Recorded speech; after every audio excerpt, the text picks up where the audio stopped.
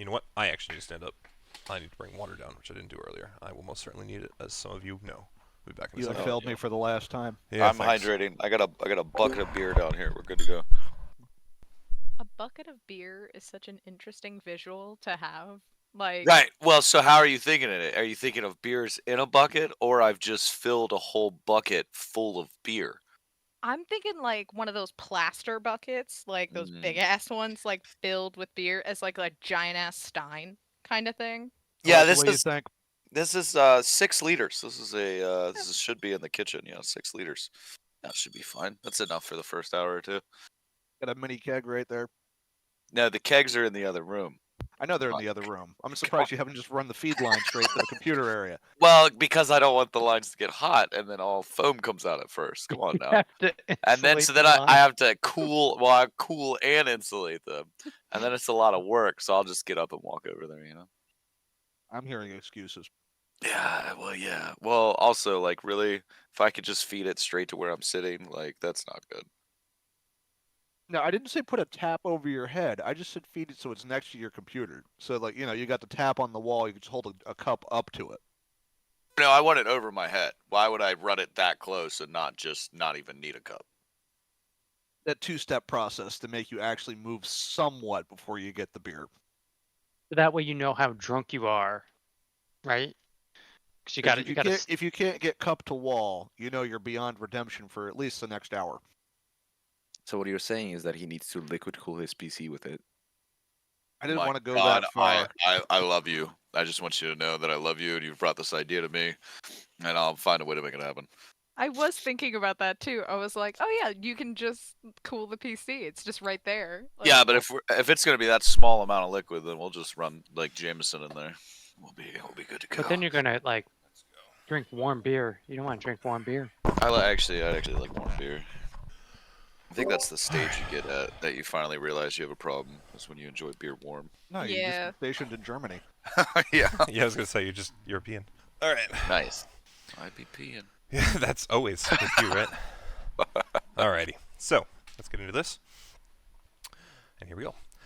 So while routing around in your belongings for some trinket or bauble, be it a bag, pouch, rucksack, or possibly even a boot or glove, you all manage to suddenly find yourselves holding a mystifyingly black missive. It appears the same as a normal letter in your world would, be it a scroll sealed by wax, a uniquely folded origami note, or even a paper envelope. And in all cases, the dark black of the material seems to almost absorb all light. No changes in its hue or gradients in the color, and absolutely no shine of reflected light. Before you can stop yourselves, you find your fingers breaching the respective seals and unfurling the message contained within. Except no words cover this equally black innards of this missive. It is simply blank. But at the moment you try and look away, to cast aside the dumb joke someone clearly tried to play, you find yourself falling towards the page. Quickly, your field of view is filled with nothing but the black void, and just as quickly your mind seems to fade the same way. Black space swirls, dances, and drips across your field of view as a feeling of weightlessness permeates every inch of your body. You suddenly realize you seem to be floating, no feeling anywhere, as every nerve in your body screams at the lack of textile pressure. Not even the very density of the atmosphere you're used to living in gracing what feels like fully exposed skin. Everything is simply empty, missing, void. You float for an unknown amount of time, trying desperately to understand even a modicum of the forces, or lack thereof, permeating the space you now find yourself in. Some of you begin to wonder if this is death, if perhaps the last encounter you remember was, in fact, the last you'll ever see. Others fear something far more dangerous, and maybe even malicious.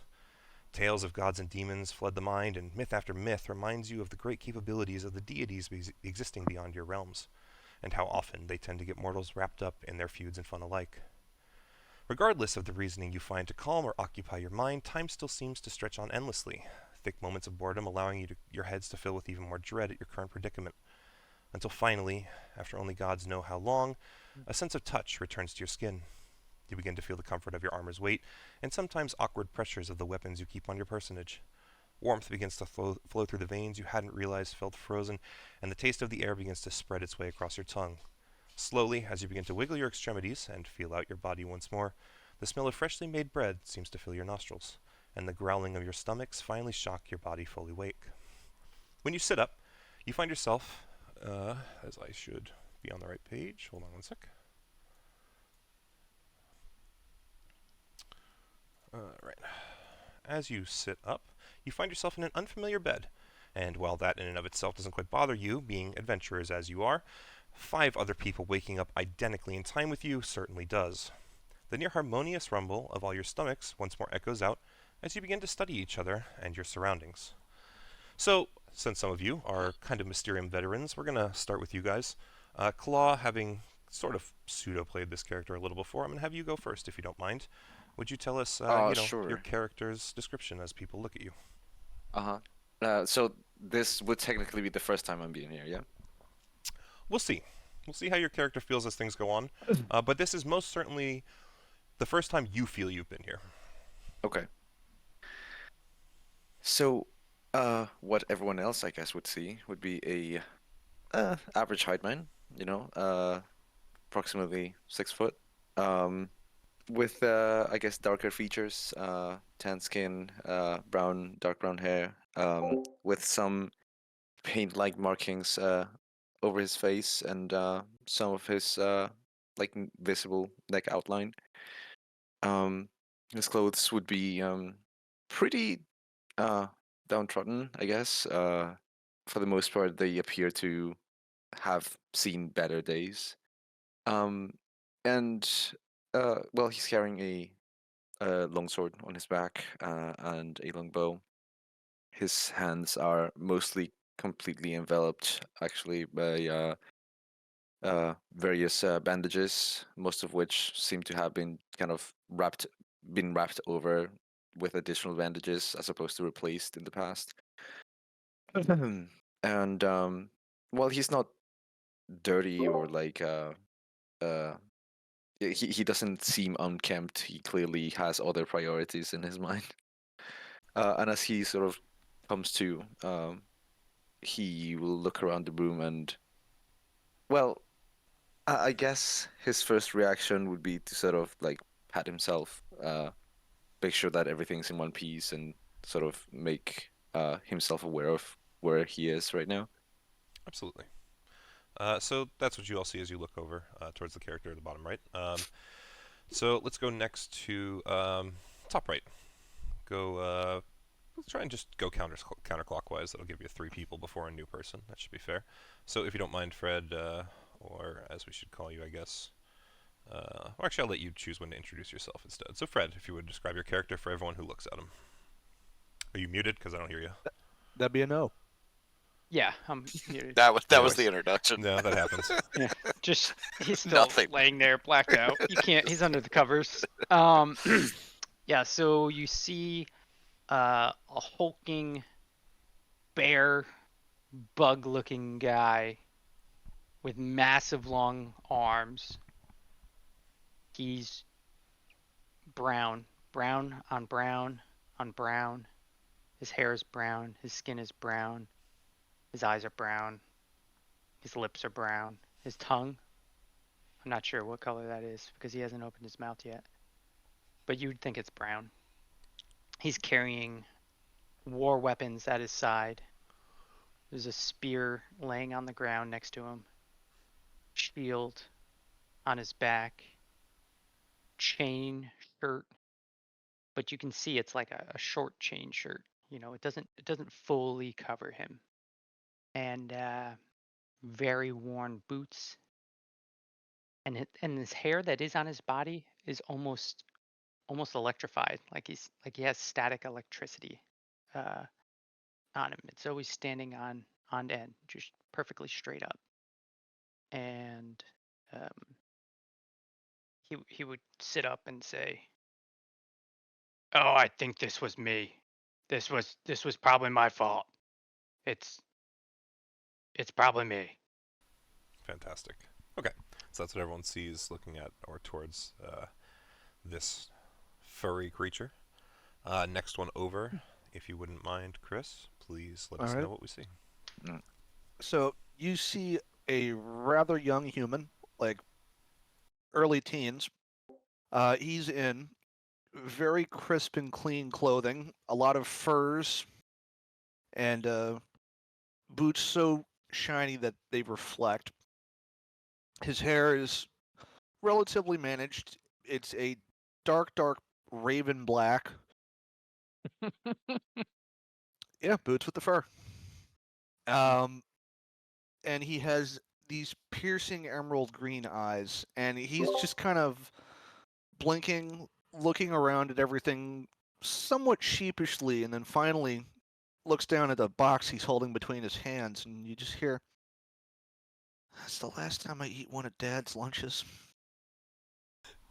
That's fantastic. All right. Um, Yeah, no, don't worry about it. So with that, that's what you guys would see looking at this human in the middle bed. So we will go to the tiefling next to him. If you wouldn't mind, Sarah, what would we see looking at them? So you would see a tiefling in like shining silver chainmail, like slowly getting up while trying to not make a lot of noise, but jingling like a Christmas tree. Just sitting up and just like a classic, just dark red tiefling with like braided hair, just slowly scanning the room and the people around her, just questioning everything. What is this? Like, what's happening now? And just quietly sitting there, just observing everything. Awesome. Okay. And then with that, we'll go down to you, Blake, moving from the tiefling, first tiefling, I should say, down to, I believe, another one. Yes, another tiefling. Yeah. So go for it. So you'd see kind of sitting towards the back of the bed near the pillow, like Indian style, just chilling. You notice he's wearing studded leather armor. He's rapiers, daggers. He's kind of dead stared across the room at nothing, just the wall behind the creatures on the other side, and you kind of hear him under his breath go, "Where are we?" Awesome. Okay. And then we'll move to our final, if Maui, you would not mind describing what we see as we look at you. All right, so when you look at the center bottom bed here, you see a broad man, a human man, brown hair, green eyes. He seems to be about 6'5". A hefty guy, about 255. He's wearing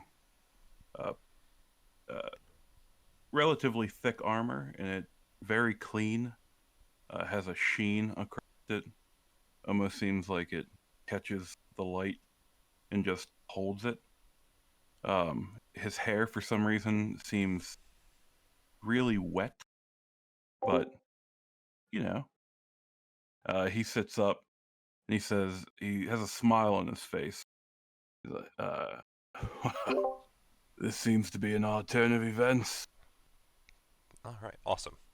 So, as has been kind of posited by a couple of you guys, the six of you clearly find yourselves surrounded by, stone walls and floors in terms of the location you're at. So you're laying in one of an assortment of beds, and you would assume it's clearly a barracks of some sort, right? The size of the room itself speaks to perhaps being a section of a soldier's quarters at a castle or keep. But then again, the lack of surrounding noise quickly informs you all that that really couldn't be the case.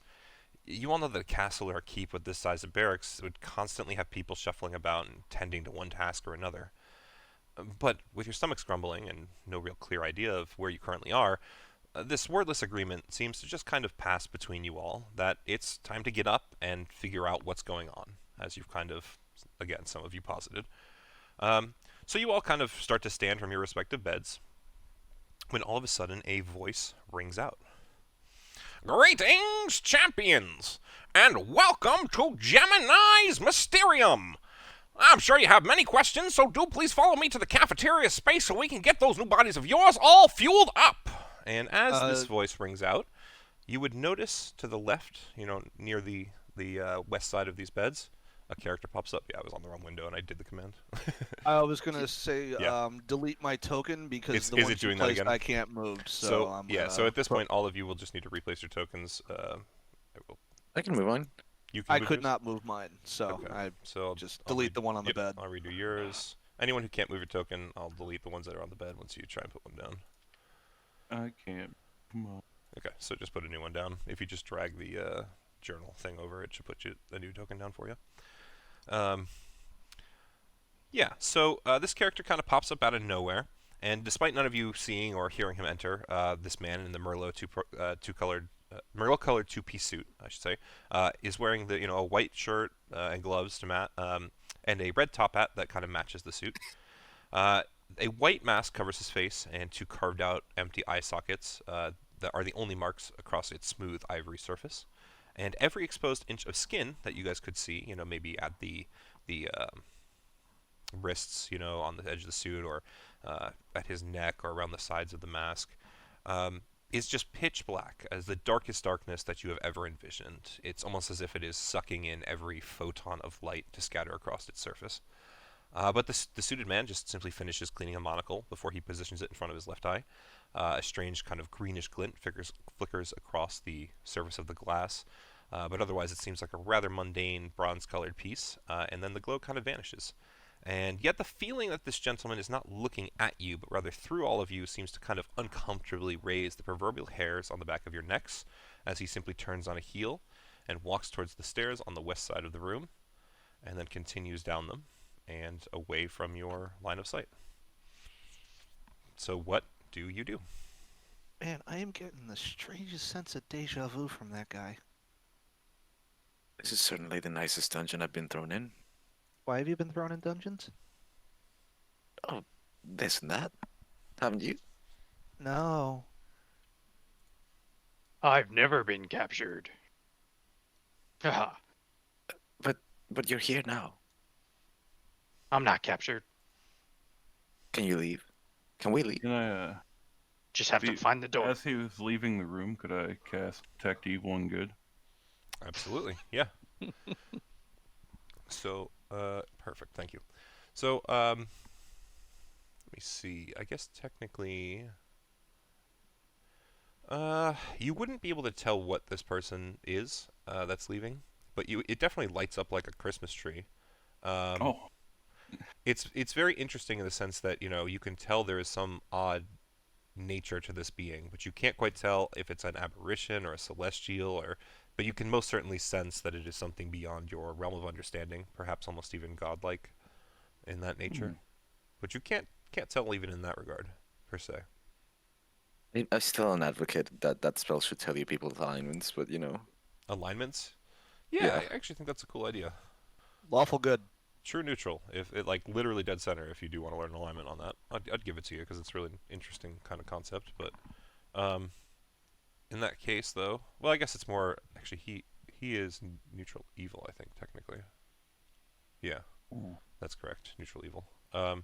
Regardless, I see a couple of you moving around. Any of you want to do anything, or are you just kind of trying to slowly move towards the next room? I see one of you in a corner. He's just brooding.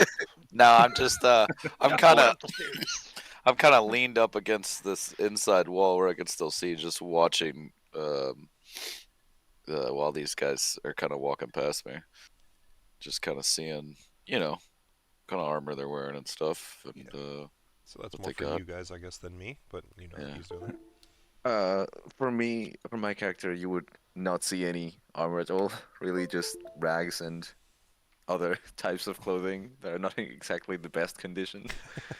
But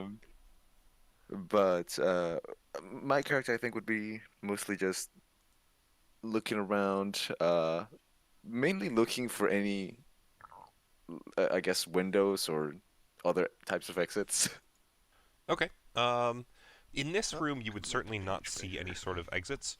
I mean, short of the stairs that you see kind of both to the west, the northeast, and the southeast. You'd also see kind of the tables to the south, or sorry, the east, and an opening that's to the south, in that little room over there. Everything on map is accurate. In terms of if there's very clearly there's not doors or windows in your immediate area, I guess you'd have to look around more to see if there's anything that looks that way on the outer walls of the area. How did you unlock the token again?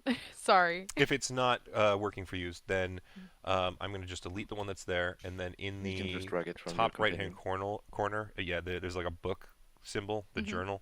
Drag your character from there to the sheet. It should give you a token you can operate, and then you can also click that to open your character sheet. I don't know if you've used Roll20 before. I hadn't for character sheet. It should have all the Ah. correct stats. If you want to click stuff, it'll roll there. You can. It generally got lets it. everybody see it. Beautiful. Yeah. So Thank you. if you double click, I guess your name, right? Yeah, it'll open the character sheet as well. Anything on there is clickable to just straight roll to chat, so everybody can see it. If you Awesome. want to do that. Awesome. It's better Thank for- you. Absolutely, no problem. I know she's just going to collect her things, which is close to her. Yep. Like hook up her shield to herself and just try to walk quietly to not make as much noise as possible through the doorway. Absolutely, fantastic. Jingling. As Go my guy, walks by a lot of people and people are walking by me now, I'm gonna say, sorry for negligence that I caused this. Oh, So I, you you're I the don't. one that I drugged don't me. think you need to apologize to me. I know what brought me here was not your fault. I think. So I just for hope. clarification, you're looking out at the group, or you're looking at the guy in the suit? At the group, the Gotcha. party. Just wanted to make sure. Thank you. I'll I don't commend you think- on your, use of poisons. I don't think I'd ever seen anything like, so effective. But I didn't think. Well, I'm sorry. I hope you don't get offended, but you don't really seem the alchemy type. Alchemy. That's making strong weapons. In a way, you can make your weapon stronger for a Yes, little while. That's me. Assuming any individual person did anything doesn't seem like a very good move with, the void standing and announcing to us. Oh, is that not part of? Are we not? Wait, how did he Unless- manage that? So at this Unless- point, specifically you, Light, since I'm assuming you're kind of talking about the man in the red suit, Yeah, do me an insight check. This is kind of going to determine sure. for you how this kind of plays out, considering the last time. Me? So you have a weird sense of deja vu, but you can't place where it is or what it's from per se. So just however you would have normally played it out. I think I've seen a show of his before. Possibly, maybe run from it? I don't know, it's been a while. Visibly, I guess my character would be, maybe late 20s, early 30s. So, Can I look at the tables and just see if there's anything that stands out about them? Yeah, so currently any there's nothing carvings on on the them? tables, but seeing you look at it for certain, and just in general seeing the party kind of settle into the room, once again, the suited man begins to talk, as he simply says to you all, "Fantastic! Thank you for following me. We will certainly set the tables however you would please.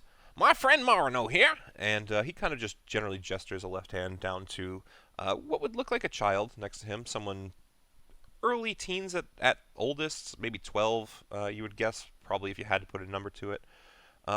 This person is kind of tough to tell whether it's a boy or a girl. Their face kind of covers their hair kind of covers most of their face, and what's there is very childish still and androgynous to a large degree.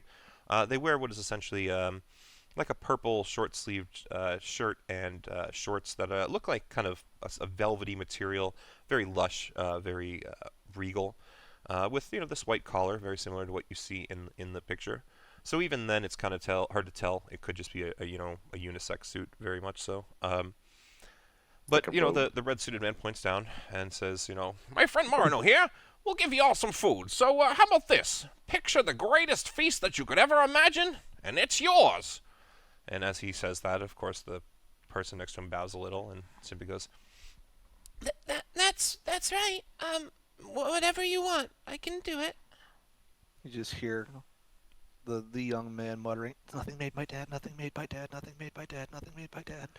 You would see immediately a stew that you know is your mother's number one dish that she just makes whenever clearly she is in charge of dinner, and it's delicious and it tastes like home and exactly like you remember it. Take a nom. Yeah. Anyone else want to imagine a dish of any sort? You Not don't have to, imagine by a the way. Griffin. Yeah, there's a griffin just appears on the table next to you, but it's like one of those like cartoon roast pigs with the apple in its mouth. It's just like Yes. completely plucked, completely roasted. It even has like a pineapple in its mouth. Just taking up Oh, the so whole like table. okay, not even a turkey. You want to get a turkey? Yeah. No, I meant more so like. Well, I I'm just thinking figured a if griffin it's a would be more like a turkey. yeah, I'm just thinking if it's a griffin, it's gonna be bigger. So something in its mouth's gotta be bigger than an apple. So, but yeah, you're right. I guess to be fair in terms of what it looks like is, but I guess it still has all four legs. It's both. It's a Yeah, but turkey aren't and a they good pig. legs? He's chosen the greatest food. However, you're gonna have disadvantage because you're gonna have one level of exhaustion after eating that whole thing. uh, oh Lord. Anyone else? Anything in particular? Me I too. think without saying Me anything too. out loud, Gear would just be imagining like a delicious apple pie. Okay. So you would notice that kind of since you're really not close to an available surface, seeing as like there's a griffin on this table here, there's clearly some stuff on this table from the other two. Light has imagined his food over here. Your apple pie just appears on the corner of this table right over here, but it is what looks to be a perfect pastry puff, like really intricate latticed top. The smell of the apple is spot on. You think you smell a hint of cinnamon, maybe some nutmeg in there. You can't quite tell you without testing it, but it's immediately making your mouth water. And like it's almost as if the steam is custom made, wafting towards your nostrils from across the room. Skier would get the biggest grin on his face. Ha ha! And he would just run straight over and just start digging. Absolutely. Seeing as how my table is being shared, the young man would like meekly look up and just stick out a hand. Hi, I'm Elijah Grayrain. Oh Lord. I'm surprised you didn't see this coming. I mean, I suspected. I just didn't know. It's wonderful, and I love every part of it. Anyway, I think he's talking to you, Sarah, just so you're aware. Thank you. I was trying to figure it out. Yeah. I was like, who is So who again? in terms of Elijah, that is the character that is next to you at this point, so that now you know. Okay. Thank you. I will. You said your hand was extended out and greeted? Yeah. I'll take it and say, pleasure, and then just turn back to staring at the man. Just the void and whatever is the thing next to them. Just watching. It's this whole Did a look of disdain or just like. not just of confusion and just skepticism. Just of I don't know why I'm here. And while looking at them, I'll say to Elijah, do you understand anything that's happening at the current moment in time? Not a goddamn clue. I can only assume that I was abducted again, I guess. Does that happen often to you? Yeah, more than I'd like to admit. Do you usually listen to your abductors? Not really. I either get out on my own, this is embarrassing, but my girlfriend breaks out a wall, or somebody realizes I'm not my dad and they let me go. Well, you sound troubled. It's a family of crazy people, and apparently I'm the sane one. At least you knew that escape routes are usually available to you. Oh, Well, I haven't if spotted any yet. if I can't find any, I just kind of make my own. I try not to do that though. Property damage comes out of my allowance. Considering how generous these people are being, I mean, I understand how incredibly suspicious this all is, but I mean, if you've already been drugged, poisoned, knocked out, or any of the above, I'd Oh say no, I'm gonna take the food while I can, if you don't mind. Oh no, I'm pretty sure that the food that no one drugged me recently, because the only food that could put me out like that is usually my dad's, because god damn man can't cook. Somehow still does, but you try telling the lord of a territory to stay out of the kitchen, I guess. Well, I mean, last thing I remember was being pelted by a black paper, but Agreed. I thought that was a napkin. well, for me it was just a crumpled ball that came flying at my face, which is strange because I was in the middle of a forest. Well, at least the soup's good.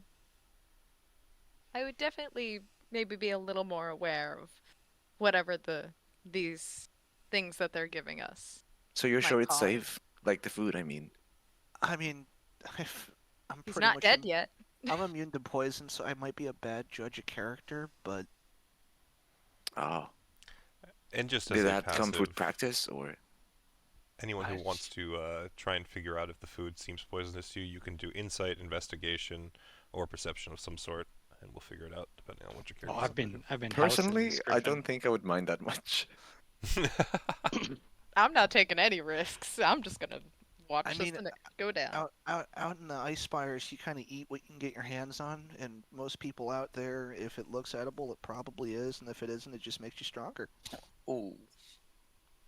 So you investigate the food by eating it. You don't seem to die.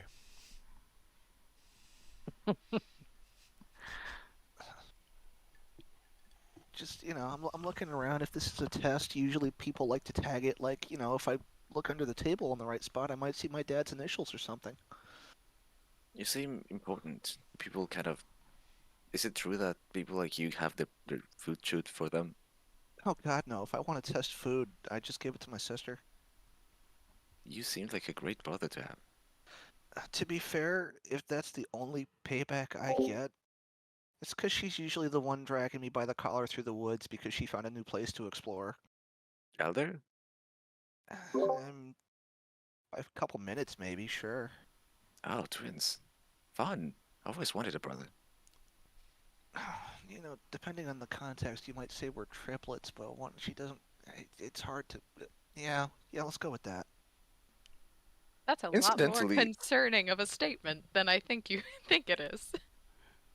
Look, I can give you the whole spiel, but that's like reciting my family history. And realistically, I don't think anyone here really cares about that. Well, I've been kind of trying to piece out what any of us really have in common. I can see bits of hair on him, but that's as far as I got. I mean, I call her my sister, but she's technically my aunt because she's the same age. I don't know. want to know anything about that.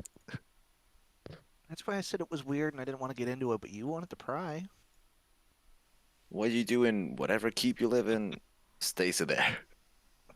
It's not like I gave birth to her. Digs back into the soup. So Sarah, you haven't touched your food, right? No, I haven't touched it at all. Okay. Remind me what your passive perception is, because I think yours is pretty high, right? Yes it is. It is 20. So with that, give me a perception roll. I do this a little Built a different. than character the book, after my own heart. but... yeah, really. Should see Kara. What are you running, a 21, 22 at this point on that character? I think this may be the first character I've run with a perception sub 20. Yeah, Wow. I know. That's 17. Okay, fantastic. So with a 17, you would have noticed, I did it on screen as well, but you would have noticed Gemini seemed to disappear, the red-suited man, into kind of a door northward of his little child companion, Marino. And as soon as he kind of disappeared for, I don't know, 10 seconds, 15 seconds, you would have noticed that the hunger in your stomach grew ravenous. You are kind of at the point where you feel like if you don't consume food, you are kind of going to be in trouble. So you'll either need to figure out if this food is dangerous and, either find something else to eat or choose to just consume like most of the other people have. Delightful. Then I'm gonna investigate what I had summoned. Literally, I summoned water and a loaf of bread. Yep. The bare essentials. And I'm just gonna investigate that and just angrily, just not very content the fact that I'm being forced into this. I mean, I could Yeah, but she's share been if you forced. want. Absolutely. It's not like this has killed me. Kind of tastes a bit like home. That could be what they want. It's lure and comfort in an unfamiliar area. The Sure, but expected I mean, things. die hungry or just die anyway. This food No, is kid's so smart. greatly repulsive. And I'm gonna just keep eating more and more of it. That was The big guy. for This guy. investigation. It was 11, by the way. All right, sorry. Yes. So you would kind of feel like you're generally confident that it seems safe, but then again, you really don't have very many ways to actually tell outside of, you dip a finger in, doesn't feel like acid, you sniff it, doesn't smell like anything. You can't really tell beyond your own senses, per se, right? So everything seems fine as far as you can tell. Then I shall consume very slowly. Yeah, absolutely. It hasn't killed my surroundings, so... Yeah, and it's interesting, as soon as... It's still just the water, correct? Yeah. I had the dogs barking, so I couldn't quit. So as soon as it kind of passes your lips and enters your mouth, it is the most delicious water you've ever tasted. Even though there's no ice in the cup, it is just like the perfect coolness. Absolutely refreshing. And it actually seems to abate this hunger of yours. You're still kind of hungry for regular food, but it's not this ravenous hunger that you were feeling a while back.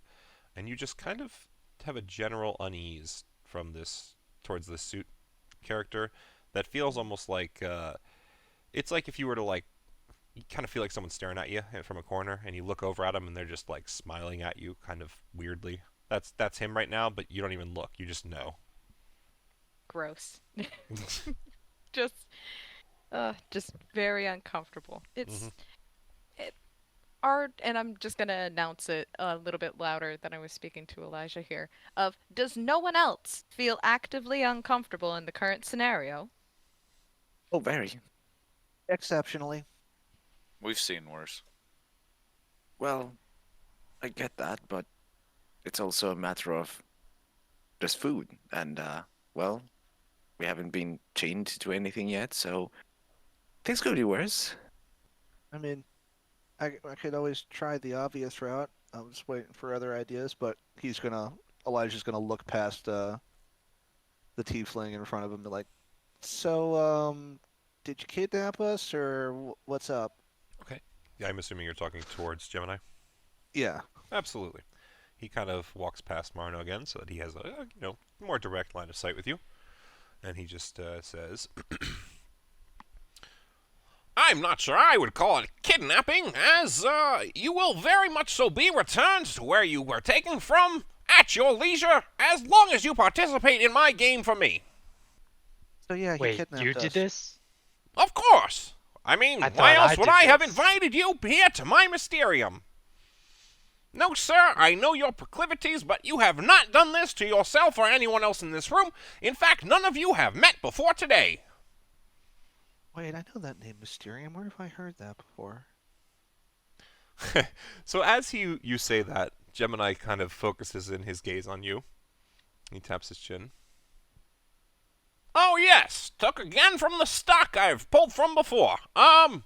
Just ignore what you've heard, boy.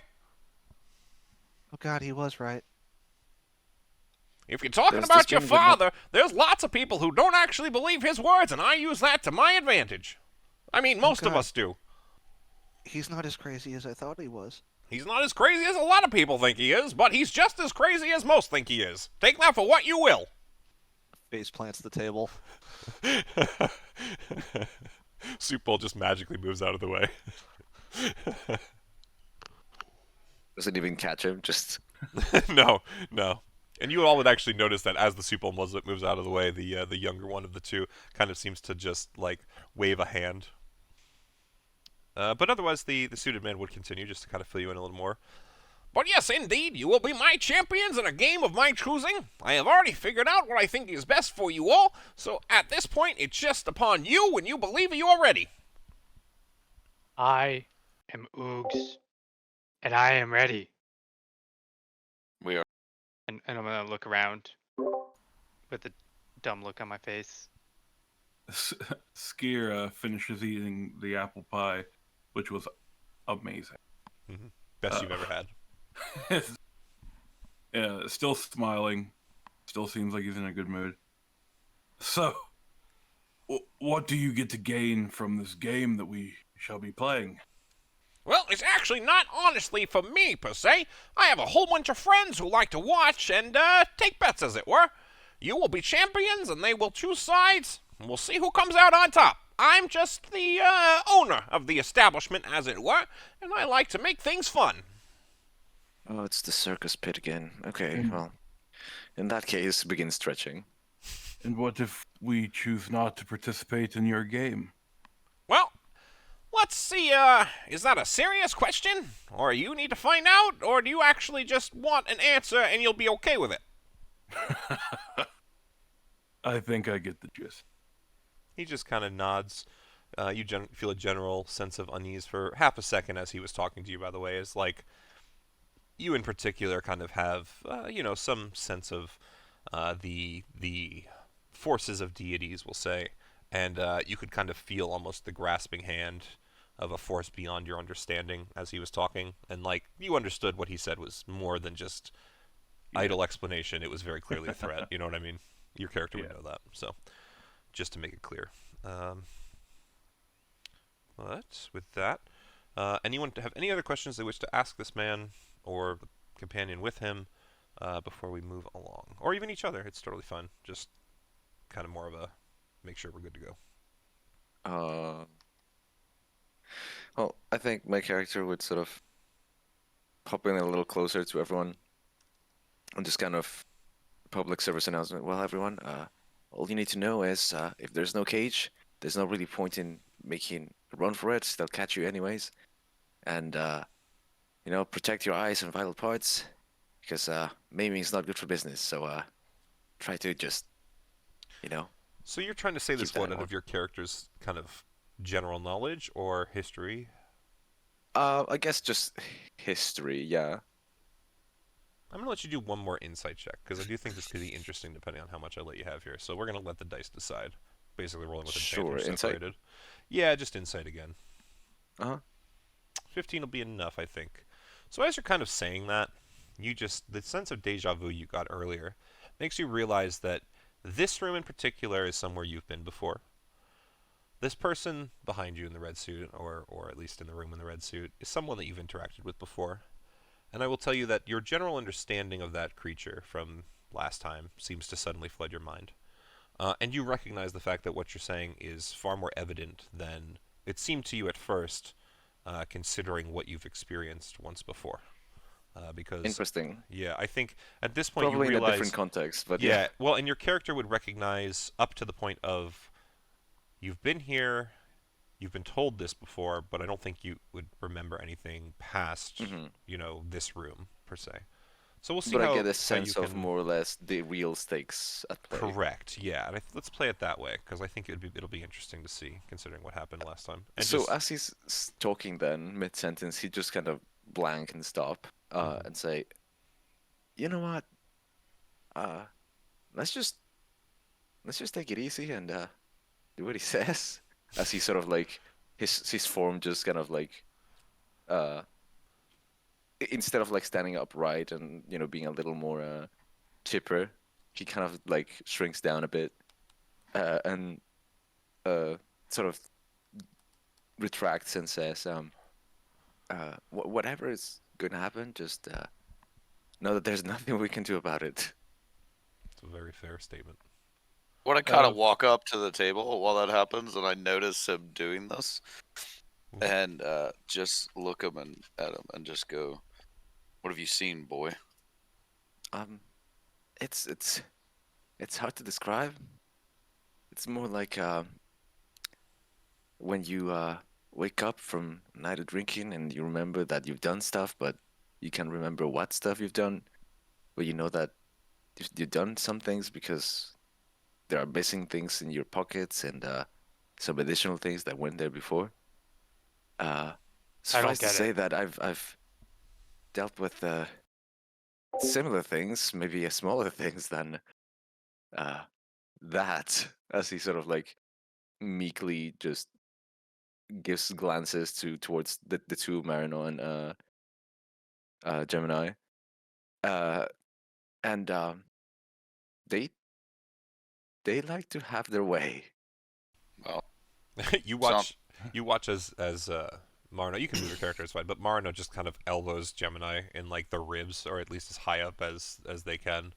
And Gemini just kind of looks down, and you can also kind of feel like there's kind of a wry grin on his face at that statement. If I look around, who would be the 3 squishiest-looking members of this group that has been transported here? I'll let you all kind of try and figure that out among yourselves.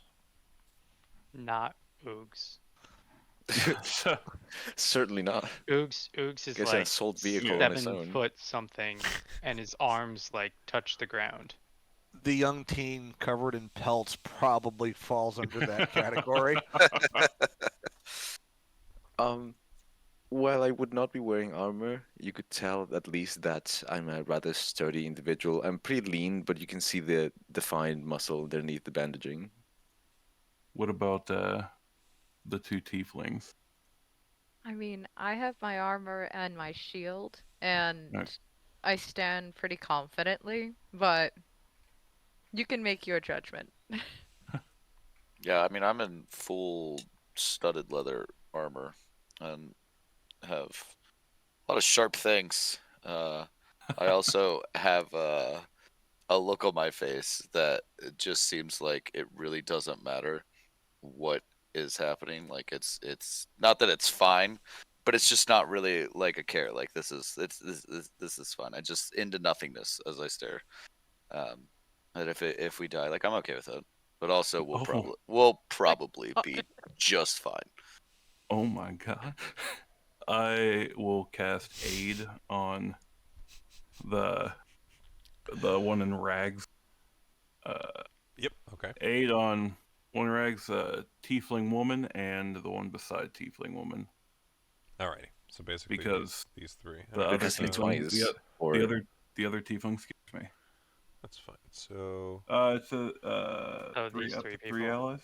Yeah, three up to 8 creatures. hours, not concentration. I'm assuming. Okay. Each target's hit point maximum and current hit point increased by 5. Awesome. So I'm gonna symbolize it on you guys, but you can all just add like 5 temp HP or however you want to do it. It actually increases, so I guess you can. There should be an option for that if I remember correctly. So let's see. when he casts that, right? Since it's verbal and semantic, like Yeah.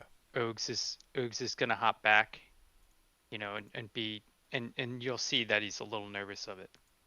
Of the magic is what you're trying to say, Yep. or yeah, gotcha. I did not mean to frighten you. I'm sorry. I'm just trying to help out. Alright, I've upped my HP by 5. Beautiful. That permanently ups their HP or just for the next 8 no. hours? For the next No. 8 hours, essentially. Yeah. That's neat though. Absolutely. Interesting. Okay. Whoa. I am So- courageous, so courageous, more courageous than all of you put together. Couraging. So I was gonna ask if it's fair to say that there's peace among all of us.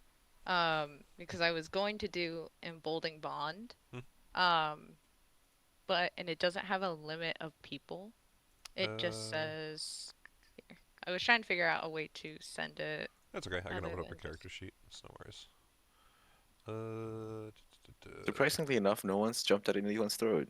I thought we were going to gang up on the big guy, but he yeah. Me We or tried. Bomb of or peace, Gemini? Emboldening bond as an action. Well, I know better than that. 10 minutes, by the way, Sarah, just so you know. It does say it in Yeah. move.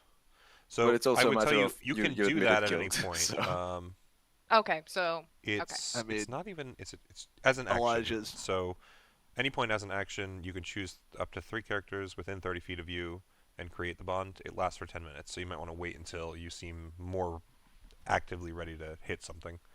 gotcha. Yeah. I was trying to think preemptive, but It is definitely What? something you'd want to start a fight with, I agree, but I think that with the 10-minute limit, I would tell you to be wary of using it right now. The 8 hours will be a little bit more lenient here than 10 minutes will, so.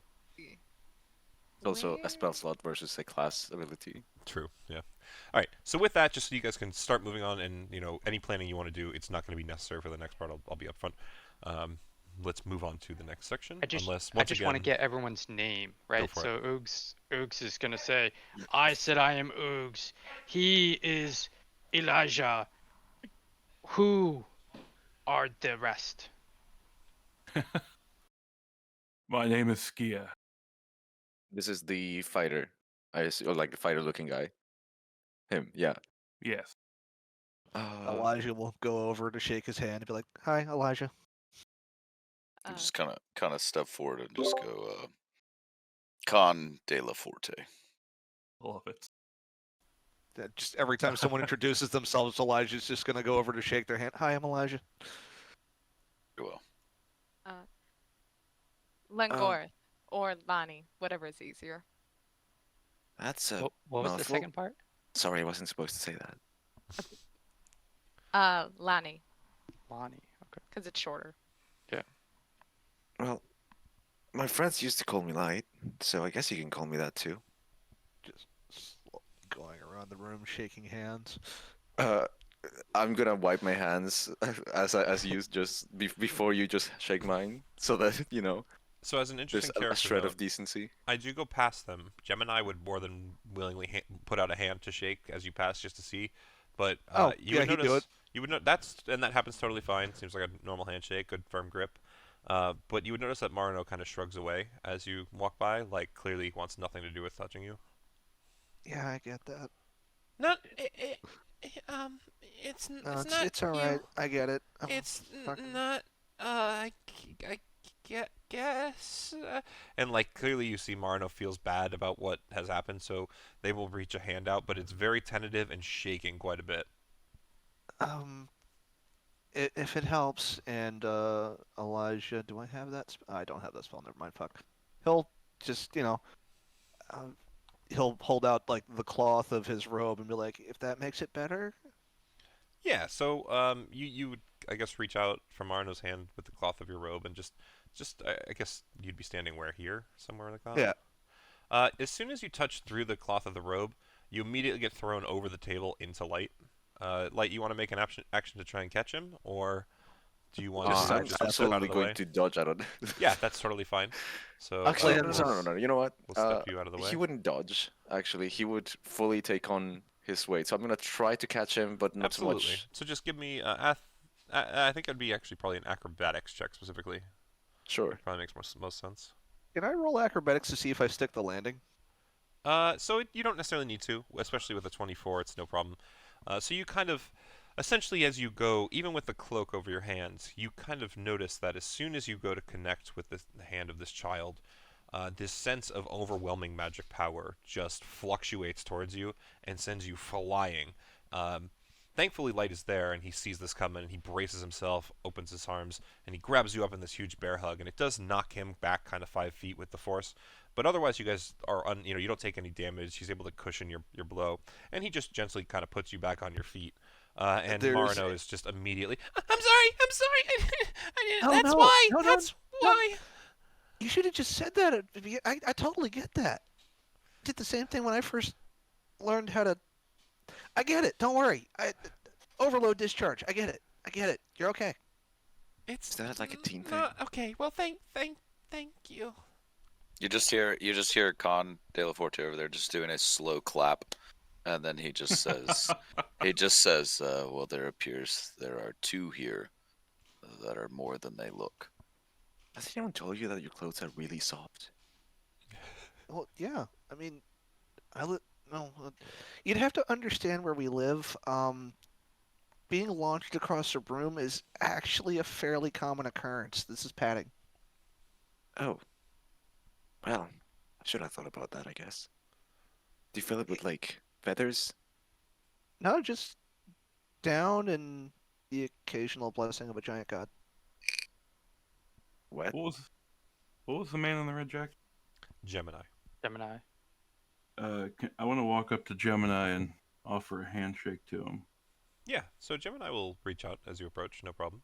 And I'm going to give him a firm handshake while looking into the void that is his face. Yeah, it's just the Yeah. eyes for the most part that seem like a void. There is a mask in front of them, but there's no real place for a mouth or nose on it. It's just a smooth surface. But otherwise, yeah, he takes your hand and gives you a nice firm handshake, bumps it, once or twice, nice solid, and then goes to let go. Yeah. I say to him, it will be fun to see whose side the gods are on to. Well, I think you are most certainly understanding which side your god, a god, might be on. For the others, well, we'll see how it goes. All right, with that, sorry, go ahead. Is there anything? Is you gonna ask Gemini, or is it party based? Like, are we supposed to invoke the favor of a god here? Because if so, I could like shoot off a quick prayer or something? Like You may go ahead and ask. It's not the first time that she will have interfered, but she at this point understands the rules. So, best of luck. Wait, you know her? Which name you want to go by? Oh shit, you do. He just kind of tips his hat a little.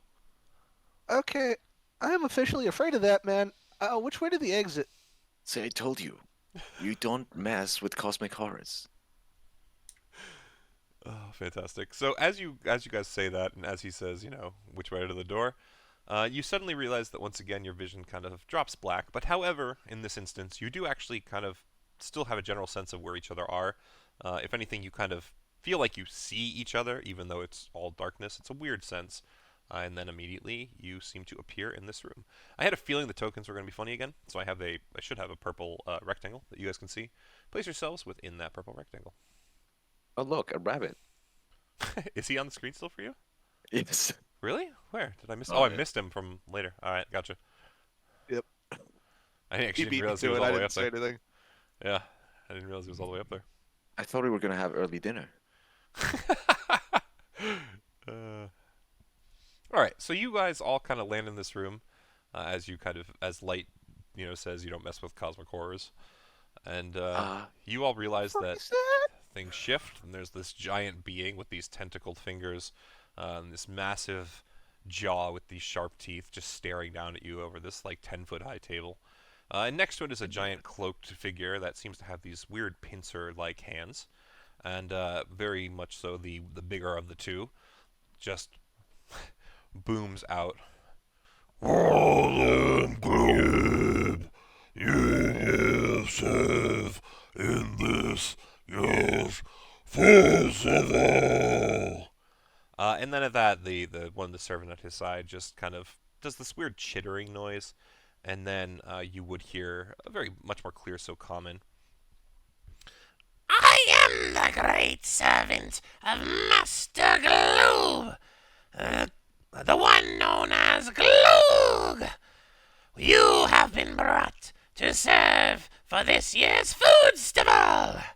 You will be sent to the kitchens, and each serve a course for our great master.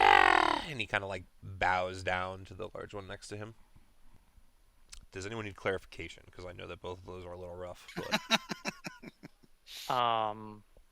it's worse on my throat, I promise. Skier just reaches up, scratches his head, and is like, "What? What was that?" Do you need it? Is it good in character voice, or do you need it out of character voice to understand? Because this is just as a point of clarification. I need to know what the big guy said. The big guy said, "I am Gloob.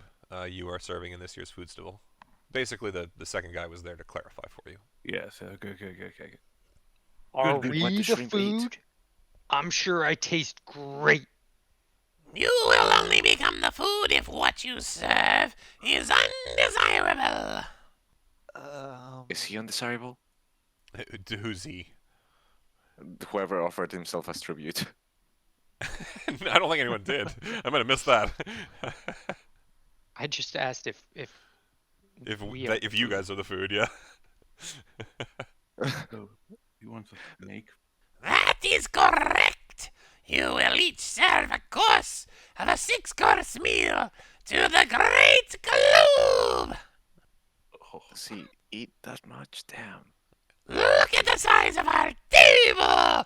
And you would note that this table, although it has a whole bunch of food on it, it doesn't have anything on top of it at the current point. But it is a massive table, very clearly. I didn't want to be like that rich kid, but the help kind of does the cooking. It matters little. You may assist each other, but each of you must be the head chef on one of the courses of this meal. I mean, I can try. I know some survival cooking, but actual food. What is made is up to you. You may take and use what you find in the kitchens, or forage, hunt, or fish in the royal gardens. Each of you may choose to switch between location as is required by the power of the great globe. And he once again bows down to this big fleshy figure next to him. So to So clarify, this is just to run it down so that it's clear, you guys can choose to go to the kitchen or to the gardens. The gardens can be hunted, fished, or foraged in. The kitchen has some stuff there potentially. You'll have to figure that out. I'm What gonna is so lean- great about Grog? I am Gloog. This is Gloob. I have killed my way to this position, and he is all that stands in. I mean, the great Gloob is the glorious one who will never fall. And as he says that, of course, he points. The bigger one is Gloob, and he announces himself as Gloog. He does some grandstanding. Yeah, always. Have you met me? I mean, my characters? A little bit. So the game is to That's- cook? Is your character acting that, or is that you? No, that's the character. Gotcha. Then Yes, you will cook. cooking game. And if we lose, You will be eaten. by that thing. Yes. Although if I am lucky, I get scraps. Yes, very lucky indeed. I know. I'll ask. How long do we get to cook? As long as is required, it is to the Foodstival's proper what's what I'm looking for? tradition to allow you as much time as needed. Now, as a DM, I will tell you, of course, there is a point where I will probably stop you, Yeah. but there's no in-universe limitations for you. Oh, you mean? I'm waiting for the tomatoes to grow. Yeah, exactly. Hey, man, it might happen. I'll just do a time skip. Technically, your characters have as much time as they need. I know. I know. Do you have milk? You will find out. Go to the kitchen. Ah, that's not what I know, but still. I make the greatest insufficient food you will ever taste. Gloob is unsatisfied. You will make good food. That is what I said. The greatest insufficient food you will ever taste. Right. That's what I was thinking. Normally, when you tell people to go somewhere, you at least point in the direction they have to go. You will go now then. And it just waves its weird clawed hands. And with that, you guys will find yourself here. Once again, if you look at the bottom of the map, there will be a rectangle for you. Oh, I thought you were going to say watermark. There's that, but no, the rectangles will be a consistent theme as you guys kind of go to new maps. So it doesn't have to be perfect, by the way. It's just the general area. So you would find as you kind of warp into this kitchen, it is what seems to be a fully serviced kitchen. It's got some stuff scattered, across these countertops in front of you. Although the reek of rotting meat is pretty apparent, so you would think that most of the ingredients, at least directly in front of you, are likely not good to use. You do see, it smells like where the knights hang out. Yeah, absolutely.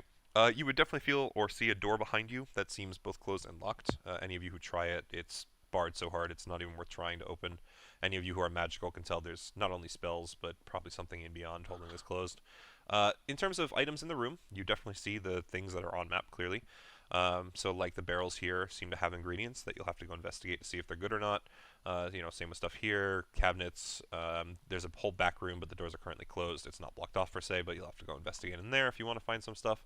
And there seem to be 5 items hanging in what is some sort of a cabinetry or shelving in the northwest corner of the room. And the stove and fire on the west side, of course, but that's pretty obvious. So, anyone So have any most of the questions? ingredients here seem past due date. Everything out on the tables are very clearly past due date. You can't quite tell anything past that. So this Gloob guy sucks, right? Everyone agrees. Yes, he does suck. Will they get offended if I cook like seafood? The crustacean might. I assume they'll be offended with everything. That's not is supposed to ooze like that, right? a game. Well, depends. Let me put this Was back it into cooked video before, games. or Looks back at him just like, dude, really? well, sometimes those are still edible. Just if the ooze is not white, you might want to stay away from it. Let's see. So, Con de la Forte, when you walked up to those barrels, if you wanted to look through them, just roll me an investigation check. Investigation. Gonna check it out. Fantastic. You Yeah, checked so it out. you take and realize very quickly that once again everything that you can see seems rotted or starting to turn, but you kind of take and just kind of move a couple of things aside in every barrel, and you realize that it's almost as if someone has played a weird prank to make you think everything is rotten, but just under surface level everything's perfectly fine. So you kind of take and toss the rotted things aside, but you've got perfectly serviceable like potatoes, tomatoes, there's some onions there, some apples, just like a general assortment of what you kind of hope to see in kind of a kitchen setting. Um, as you can kind of see on the tables, there's even, cucumbers, carrots, celery. There's not necessarily those in the barrels you were looking for up there, but something does tell you that if those vegetation, if that vegetation is around, there's somewhere that you can find it as well, judging by the fact that there's other good vegetation that is in the room. Like, very clearly there's somewhere that this is supplied by, so you can choose to share that with the group or not, but that is pretty much your assumptions from your pretty good investigation check there. Do we think we're competing with each other or against I each other? don't think they care how we do in comparison to each other. Do I we mean, win? Do we win the game as a group? The Or tone I got from those people is that someone here isn't walking away. Well, my thought would be if we each, slowly poison both the things, then we all win. So no competition is needed. So the rotting things could be of use, if masked, at least. tell them. That is not a bad idea. Huh. Have you done this before? No. I just don't like our very gracious hosts. Well, I don't either. They give me, I don't know, this weird sensation across my spine. Yeah, no, one I think likes to eat everything, and the other I think is trying to ride off of his coattails. So was I the only one to notice like the thousands upon thousands of teeth in the man that couldn't speak right? I was trying not to look in that direction. It was like watching an accident in slow motion. I couldn't look away. I couldn't stop picturing what my blade would look like in them. I like that idea better. Well, Specifically you, Con, just here. Oh, you want to stick it in the great glue, huh? No, just... I've been saying things waiting to see if they're going to talk to us. No, that does not actually happen, though, to be fair. So Okay. you are unsure. So I'm gonna walk around the table, kind of looking at the stuff on the table too, and then Yeah, just kind of. so I would say that in terms of on the table, I'm even going to, let your investigation kind of flow a little. You don't really see anything like what you saw in the barrels. This is not strategically arranged to make you think it's rotten. Everything on the tables is rotten and moldy and just not usable. All right, and then like kind of as I come around, they're just gonna be like, yeah, I will. So the barrels do seem bad, but it appears to be surface level. There are decent items underneath. All right, so anyone who wants to look at the utensils in the corner, since I see someone's looking for it, you can roll me either, what was it? I think I had, let me open up a list, actually. This one's got a whole bunch that you can choose from. It should be, you can do an Arcana check, you can do an Insight check, you can do an Investigation check, or you can do a Perception check. I'll go for perception. Okay. Eh. Okay, so Elijah, you would kind of reach out as when you approach these items, you realize that they're all kind of hanging in a way that seems kind of purposeful, right? So clearly they're tools of some sort, and you imagine maybe they're magical, and you sense some magical energy on them, but you can't really tell much about what they do. In your case, Light, though, you very much had a similar kind of idea that these might be some sort of interesting tool, magical maybe, and you would perceive that very much seems to be the case. There's no real dust or marring on any of these that pretty much determines to you pretty readily that they are likely magical. And as you go to handle one, you feel kind of a surge of this familiarity of magical tools. You know, there's something extra that it does. But you would find it's very difficult for you to tell what exactly without kind of picking one item in particular and So, trying to figure it out. what would will I really be laying clarify- eyes upon? Yep, and I'm just going to clarify very quickly for you. They all appear to be the one on the left most corner here appears to be kind of like a hand shovel, like a trowel. Next to it looks to be like a chef's knife. The one to the right of that is a ladle of some sort, like a soup ladle. The one below the shovel is a fishing rod, as much as it might not look it in that picture. And the one below that is a bow, just to clarify for everybody. So what was it you were going to do? Yeah, I sense a lot of magic from those things. I'm gonna just stay away. I mean, we're kind of already fucked. What's the worst thing that could happen as I grab the I'll grab the rod. Okay. It can always get So, worse. as you take the rod in your hand, do me another one of the same 4 that I listed. So it was Arcana, Insight, Investigation, or Perception. Stick with what I know. Absolutely. So you would definitely continue to know that this is some sort of magical item. It's a fishing rod. And you would just kind of get a general sense that if you were to go fishing with this thing, you are going to leave with a fish. Okay, gotcha. See, nothing happened. And my hand is still attached to my body, so that's good. Yeah, no, as someone who's around magic shenanigans all the fucking time, if I don't know the source, don't touch it. Just simple as that. Don't fuck with magic you don't know. Well, you also don't know the source of most of this food, yeah, so that's Yeah, gonna and I be a plan on problem. burning all of it. Hey Sarah, just so you know, since I see you near an item, if you don't want to have to wait to tell us the roll that you get, just open up your Roll20 sheet and roll it in Roll20, and then I'll just kind of interject with what you see when I see the number pop up. So you don't have to keep waiting for people to stop talking, because sometimes it can take a bit with us. Or you can just, type down whatever you want to say too. That works Or too. tell us to shut the fuck up and do it anyway. Yeah. I don't ever want to stop RP, and that goes for all of you. So, but yeah, just figured I'd let you know because I saw you move over there, and I felt like you were probably waiting. Yeah. Just because I roll on Beyond, so. Yeah, just it's 'cause no I- problem. You can even type the number in, much to Claw's point. It was more just Okay. like I saw you waiting, and I didn't want to make you feel like you were waiting for forever. So I was being polite. That's all it was. yeah, and I'll be the asshole and jut in for them. So or jut into their conversation, I should say. Thanks, Dad. You're welcome. I Well, do what I can. well, the Dogs, first roll, that was for just seeing what they were. The dogs had Ella- fallen. Did the Ella see a squirrel again? No. Dad pulled into the garage. So a 13 to see what you would see. You would definitely be able to tell that these items in general seem magical, much like the others.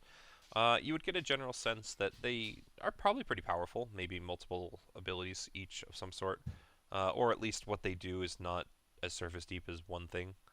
And you would, are you particularly handling the bow, or are you just kind of looking out as a whole? I wanted to grab the shovel. The shovel, perfect. Okay. Yeah. So as you pick up the shovel, with a 13, you'd be able to kind of tell this shovel. You feel like would probably give you a good advantage when it comes to searching or foraging for vegetation in the wild.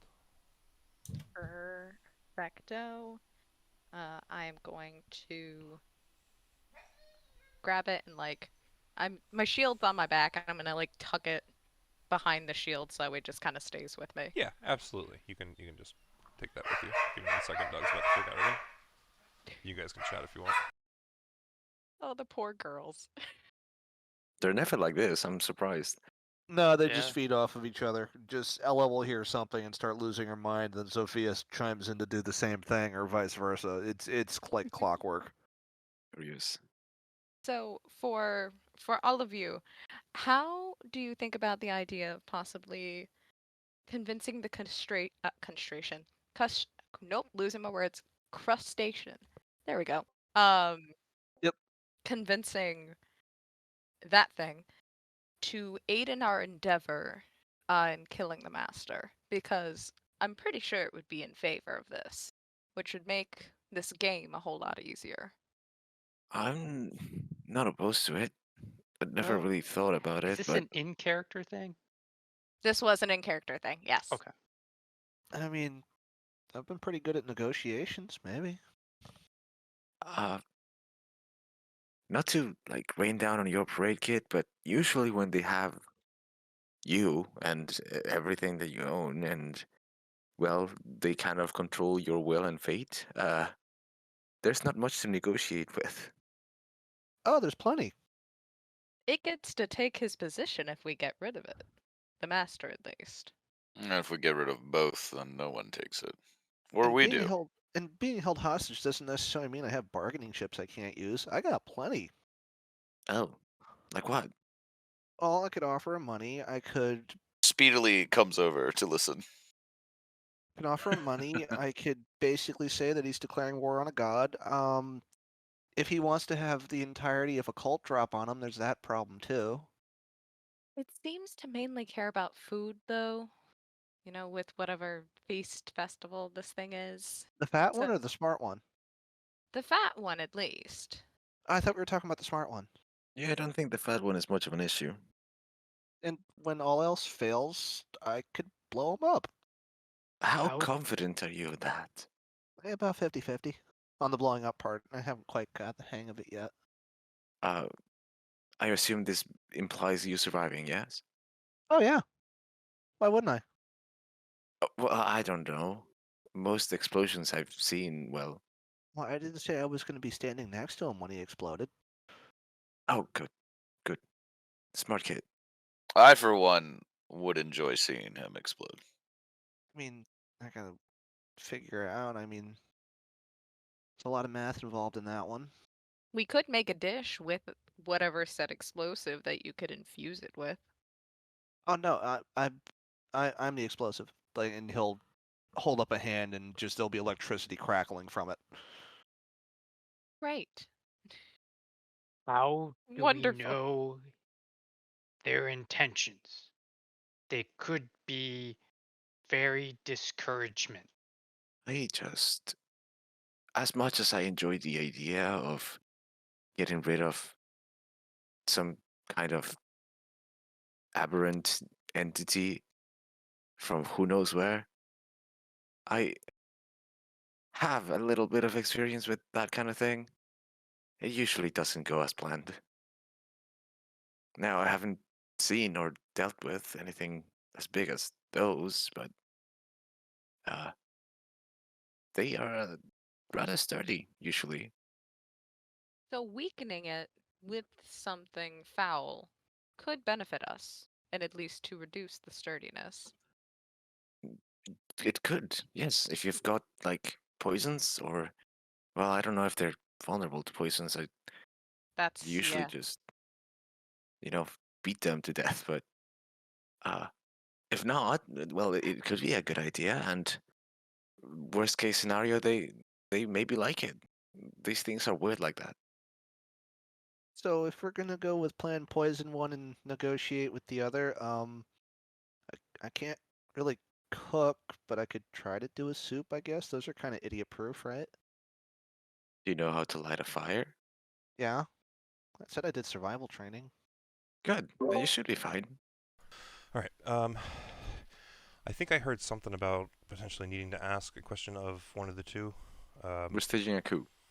That's fine. So Yeah. do you guys need to actually have a conversation with them at this point, or are you still in planning? I I am think we're not still in the planning, most. but the question comes, do they want to let a 14-year-old negotiate? Oh yeah. In Light's eyes, his chances are as good as any. So Like, I'm glad people appreciate my character's competency before looking at, like, oh, he's 14. well, he's also very well spoken, so I kind of believe him in a way. He's a princeling of some kind, it seems, so Far more education than I've gotten. Man, Keep I it together, can't- Rick. I cannot wait to fill her in after this, because oh my. oh no. No, you're not wrong, but yeah. There's context. There is a lot of context. Regardless, okay. So how about this? I will ask the question this way: do you, as a group at this point, want to continue chatting here, continue working here? Do you want to go back to the dining room, or do you want to go to the garden? Can we split? You can absolutely split if you really want to. Yeah. Party splitting is I always What an is option. this, D&D? We always split the party. Come Yeah. on. Every chance you get. Hold on, Well, I'll go. that's the I'll go thing. make. Hold on, hold on, hold Let me on. get my bingo sheet I'll here. go make hang 2 on. more maps. We'll send one of you back to the barracks. One of you can go to the dining room. One of you will be here. One of you will be in the garden, and then you guys, the other 2 will be in the other The real maps. world. Yeah. No. And we're playing Clue. Yeah, there it is. But no. In general, how do you guys I want to should try build and them. proceed? Do you think? I for one wanted to go to the garden. So we have as much time as we want, so I guess there's no need to start cooking immediately. If you'd like to negotiate, I'm not opposed to it, but please don't make me do it. I'm not good at that kind of thing. Well, if we're gonna at least cook something for them, I'm gonna just throw a couple of bones in a pot and make a stock. That's not. Yes, yeah, that sounds good. Sounds like a good start at least. I'll just try to grab some fish, I guess. They said there was a garden, right? So there's probably a stream or pond of some sort. I know you asked a question. I couldn't hear you again. Dogs decided to run down the stairs like maniacs. What in the garden? Oh, I don't think it was so much a question as wondering whether there was a pond or a stream of some sort within it. You would remember. You were told that you can hunt, fish, or forage in the garden. So your character would pretty much assume that that is definitely a possibility, that there's a stream or lake or something there that you could fish in. Wait, what? Hey, big guy, what are you doing? Which big guy? I think he means Probably me. Oggs. The Um, biggest guy. Yeah. Who is good guy here? I mean, we haven't tried to kill each other yet, so No. Glob. Glom. Who is good guy? oh, the well, good question. I mean, we've been taken by an eldritch being and thrown into a cooking competition with something that looks like it doesn't care what it eats so long as it goes down its throat. So if you were in I favor told of him- life, we are good guys. Well, I I think he's told asking him- between the two of them. Right. I Oh. told him I make the best food, and he didn't want to hear it. He hurt your Um, feelings. Yes, they were that. Yes, that is the words that Gogs used. Ogs used. If I had to pick one of the two things I liked less, the thing with rows of teeth that could probably bite through the table is not my first pick. Just because he's ugly? No, he scares the shit out of me. Just because he's scary? Yeah, I am super scary. I am scariest of scary. I mean, you shook my hand. You can't be that bad. I shook hand show how weakness shake is. Well, Hey, look, I get it. I'm not the martial one. Fucking everyone has to, fuck off. I'm going back to my soup. listen, I understand that you're probably used to just bashing your way through things. And, that's not a bad approach. It works a lot of the time, more than most people would like to admit. But I don't know that we can really do that, at least not that easily with these guys. So we just pick which one we like the least, and the other one would probably not be that upset. There's nothing not to like. Not like. So are they like just pretty to you? Like, do you enjoy their company? They seem very disagreeable and unpleasant. Yeah, there you go. You're starting to get it. We could drink ale together. I'm Now not sure we're I want to know how talking. those things drink. I'm just going to move over to here and trying to make the most of it. Because I'm not trying to get in here. No offense against any of you all, but I haven't lived this long to stop today. So he's just gonna essentially just grab the fishing rod and head towards wherever they told us the garden is? Question mark. Okay, so you would have a general understanding at this point that you're kind of being teleported from place to place. So as soon as you kind of want to go to the garden, you would have this general feeling that you are going to be transferred there. I will say, is there anyone else who plans to go to the garden? I know, Sarah, you mentioned you're thinking about going that way. Yes, I Okay. shall join. Is there anything you want to do here beforehand? No, nothing at the moment. Okay, so you have the shovel. Let me get rid of that from here, and Mason or not Mason, I'm sorry, the other campaign. Me wanting to go to the garden would depend on if I found sugar and flour in here. Okay. Do I see an investigation roll from me? I do not. Just do me an investigation roll. Investigate I'm that shit. gonna look for cocoa in here, and if there's no cocoa, I'm gonna go to the garden, I guess. Do me an investigation roll as well. Okay.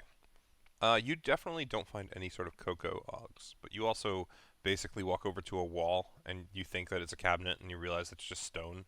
And you're like, huh, it's weird they don't keep cocoa here. And then you just kind of turn around and walk away. In your case, Skier, you do find some reserves of a powder, and you approach and you start sifting through it, and you're like, I think this is like a weird, it's not cane sugar, but it's something sweet. And then you realize, this is coconut sugar? What the fuck? Why would this be here? What about flour? Nothing in terms of flour. Not that you see in this room. Then I would also go to the garden. So is that all of you? Or is there anyone I'm missing that didn't want to go to the garden? Maybe Elijah? You want to stay here? Yeah, I guess Elijah will stay here and keep working on his soup stock and like. So once you throw the bones in, by the way, you would definitely notice the soup stock, it seems to be going fine. The water's boiling away with the soup. You kind of skim some of the fat off the top. But, you look around, and since you haven't really done an investigation roll, there's really not any other ingredients here that you would notice right away. So it wasn't called out that I thought So you would have. You're right. You would have heard vegetables were good. You would have heard some things are good, but you yourself haven't actually investigated which ones are. Is all I mean. So you'll either have to go do that while you're here, which is fine. You can stay here and do that, or go to the garden. Your choice. Just throwing it out there that currently all you have is your bones in your stock. Well, if I didn't hear that, hang on. No, you heard that there are good vegetables. You don't know what's available per se. Then I will stay here and start digging through what's left and be Awesome. like, I could use this, I can't use this. Start throwing shit over my shoulders because Fantastic. Okay, so here's how I will try to do this. Let's take you and leave you. Yeah, actually, so we'll move everyone here at first. And actually, you know what? You can stay with us, Chris. We'll just come back to the kitchen for you. Okay. I feel like that's probably fair enough. Is this where we hunt too? Is it all the same spot? All the same spot, yes. Is there any way that I could have picked up that bow on the way out? Then I thought it was absolutely. two separate No, places. you're good. Okay. Absolutely. So, just do me, like I said, one of the general four: Arcana, Insight, Investigation, or Perception. How about that? Investigation, beautiful. So you're picking up the bow, you said? Mm-hmm. Okay. So as you grasp the bow, Jesus Christ, it becomes apparent to you, much like the others, that it is a magical weapon of some sort.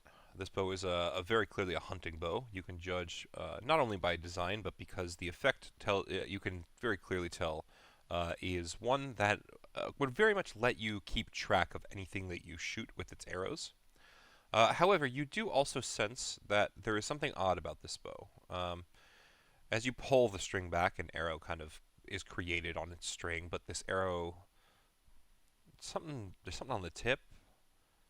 You don't know, but it definitely seems it's not just a normal arrow. Without testing further, you couldn't necessarily say what exactly. But yeah, I mean, it's magically enchanted to at least track whatever it hits, so that's cool. Okay. How do I test? Like more investigation or like? It would be an Arcana roll specifically at this point. It's going to be a little harder for you, but you could also ask around if people want to try and help you. I mean, I'm gonna try. Go for it. If that doesn't. A Okay. 20 is fantastic.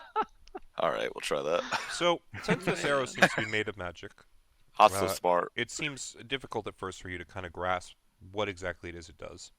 But you've been around weapons long enough to tell this arrow looks as if it was perhaps poisoned. And you realize very rapidly that even if it's made from magic, the effect seems to be just that. It's like a poison arrow. Yes, and it seems very potent. You actually do me a survival roll with advantage. Advantage. And he rolls a 2. Yeah, we'll see. There it is, 12. 12 is high enough. You'd be able to tell pretty readily. The strength of this poison seems like one that might linger. Knowing Wink, this, nudge, nudge. yeah, knowing this, I'm going to talk to the other tiefling. What was your name again? Leah? What was it? What was it? You said it. Lonnie. Lonnie. Yeah, I got it. Yeah, I remember that. I totally remember that. I know. I will. Lonnie, it seems that the end of this arrow, as I pull the bow back and it appears, and then kind of let it back go and it disappears, has some sort of very, very potent poison that I assume, not being a crafter of this, would stay for a long time in whatever might happen upon the tip. If perfecto, in facto, per seo, it found its way into someone's meal. Perseo. Well, I suppose that would mean that you just need to kill enough game for the rest of us. Or we can take turns with it to make it a fair chance. But I will say that makes me question whether, since I was in the kitchen, if the lethality will actually aid us, since it was a tool that they gave to us. Unless it was placed there by the so-called crustacean, you call it. That's a possibility. Or even the game master with the void eyes that sent us the invitation. That's also a possibility. So I will... Okay, so at this point, this is kind of how I tend to order things for those of you who are new. Everyone who's in this garden here, just roll me initiative. We're not actually in a combat initiative, but this is just going to determine the order in which you guys do things here. Yeah, Blake knows. He's on the button. Oh, yeah, I was waiting for it. This is how I run my campaign a lot of times, too. Elijah's not here. Damn. Fuck, Lonnie's blowing you all away. Damn. It's my turn. Sorry. Yeah. Lonnie's got that front runner speed, baby. Oggs is at an 18. Okay. You guys aren't cool enough to have a 0 on your initiative. True. I should introduce you to Marcus at some point. He had a -2. Oh my god. Well, I mean, he was a paladin in full armor. It's not like he needed dex. He could just stand there and take it. And you know what, Chris? Do me the favor. Just roll me initiative as well. We'll kind of flick back to you wherever you are in the order. All right. Let everybody have an even turn. It popped up as a 21. Yes, sir.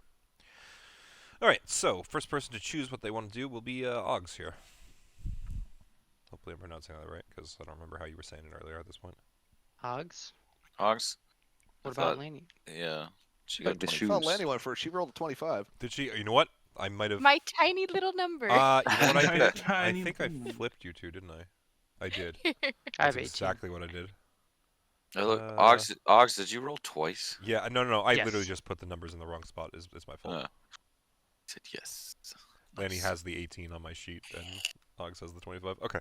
In that case, Lanny, let's do it right. Yeah. You were going to go first anyway, so that works out. So, Okay. my plan is pretty much to... I don't know what I would roll for this. I'm going to be searching around for specifically poisonous like mushrooms or poisonous like root Absolutely. plants. Okay. So Where's I'm going to have you Blue do Zack? I a need couple him. things here this turn. Yeah. In terms of searching, you would basically Most of your characters know that foraging basically happens under the trees and in the bushes and all that. So just choose an area where you see shrubbery. Movement speed is not too limited right now. I wouldn't worry. You can't go across the map per se, but anything within the general area is fine. And then we're gonna have you just do a investigation roll for whatever I'll make you kind of choose an item that you're looking for, like a vegetable or fruit, whatever it is. If you want to use the shovel, this will be done at advantage. However, before you use the shovel, just for fairness of how we did the others, do me an Arcana roll.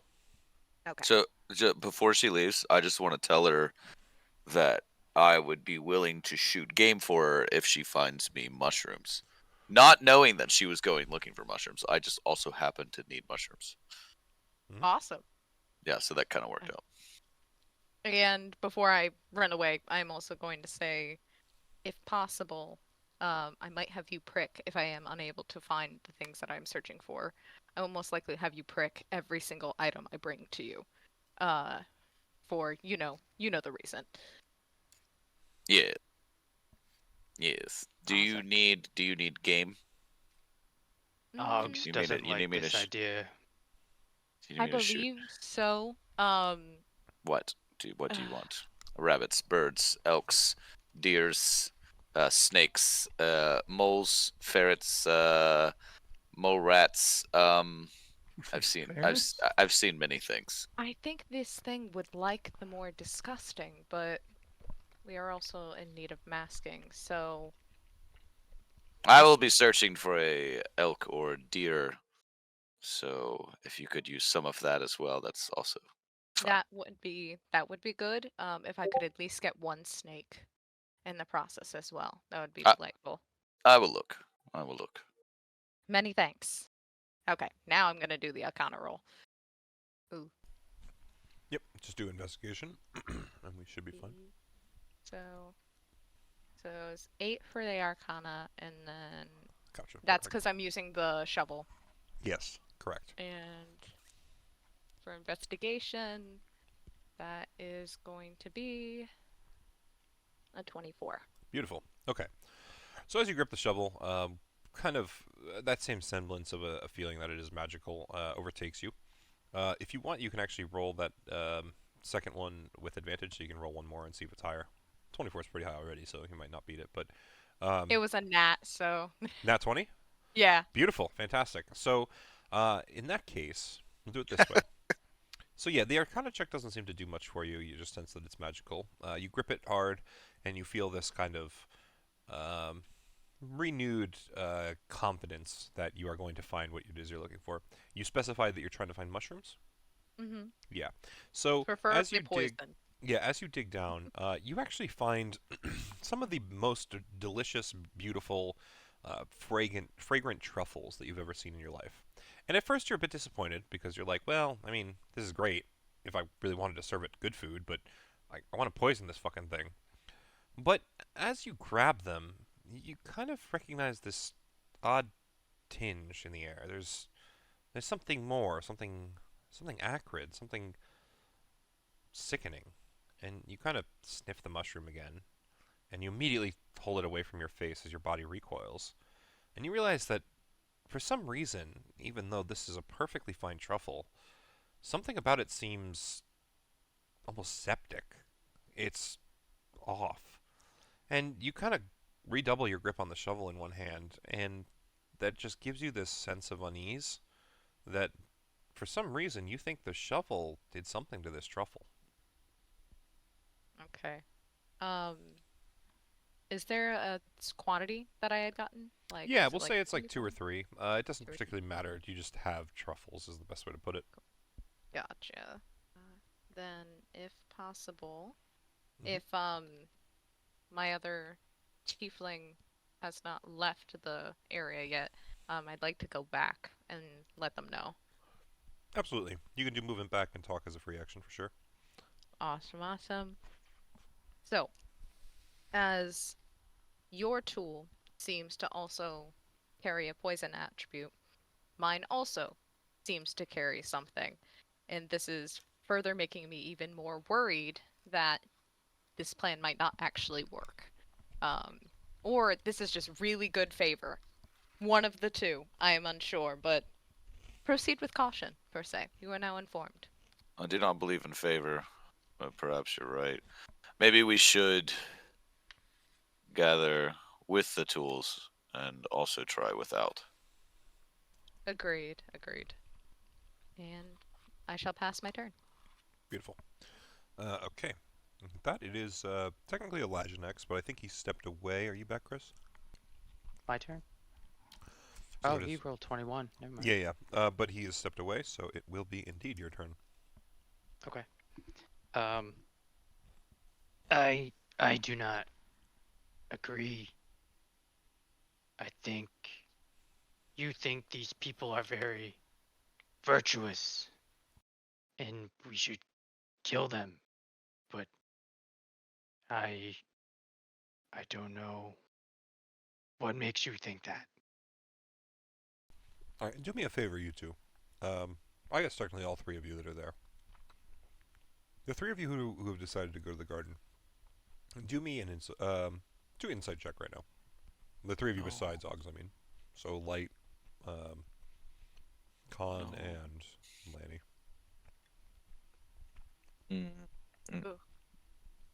2 8s. Huh. Yes. Come on, 8. Couple crazy 8s. All of you. Oh got my 8s. That's god. fantastic. Did we win? Did we win? So How did we do as it? you hear this guy talk, with your 8 insight, you kind of just get this general belief that this guy really kind of has a lot of confidence in what he's saying, but something about it always catches your ear wrong, and you just can't figure out what. So maybe pay attention. Should to those I have word rolled? choices. Should Are I have you rolled in twos? the forest with them? You just didn't put a token down because I don't see one in the square. Oh, I didn't see anyone's token. I don't see. Down at the Zoom, bottom. zoom way out of the map. It might be bigger than you realize. Yeah. Yeah, he does this thing where the map size is Yeah, larger please, than anything. please roll an 8. Yeah. Please. But If you yes, don't, are, you have to If leave. you are there with them, you can roll an 8 on insight if you want. Get out. Oh, There was an 8 Uh, to his insight, though. Oh, Yeah. God. All right. Well, you know what? Fair enough at that point. so it With was a an 8. 15, you would tell, on the other hand, unlike these others, this guy, despite the confidence he speaks with, you catch that he seems to use a lot of wrong words. Something's really off about this. Like, you've kind of now come on to the fact that no matter what the meaning of the words are, that's not what this guy means. So you might need to read between the lines a little bit more. Yeah. Our bear friend seems to be talking in reverse. Or riddles, one of the two. With an 8 insight, you think it's riddles. You think it's purposeful. Yeah, it's probably just riddles. He knows the thief's code.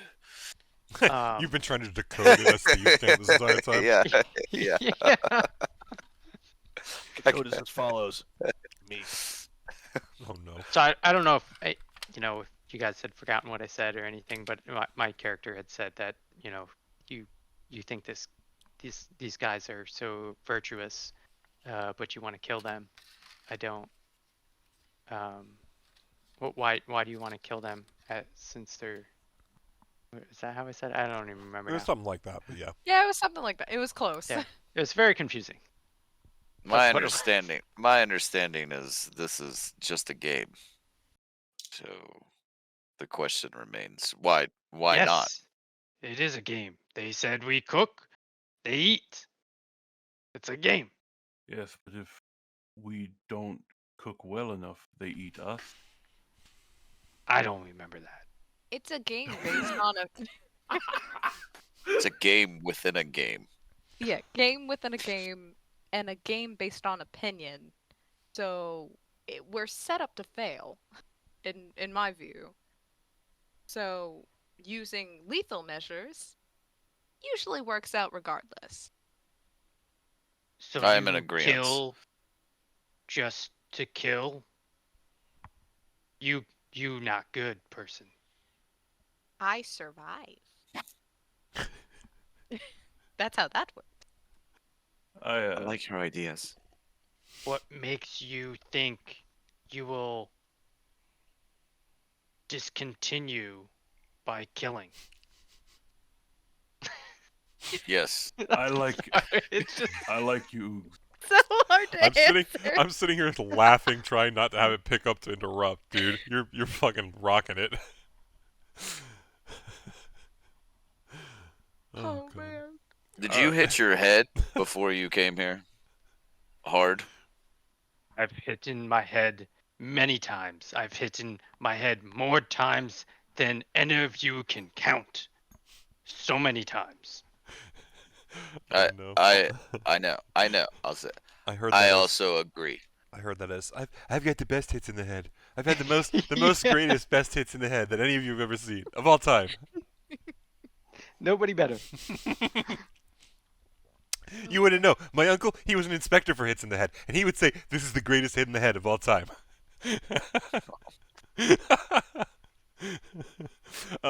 God. Anyway, just for sake of not staying here too long, is there an action you're looking to do, August? So I'm gonna look for Coco if I can find it. Okay. I do here's have an interesting this, one for you. so I don't know if this helps. Yes, it will definitely help. So give me perception or investigation with advantage, your choice. Yeah. Oh boy. Hey man, at least try to give you options. Although those might be the same stat, and I'm forgetting. Yeah. So. Yeah, they're pretty much the same. Well, Wow. actually, with your character, it's all the same regardless. 15 is pretty great, though. So with that, you kind of look around, and you realize there's a whole bunch of different vegetation throughout this area. You see, like, jungle trees, forest trees, just lots of different things scattered around. And you certainly see something that you think is growing cocoa seeds. You'd have to grind them up to cocoa powder, but of course it's going to work. So, yeah, that's going to be off to the north over here. I don't know if you see my mark. I don't see the ping. I might be on the wrong layer. I'm on the wrong layer. How about now? Yep. Okay. So yeah, somewhere off a little bit to the north, you definitely see. Do I have free movement to go that direction, or am I doing movement speed? Yeah, not for the sake of this, we don't touch. But yeah, so in this case, you can do movement speed, but these, kind of hills and cliffs, you think you could climb down without it restricting. Even though you don't have a climbing speed, you don't think it'd be too bad. You can climb at your movement speed. I'm not going to restrict you too much. Yep. Try and limit you just so that people can have turns, but. Yep. All right. You don't want to dash or anything, just to make sure? No. Okay, awesome. So let's go back to Elijah, now that you're back, Chris. In that case, I'm going to show you all the kitchen, but we will I've been back for a while. You just No, I know, but we skipped your turn to go to Oggs. I was just waiting for him to finish his turn before we came back to you. So we're here. Everybody else would be kind of gone at this point. Yeah, you'll put yourself back down there when you warp out. I accidentally pulled you, Chris. I got it. Delete the rest. Will put me back out. And lights down here hidden. So you're the only one there at this point. Is there anything in particular you're trying to do in the kitchen?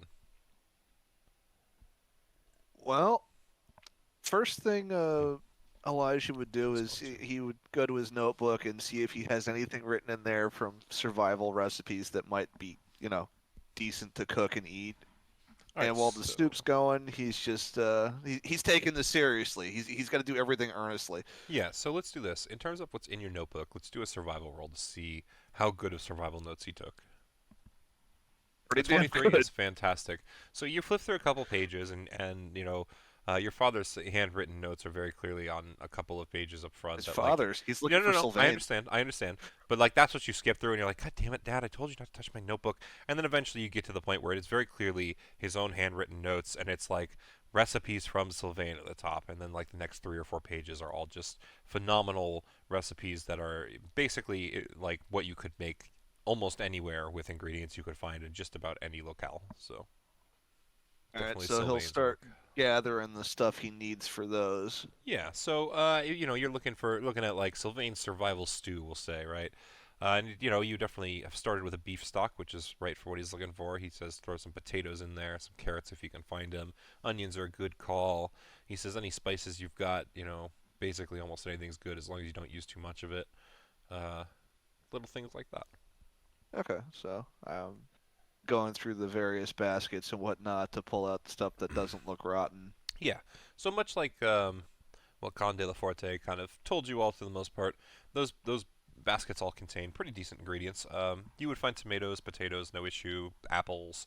You don't actually see any carrots among these, so you kind of are hoping that maybe someone brings some back. But for the most part, everything else you were looking for, you can find. You don't see any spices in this room, though, at least not at a cursory glance. You have to investigate this room or check another. But Okay. in terms of your major ingredients, the onions, I think I said were in here before too. So you've got a good, like, 3/4, 3/5, somewhere around there of your meal. And because he's by himself, he's not going to hide his magic to the same extent he was earlier, and he's going to slice everything using the blade board cantrip. That's funny. Oh, Okay. sorry, the sword burst The cantrip. sword burst, yeah, that's fine. Yeah, absolutely. So you He's kind of, just, magically cooking everything right now. So I think you mentioned Elijah was going to toss everything in the fire, so we'll say that he's kind of done that after everyone left, and the tables are pretty clear. So you just align everything out, and you cast your magic and start chopping away. It's like a scene out of Beauty and the Beast where all the instruments are just fucking cutting everything by themselves with no people nearby. Absolutely. And as his magic slowly puts every ingredient into the pot for him, he's gonna look around and see what else he can grab that might seem like an interesting addition to the soup. Okay, so then do me an investigation roll, just a base one. We'll see anything else you can find in the room. So with a 14, you kind of hem and haw around. You don't actually find anything that you think would be a worthwhile ingredient in the soup, but you do find, there's ale flagons, that's just on the wall that are empty. You find some serving plates, things like that, but nothing else in this room that you kind of haven't already seen before.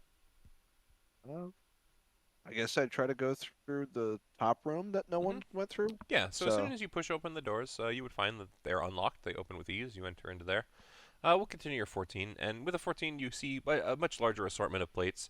You see more things like kind of some preserved foods and meats that don't necessarily look appetizing, but they're there. And you do see a whole bunch of crates and barrels and sacks and things that you think might contain spices or sugars or just more ingredients that you haven't necessarily seen in the other room. I would like to go through them. Sure. So just do me one more investigation. Do this at advantage because you're not really restricted in any way. It should be pretty easy for you to just kind of cycle through things. Yeah. So with a 19, you basically start to find rolls of Cameron. Yeah, you start to find some of the things that you actually think others had mentioned. You find some sugar and some flour in some of the barrels.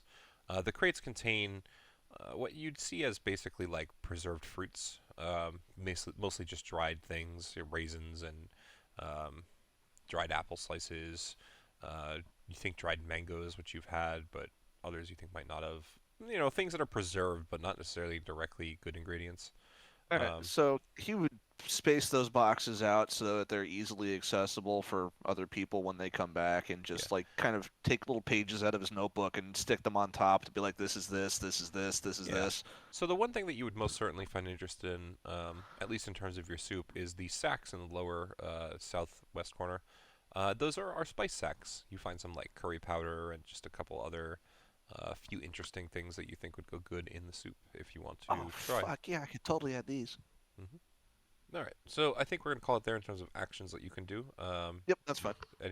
Any questions or anything you want to ask in terms of what's available or? Nope. action-wise, I mean, for next. He's just grabbing shit and throwing it in the pot and like. So you're basically just gonna continue to cook your stew. You think going next? Yep. I mean, unless Alright, something so is then out to get him or he gets a vibe that he's being watched. Awesome. He's So not we'll doing else. transfer to that next time. And other news, we'll go back to the garden here. All right, so we're skipping back past Og's. It should now be Light's turn. What are you thinking, Light? You got that fishing rod, right? Yeah. Well, considering what everyone is kind of moving towards / planning upon, I guess I'm just gonna do my best to do an earnest dish, and if someone decides to poison it later down the line, I'm not gonna be opposed. All right. So what are you thinking? So I'm gonna just beeline as much as I can. Well, I've got 40 feet, so yeah. So as much as I can, yeah, towards the water area. Absolutely. And once I'm close enough, I'm just gonna try to do some fishing. Okay. Yeah. So we'll leave leave you there for now. Go to Conde La Forte here. Anything you want to do, Blake?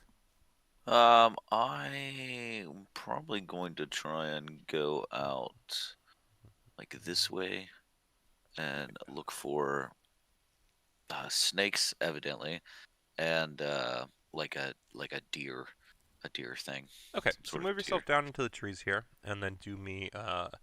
You can do investigation, perception, or survival roll. Any of the trees that you see is fine. And we will let you see what you can find. Beautiful. You said investigation, survival, or what? Or perception. Awesome. So the 15, you would actually hear some movement, see some rustling in the trees and the bushes down in this direction. Hopefully you can see it. I'm on the wrong layer, so you cannot. This direction. Okay. Can I stealth You and can move definitely closer to stealth it? this turn. I'm going to say you can't move closer just yet. Okay. 29. Beautiful. Fantastic set. Okay. Invisible. So, yeah, so you're basically, yeah, but you are kind of crouched down among those trees and bushes now. And are you trying to use the bow? I am, yes. Okay. So currently you're crouched down, bow in hand, just looking in that direction and ready to move up on those trees next turn. And then we will go to Skier, I think is last up. Can I hear the running water? Or can we see water from Yeah, where we yeah, are? you can definitely see the water down to your west pretty readily. You don't know the extent of where the river goes, but you can see it. It's no problem. Can I hear like a waterfall or a small? You definitely hear that it is running. If you were to approach the water to your west, you would see the river running down into it, no issue, and know that it comes from the north, and you'd be able to follow it. Yeah, I'm gonna head in the direction of a waterfall. Alrighty. So yeah, you can do a dash if you want to double your speed, but you can just start moving in that direction. I think we have the same 80. You have 40? Yeah, I have 40 movement speed. Oh, that's right. You think you did mobile, didn't you? Beautiful. Yeah. Good choice. Okay, so you're there for now. We'll go back to the top of the turn Yeah, I think order, that was- unless there's anything you want to say to anyone else. Everyone, I'm just quiet. I'm smiling, and I was laughing at, not laughing at, but laughing at the conversation with Oogs. I just put my hands behind my head and start walking towards running water. Beautiful. Okay, so then we're back at the top with Lanny. So I'm pretty much just gonna rinse and repeat and just go to another set of bushes not far from me and forage once more. You using the shovel? Yes, please. What do you think you're looking for here? This time I think I'm gonna look for like leafy stuff, like leafy greens or something Yeah, like. absolutely. So roll me investigation, perception, or survival on this one with advantage. Okie doke. I'm gonna do perception. Right, that is a 19. Beautiful. So as you grip this shovel, just kind of glancing out over the vegetation, trying to find something that kind of will suit your needs, you quickly realize that you are actually in a patch of essentially wild lettuce, wild field greens. You just start to pick away. You gather very quickly, more than a bowl full. You're just kind of amassing it into like a little bag that you have with you, and you believe that you could not only make a salad, but also, stack a burger with some lettuce, maybe put it as like some accoutrement next to a steak. Like you got more than enough to do whatever the hell you need with it. But it is specifically field greens, so like a mixed field greens. Got some like arugula in there, some darker lettucey stuff. Maybe some red cabbage leaf things that you found. Who knows? Now, because did I use the shovel for this or no? You did. And did. actually, I would say, especially considering that's what the advantage came from. Having used it before and noticed what you did, you would notice once again that every time that you kind of dig some of these things out with the shovel, they just gain this kind of weird septic, poisony smell. Okay. So it is the same. Rinse and repeat. Yes. It is rinse and repeat. It is very much the same. Different ingredient, but very much the same effect. Okay, cool. And that would be it, because I don't have much else I can do. Yeah, I think you have enough movement to move back to the square if you wanted, but yep, that's definitely fair. I think I'm gonna stay where I am. Roger. All right, so we'll go back to Elijah for a second. Let me pop this back over there. Anything you're looking to do in here, Elijah? Once again? Did we lose Chris? I'm continuing what fine. I'm doing, unless there's an event happening here. Nope. Then Okay, so if you're continuing what you're doing, I will ask at this point, do you want to just add all the ingredients in and try and cook your dish now, or do you want to wait for everyone to come back and try and get some input, see if they can help you in any way? He'll keep everything ruminating, but he's not going to finish anything until everyone else does. He knows food from how it's served to him. It's all got to come out hot at once, so he's not going to finish everything out. Okay, absolutely. And you don't want to like utilize the ladle or anything to stir the soup or anything like that? No, he felt some bad juju when he did his Arcana check earlier, so he's Fair staying enough. away from those. Totally fine. And Just figured I'd ask. he's, In that case, we will just sitting down, looking around like, wonder what everybody else is doing. So in that case, we'll just kind of skip over. Yeah, you for don't as need many to come back to turns me. as is needed for these guys to figure out what they want to finish up here. Okay, so next one down on here should be Oggs. I'm gonna move here, and I'm gonna look for those cocoa beans and Yep. So just give Capture me. some. You're not using any of the magic tools, so just give me investigation, perception, or survival. oh, Nice. still advantage. It's okay, 7 either way. So with a 7, you definitely feel like you're looking among the right trees, but you do not see cocoa beans. You see some bananas, actually, if you want to grab those, but no cocoa beans currently. I'm gonna grab some bananas since I see them. Mhm. I'm assuming that's the only action I have to wait to next turn to Yes, that'd be try correct. again. Yeah, Okay. but we're going to run it through pretty quick, I think, here. Yep. So, Light, you're up next. So if you want, I think you can get close enough to the water and try and cast that rod. Did I lose Claw? No. No, sorry. You're good. Just got distracted thinking about You're good, man. Just want to make sure The you know it's your plan. turn. So I think for the most part, I mean, I guess first I'll just fish. And I get to try to use the rod. Yep. See if it works Absolutely. any differently than an irregular rod. Yeah, so as you go to cast the rod out, you would find that it is most certainly giving you that same sense that you're going to most certainly walk away from here catching something. And Mhm. just do me a survival check with advantage. Advantage survival. Beautiful. So yeah, you put your bobber in the lake here, this little section of water, and it most certainly kind of dips down, and you yank on it, and you get something on the line, and you reel it in. But what you find is that it's kind of a tiny fish. It's not really what you would call a meal per se, but you have most certainly caught a fish. Mhm. You can choose to, of course, keep that fish, although, like, once again, it's not really something you can turn into a meal. You can toss it back and try again. You can do whatever you want. Just that's all you got for now. How many fish do you think I could catch in a turn? You can only cast it once per turn, but you can do as many turns as you want. Right. So that's enough. That's the end of it this turn per se, but you can do another turn of it next round and all that. Yeah, okay. I'll try against next turn.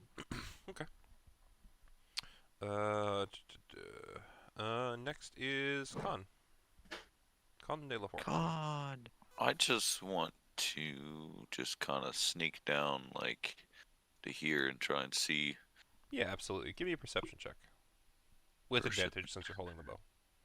Advantage. Everything hunting related is. So with 13, you would kind of peer over the ledge in front of you. It's not very tall, only like 4 or 5 feet per se. But as you look down into the trees, let me find it. Please give me the thing. Boop, boop, boo-doo. Why you no go? Oh, I know why. I'm sorry. Give me 1 second. I'm on the wrong page. Or the wrong tab. We'll be here on this page. Yeah, right. The Yes. problem with doing that camera page is that sometimes I try and fucking put things out from the camera page, and that doesn't really work. There you go. Oh. Looks to be a deer. Like it. Okay. I want to try and sneak closer to it. Absolutely. We'll even continue to use your stealth to 29. It's really not too much of an issue. It doesn't. Yeah, seem just to kind of just like to the edge of this. I'm trying to get down there. Well, maybe slip down the wall. So I'm like on plane with it. Absolutely. And then if I don't want to use the bow, can I throw a dagger at this thing and kill it? You would know from experience that you don't think a dagger would necessarily outright kill it. Well, actually, I guess it hasn't seen you. You'd be attacking with advantage, so you'd get sneak attack. So you think maybe you could pull it off. But you do have experience to know that a deer is a pretty, it's a pretty hardy creature. You think unless you somehow hit it in like the eye deep enough to go into the brain, or you hit it in the heart, it's very unlikely that it'll just straight up die. But you can always try. Yeah, I want to try and do that. I want to try and do it without using the bow. And Okay. The only, so if you're the only throwing a thing I have is- dagger, you're throwing a dagger from stealth, so you will have advantage on the throw. It is within 20 feet, so you also have normal throw. So yeah, you can roll with advantage. Just attack with your dagger. 24. That will certainly hit. So with a 5, you would watch the dagger sink into its side, but seeing as you have only done 5 damage at your choice, And then I do. And what's the sneak attack? That's part of it too, right? If you're attacking with advantage, you can choose to add sneak attack. That's your choice. I will. I think it's. I gotta look. I think I it's believe it's 4. 4d6. Yes, half your level. So You know these things. I believe you. Isn't that another 17? Yes. So with another 17 on top of it, that is more than enough. That you will. You kind of throw the knife and you penetrate in through the side of this deer. And luckily for you, its left side was even facing you. Easier to get to that heart. And very much so, it keels over dead as this dagger really hits it hard and penetrates deep. Beautiful. Well, then the only thing I want to do is retrieve the deer and start heading back while looking for snakes. All right, so we'll say you walk up to the deer as the end of this turn, but you will start, collecting it as your next. And then with that, I believe we should have fucking Skier. I wanted to say Skeeter, and I'm like, that's not right. Skeeter. Yeah, good old Doug, right? I will continue going towards the water, rushing water as much as I can. Absolutely, yeah. Which is, I think I can get almost there. Pass light on the way. He seems to be gearing up to toss that fishing rod or the hook back up into the pond down below you. Yes. But otherwise, we will go back to top of the turn order. So Lanny. So, I am going to move a little ways, right over to like the edge of the map where I kind of see more bushes. And there I'm going to not use the shovel and forage once more. Okay. So then do investigation, perception, or survival no longer with advantage. Cool. I got a 13. So with a 13, I should have asked, what is it specifically you're looking for? Perception. Oh, and mushrooms again. So this time as you're kind of walking along the trees, you notice a good number of mushrooms kind of just hanging onto the bark of some of them, sticking out of the ground, and very readily are able to determine a couple of non-poisonous types, and you grab a good handful of them, so you just have some normal mushrooms. And these ones do not reek of some sort of a poisonous septic smell. They seem just like normal earthy mushrooms. Perfecto. And that will be all. Fantastic. Elijah, we're already pretty sure you're good. Oggs. Yep. So I'm going to forge again for Coco. I don't know if it's gotta move to another tree. Nope, you're good. You can still search the same area. You think you're in the right area. You just didn't find what you were looking for at first glance. Same rule. You're good. Yikes. Oof. So again, with the survival, pretty much you just notice the same tree of bananas. Tree, there before. bananas. Yeah. Bananas again. Okay. Yeah. You think you're walking in circles? You're wondering if one leg's shorter than the other. You're really not sure. And I have a +2. The other ones I have -1. Yeah, well. So let's get back to Light. Okay. I wanna try to catch a fish without the rod. Okay. So let me just ask this. The initial fish that you caught, is it still on your person? Did you cast it back? Did you just leave it there? What No, happened with I mean, I guess I would have kept it. I'm not sure how. I guess just wiggling in like a sack or something. So you pull it off the rod, you're just gonna, we'll say that, at that point you kind of like snap its neck or something and it dies. Sure. Yeah. You stick it in a pouch, you just hold on to it. Okay. Mm-hmm. Yeah, so if that's the case, then you just kind of go and set the rod down, and you can choose to approach the lake or the pond or however you want to call it, and however you want to try and catch these, just go ahead and describe it, or catch another fish. I know at least. So there was no bait on the rod, which, despite its magical properties, makes me think that there's at least a decent amount of fish near the surface, because no fish would have bitten otherwise. Okay. So I'm just gonna try and see if I can just snag one with my hands. Okay. So you can do, I think, what best thing would be sleight of hand check. Sure. Sleight of hand. Okay. Okay. So with a 16, you lean down over the water, and you kind of reach in, and you realize that there's definitely a school of fish nearby. And you reach out and close your hands as quick as you can around what you think is one, and you certainly grab something. But you kind of realize as you pull it out of the water, even as you grip it, you can feel it. This fish is larger than what you caught with the rod, but it's still not what you would call necessarily a meal. It's really more like if you dried this thing out, you could eat it as like a snack, but it's not big as what you would expect. However, I will tell you with, just being near the water's edge and finally, trying to grab one of these things, you do realize that it looks like the bigger fish are deeper out in the water. You can kind of see their shadows and see them flitting around. Everything that's near you seems smaller at the shore. So Okay. you're definitely able to continue trying to catch here for sure, and you think that what you'd catch is about the size of what you did catch just now. So you could catch more of the same size and see if maybe you can add up 2 or 3 or 4 and have that be worth a meal. But as it currently stands, it's not a singular large enough fish to really seem satisfying. Okay. So just for the sake of future planning, Mhm.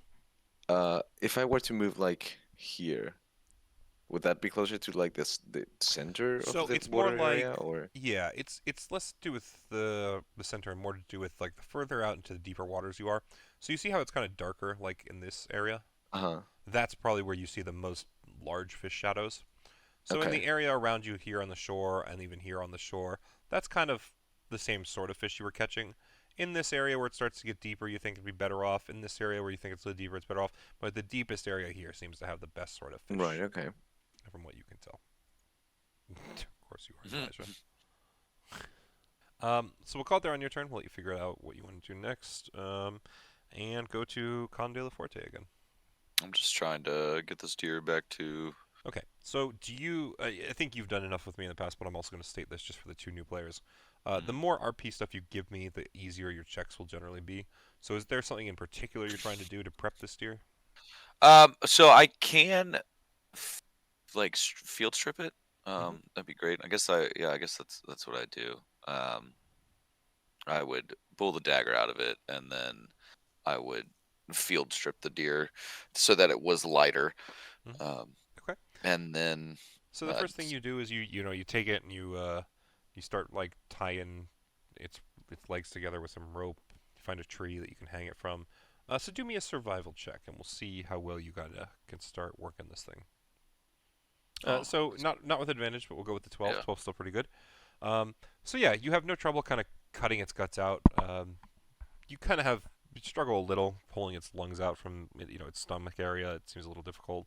And you're trying to remember some advice that a hunter gave you once, but you can't, and it's, hey, fuck it, you think you're doing a good enough job. And once its guts are out, you kind of walk off and bury them a fair distance away, and then you come back and you start bleeding the thing, and you're like, fuck, I should have started bleeding it before I walked away. It's a decent survival check, but not perfect. But for the most part, you do think you have this deer strung up to a tree, missing its organs and bleeding out. So, in a short while, you think it'd be pretty ready to take back without too much issue. And by that I mean starting next turn, essentially. So then the only other thing I'd like to do, if I've done that, like, can I look around this area for snakes? You could do that next turn as an action. Okay. Alrighty. So with that, it is Skier. Oh, didn't realize I was muted. So did I make it to a waterfall? You probably would be able to this turn. 5, 10, Okay. it's like 15, 20 feet away from you. So Yeah. I'm just going to post up near a waterfall. I am going to put my shield down. I'm going to sit next to the waterfall. I could see light, right? absolutely. And light, you said light was 14?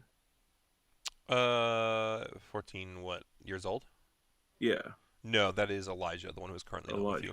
Elijah. As far as you Okay, can okay, tell, yeah. I believe light looks somewhere between like 20 and 30. All right. I yell over to Light.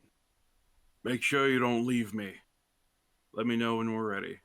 And I'm going to lay down, close my eyes, listen to the waterfall, and whisper to myself, Eldatha, keep these people safe. Whether they be good or evil now, let them be judged after we get through this trial. I'm going to close my eyes. Fantastic. Okay. So I'm going to assume that that's pretty much what you're doing until everyone's leaving. Yeah, I will go back to the kitchen before we go, but... Well, so everyone's going to go back to the kitchen at some point here, I believe, as far as my understanding, Yeah. because you guys still have to cook your dishes. So Yeah, I just mean I'll kind of skip over you. You're just going to be sitting there, meditating and praying. I'm and all that. listening to the waterfall. Beautiful. Fantastic. Okay, it's back to you, Lonnie. Anything you want to do? I was going to start heading like in the direction that I thought I saw everybody else go, and Absolutely. search for the other hunting tiefling. As I'm walking, was also gonna try and like look for a snake myself. Absolutely. You can totally do that. Okay, so I'll let you do up to you a dash action if you want for movement, but then you can't necessarily pick up the snake at this turn if you find one. But you can definitely still be searching throughout that whole whole walk, I should say. So just give me, investigation, perception, or survival for searching for a snake, and however far you want to walk.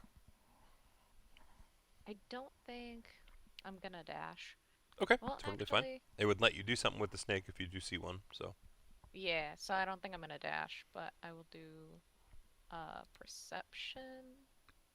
Oh, that's not fun. That's a nat 1, but +5, so 6. yeah. So in general, you start walking in the direction that you believe the others went, but not only do you not find a snake, you actually see some branches that you think are snakes, and it kind of distracts you. So you just kind of don't even have the capacity to do a dash this turn or anything. You're just stuck in that area, like, oh, snake, not a snake. Fuck. Great. Just gonna look around whimsically. Perfect. Ah, yes. Nature, tree snakes. Love it. Delightful. If only these leaves are poisonous. Yes. All right. If only. So with that, we'll go back to Elijah, who's busy cooking his soup. Then we go back to Oggs. You're Yeah. gonna do another search. Yeah, well, You gotta hit one do eventually, that. buddy. Hey, that's high enough 14. for you. All right. So with that, you are able to find the cocoa beans that you were looking for. Excellent. I'm gonna take them, and then I'm gonna head back to the kitchen. I don't know how we got here. That's fine. If your intention at this point is to go back to the kitchen, you don't even need to return to the square. Once everyone is Okay. ready, you will all teleport back, so we can just skip over your turn until you're good to go if there's nothing else you want to search for. In that case, Light, you going again for another fish somehow? Well, I'm gonna grab the rod once again and gonna try to move as close as possible as I can to the I guess darkened area. Yeah, so give me a survival check. However, this time is not with advantage. You feel a strange rejection from the rod as if it doesn't want to help you anymore. Interesting. Okay, sure. Just normal then. Just a normal survival roll, but it's still a fishing Okay. rod. So you're Mhm. casting out into the deep. Oof. Fantastic. So you cast the rod out, and it hits the deep, and you watch every fish move away from the hook. And you're like, this fucking thing, it's magical. So clearly it's affecting it, right? And you can tell it's rejecting you, and you're like, why the fuck am I going to use a fishing rod if it doesn't want me to, and if it's going to hurt me from, keep me from trying to catch fish? So you take and you toss the rod aside. And as you toss the rod aside, kind of almost giving up, its use, Mm-hmm. your entire perspective shifts as you fall sideways. You find yourself laying prone, with a kind of a one eye seeing the dirt and the other eye seeing the sky, and you find yourself gasping for air. Oh God, I have fish. It's hard to tell, at least you yourself. Interesting. With that, we're gonna go to Conde La Forte. So while this is bleeding out and kind of reducing its weight so it's easier for me to carry, I just kind of want to circle these like woods around here and see if I can find a snake. Yeah, so just give me a perception check. We're gonna limit you to just that for the moment. No. It's okay. So, with an 11, you don't necessarily find a snake, but you do kind of notice off in the distance. You see light for 1 second, his shoulder standing there casting a rod out, and then the next, you see nothing where you thought he was. You don't have to act on it, but as far as you're aware, he seems to have moved or disappeared. But yeah, no snakes currently. I mean, I didn't see him fall. You didn't see him fall, but it was like, you basically, looking for a snake, and you're looking at the ground, and you're just kind of looking around the general area, and you notice, oh, hey, there's some shoulders. Oh, who's that? Oh, it's light. Okay, yeah. Whatever, let me go look for a snake again. No snake, no snake, no snake. Where did light go? Huh. He was there a second ago. Yeah, whatever. No snake, no snake, no snake, that sort of thing. I guess. I mean, I could definitely leave this deer for a minute. I would probably meander that way. Not in no particular I wouldn't be sprinting that way. But I could look for snakes along the way towards absolutely. that area. Because I feel like it would seem off, like just a little bit, not like I watched it was them fall. definitely it was definitely fast, so it's a little strange for sure. Yeah. So yeah, you can go up to your full movement on towards him on this one. I don't know, around these trees. Yeah, sounds good. You said I can can I dash and still look for? I'll let you dash. You'll see what you see, but you can't do any actions at that point. You won't be able to influence anything. Okay, well then I'll just try and get. I think once I move. What was that final? Okay, we'll see that. Once I kind of move here to see about getting around these trees, and I'll come around through this clearing, and then I think I can get to there on Yes, a dash. absolutely. So from there, you see the fishing rod that Light was using is laying on the ground next to the water, and next to the fishing rod is a sizable fish. You would guess it to be maybe even 20 pounds. Pretty big fish. No light though. Right. Yeah. I would from there seeing that and not seeing him holding it or trying to keep it onto the shore, I'd probably be like, Light, are you over here? Is that yours? So Light, you would hear him calling out. You still are able to understand him. As you go to respond, though, if you do, you would feel your lips flapping, and you're still kind of gasping for air. And you can't quite see him. You're having trouble rotating yourself to try and figure out where he is. Right. If you want to try and move yourself in any way, you can do an athletics or an acrobatics check. Can I? Yeah, okay. So what I want to try to do is, Not die. well, I am suffocating, so that's gonna end up hurting some way or another. But can I try to I'm assuming the dirt near the water is somewhat damp. Yep. So I want to try to wiggle in a shape that's at least unorthodox, maybe not even text, but Yeah, same thing though. something Athletics that or might call acrobatics, your attention. choice. Just it's going to take some physical effort Yeah. to move. So 20 is fantastic. So you watch, actually, Con, as this fish starts wriggling ferociously.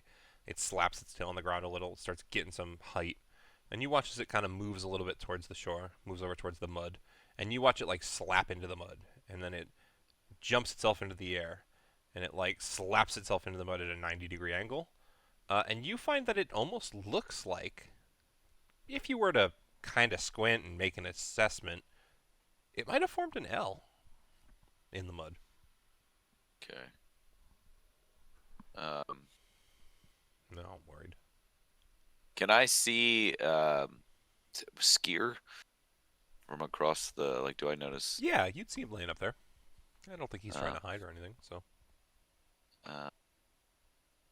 I would try and yell to Skier. Is that how you say it, Mama? Skier? Yeah. Okay, yeah, I'd be like, Skier! Skier! Have you seen light? So since you were laying there with your eyes closed, you definitely didn't see what happened to him.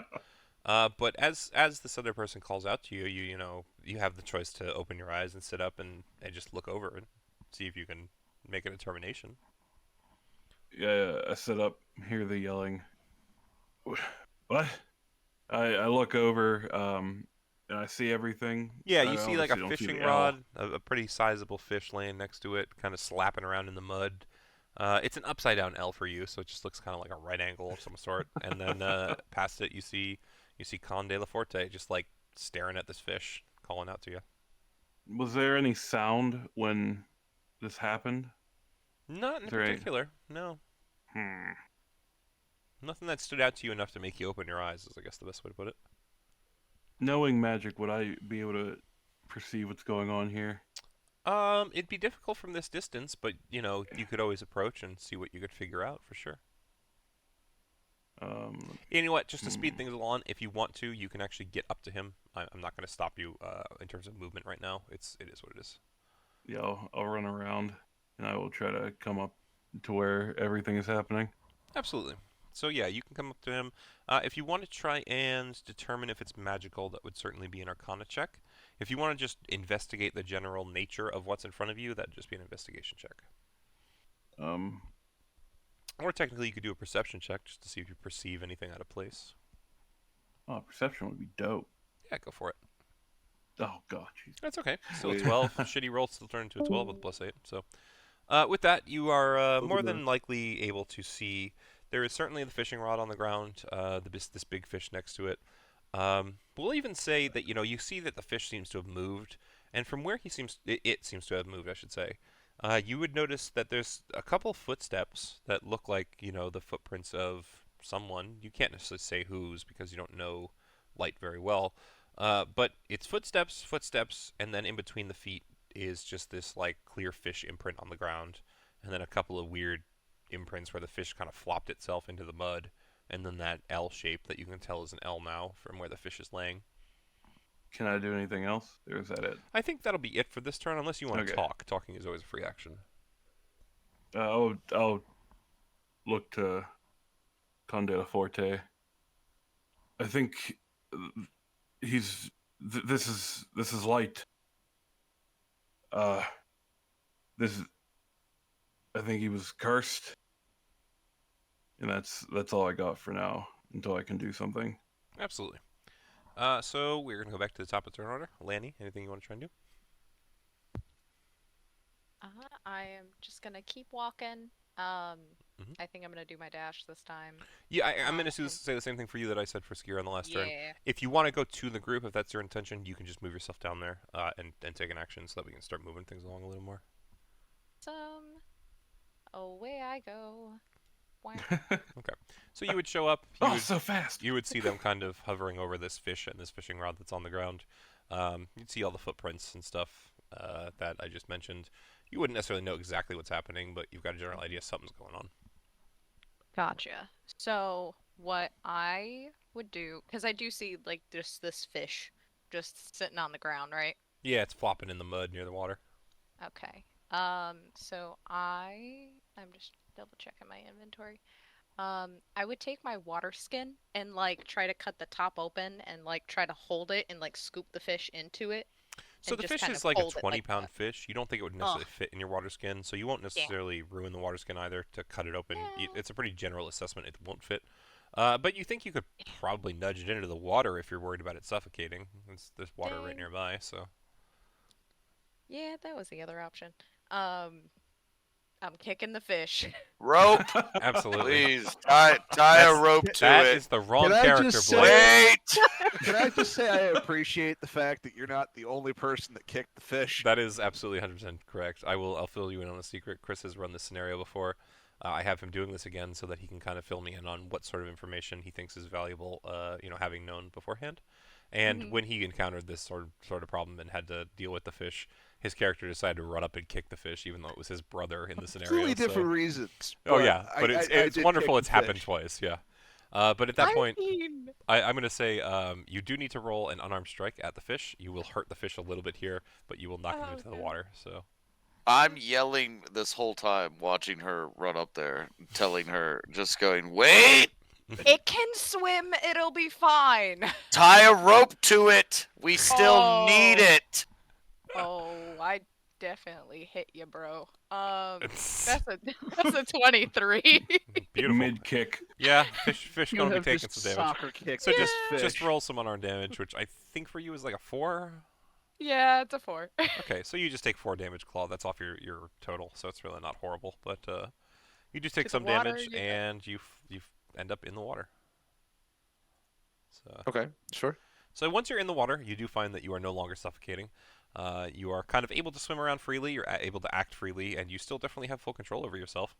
You kind of peer out of the water at your squad mates, your teammates, and you definitely have an understanding of what's happening, but you're not really sure how to communicate or anything. That'll be up to you. Anything else you want to say, Lanny? Otherwise, we're gonna probably move on to let someone else do an action. Fucking Well, great seeing gift, that Claw. the fish didn't like immediately swim away, and that it's still right here, I'm pretty much gonna be, how do we get it home? How do we get it to the kitchen?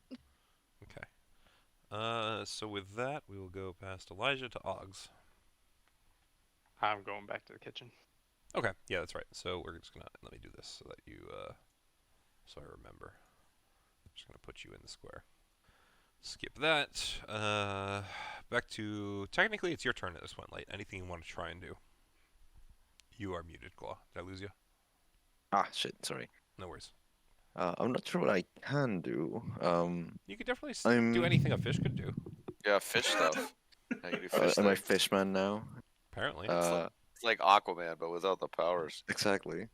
So what I'm going to do is, even though I'm not exactly best suited for this, since I'm not exactly able to communicate with them, I'm gonna try to talk to the fish nearby. Absolutely.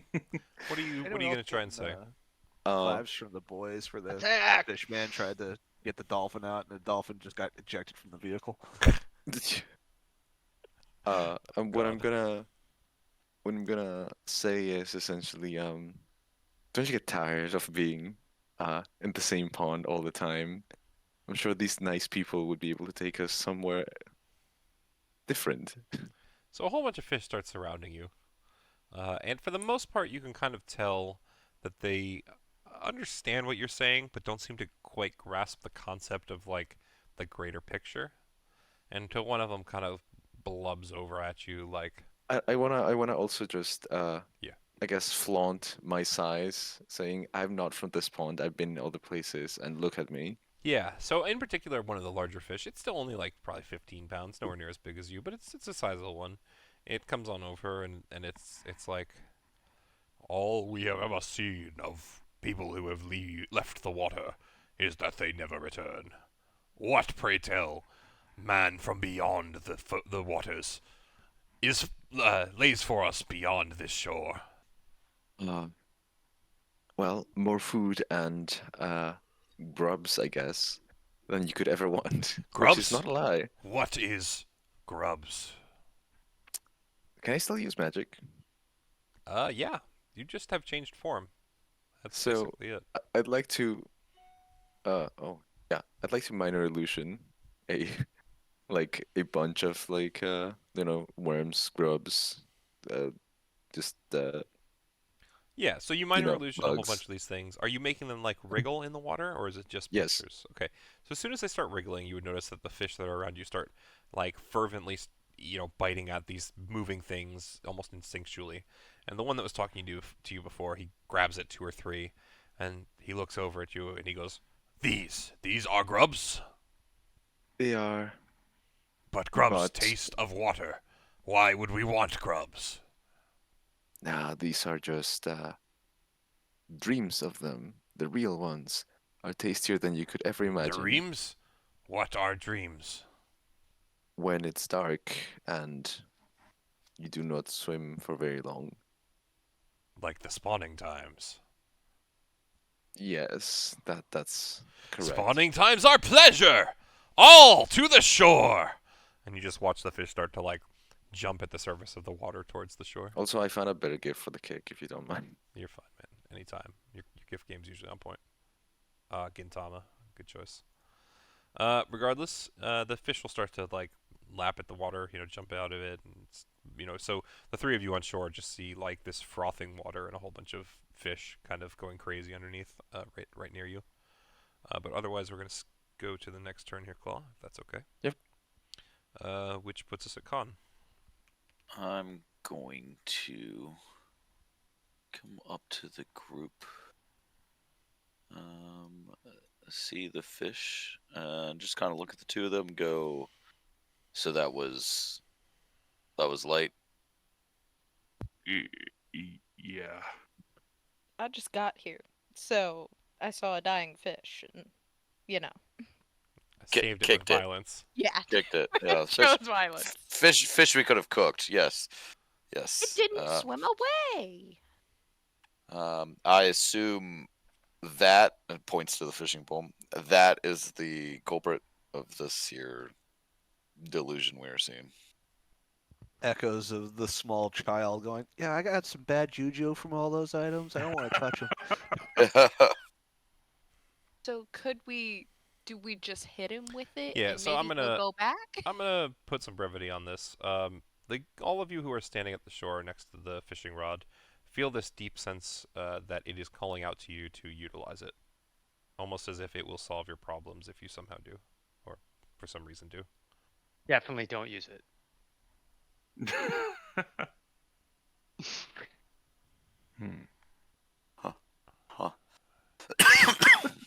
So Oh. I think technically at this point it's Con's turn still. You haven't actually done an action, so Yeah, I think the only thing else that is I'd be like, I mean, if we're all feeling that, I'd be like, yeah, I'll fucking ask him. So maybe we have to catch him with the pole. I mean, what's the worst? What's the worst that happens? Two of us are fish. Yeah.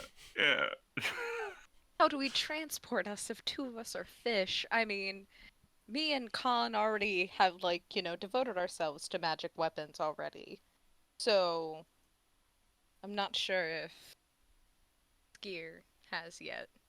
I think devoted is a strong word. I mean, I used it to find a deer, but We still use them. I killed it, and he pulls out his daggers with these. So I mean, I don't really need the magic items. Well, it's more of we've already touched versions of these magic items, so I don't know if one of us potentially using another one would promote the fact of us turning into a fish. So there's that. Yes. Or we make the one who has touched none of them use it. Snaps his 1,000-yard stare at Skier. Just both of us looking at you. Get the fish. Is it my turn now? it can be your turn. Yeah, It's sure. good enough. Actually, I mean, we're going from Con to you. He's just not really doing an action, so. Yeah, that's fine. All right. So Peer pressure. I know this is obviously a magical item. I can't just break a magical item. Correct. I will I'll remind you pick- again, though, I'll- that you are getting a sense that this thing can solve your problem if Yeah. you use it for some reason. I pick it up, Mhm. and do I get a sense of being from this person? Is this sentient or not? The fishing Yeah, rod? so you definitely get a sense that this item has some sort of choice over what it's doing. You don't think it's sentient in the sense that it has a personality that can respond to you, but it's clearly controlling its own destiny to a degree. You could get a sense as well that it is looking for you to cast it out deep into the pond. I do that, I guess, as far as I can. So do me a survival roll with advantage. Oh. So just a straight. Yeah, there's no. Beautiful. 22 is fantastic. So you cast this rod out. It's into the depths. Light under the water, you would see a lot of the fish that were lapping at the shore kind of continue to do so. But there's one or two bigger fish, especially the one who was chatting to you, that turns around at the movement in the water. It looks at you, and it realizes that this kind of thing happened before you dropped into the water. And it thinks for a second, you can kind of tell. And although this fish is very clearly not super intelligent, it suddenly swims over to the hook that's in the water, and it just chomps down on it. And your end, Skier, you would feel a tug on the rod, and almost like it was second nature to you, you set the hook without issue. You just yank back and are immediately reeling in this fish, almost like an expert fisherman, like you've done it 1,000 times before. Even you may or may not have as your choice, but it is moves of an expert. And you draw in essentially this same 15-pound fish that Light was talking to under the water. And Light, in your instance, as soon as this fish breaches the surface and is kind of being held up in the air on this fishing rod, very clearly captured, you find once again your perspective shifts as suddenly you are once again humanoid, sitting in a couple feet deep water, 2 to 3 feet, looking out at the group, no longer suffocating and just kind of blinking, wondering what the fuck just happened. Am I wet? You're human again. No, am I wet? Are you wet? You are most certainly wet. You are in the water. If anything, you're... Okay, so I'll just kind of like roll out into land. Yeah, then you would be... It's not my turn yet, though, is it? It will be relatively free. So at this point, Skier, you have a 15-pound fish. Then if there's any other foraging or anything that people want to do, we can figure that out. But I think we're going to be pretty free because I'm pretty sure you guys are about to go back to the kitchen. So what are you looking to do, Light? Is I guess the better way to put it. Oh, well, he'd kind of like spit out water and very much so, yeah. Sort of just crawl back into land. See that everyone's kind of gathered there, and after sort of gaining composure of himself, he'd unwrap a little bit of one of his bandages on his left arm, and you'd see like a bunch of different like scar marks underneath. And he'd just grab a small dagger on his person, and he'd carve just one other additional symbol into it. And he just says, "All right, cursed to be a fish. Didn't think that would add to the list, but I guess I shouldn't be surprised." Then he, proceeds to bandage it up again, and then just says, thank you about that. I'm certainly not touching that thing again," as he just like sneers at the rod. Absolutely. It still has the same 15-pound fish that you were talking to underwater hanging from it. And I'll just sort of lean next to the fish, just sort of face to face it, and say, "I'm so sorry, little guy. I didn't mean for this to happen." It's just choking and suffocating, and having been a fish, you can tell very clearly that that's what's happening. Yeah. I mean, c'est la vie, but... Fair enough, man. All right. With that, let me ask, as a whole, is there anything else you guys want to do in the garden here? Before going back to the kitchen, the only thing I want to do is collect my deer. Your deer? Yeah, you'll be able to grab that, no problem. Yeah, that's the only thing I got. Anything else? I would tell the other tiefling that I didn't find any snakes, but I have a deer. It's okay. I also did not find any snakes. You Found guys some great can things. do one more investigation roll on the way back to the square if you want. So you Hell can go to yeah. reconvene or whatever. That would be great. Yeah, I'm gonna take a pee. go for it, Fred. Because I didn't see any bathrooms anywhere. So Yeah, I'm gonna probably a good choice. Go find a tree. And do we'll see it you in in a the sec. woods somewhere. So yeah, anyone wants to look for a snake, go ahead and just do an investigation roll. No You step on certainly- snake. Certainly don't see one, Con. Oh, Skier, on the other hand, if he's looking, would see one with an 18. Do you want to check as well, Alani, or do you want to just let them look? I looked, but I got a 6. Gotcha. So probably yeah, looking at the trees.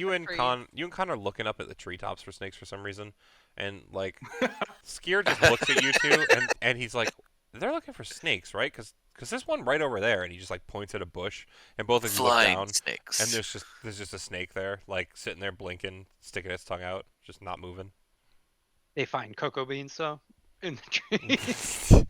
Yeah, you're Did standing you up at guys the square need a yourself, snake? Og's just like, I found cocoa, best than all. The snake's drinking some hot cocoa. Most disappointing find, says Snakes, Og's. like, you guys. But yeah, so what do you want to do with the snake? I guess you all three of you see it, so I'll let you, or all four of you, sorry, see it. So I'll let you all figure out what the fuck the plan is. I think it'd be smart for all of us to go after it at the same time. Where is it? We'll just say it's in the trees, kind of to the southwest, right over here. Okay. Or sorry, Yeah. southeast. Fucking mixed up my directions. Yeah, I'm gonna pull my daggers out and just I would like to stealth and then just like try and go into the trees. Yeah, so we'll say you do a bonus action hide. So go ahead and roll me a stealth roll. All right. 13. 13's not fantastic, but Not great. it's something. So you can go ahead and start trying to approach the snake. Let me just roll to see if it notices you.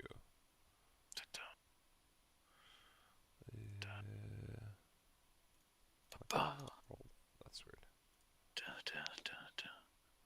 Well, it doesn't quite see you with a 9, so you managed to sneak up on the snake. What do you want to do? You got one action left. Well, I mean, if I'm close enough to just fucking snatch it, then I'll do that. Like live. Yeah, I'm fine with that if I'm close enough for that. If not, then I'll throw a If dagger you're at it. trying to snatch it, then it's a sleight of hand roll. If you're trying to kill it, then that's a attack roll with a dagger. 17. Yeah, so you're able to grab it up, no problem. Oh yeah. It's it definitely starts like wrapping around your hand if you're not holding it right, and like you start tilting your hand so that it's like hanging downward, and it's trying to reach up high enough, and you're holding it outward though, so that it can't quite bite back at you. You're managing this thing pretty good. Okay, well then I would like to just walk back to the party.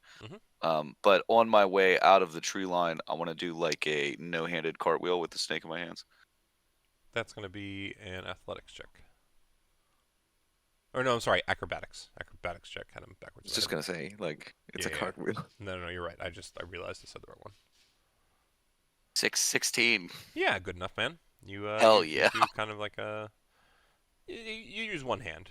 The Yeah, snake's in one hand. I'm fine with that. You use the snake's in one hand, so you do a one-handed cartwheel out of the trees. All of you watch as he just does this towards you, the snake in Oh his my hand. God. And my cartwheel lands me, about here, and I just go Conde La Forte. Yeah, he says this, and then you realize that like the snake is just close enough; it might almost be able to bite him, and he very quickly oh shit! He holds it away from his body, but then the smile comes back on his face. He tries to look all suave again. And then but I'm staring like off Into the distance. off Yeah. this way. Not at any of you. No, while I say it, Yeah. I'm looking over here, going Conde La Forte. Yeah, beautiful. Okay. All right. Anything else any of you would like to do in the gardens here? I'd like to try to see what he's looking at. Yeah, you follow his gaze and you can't figure it out. Otherwise, I'm good. Alrighty. Last call. All good?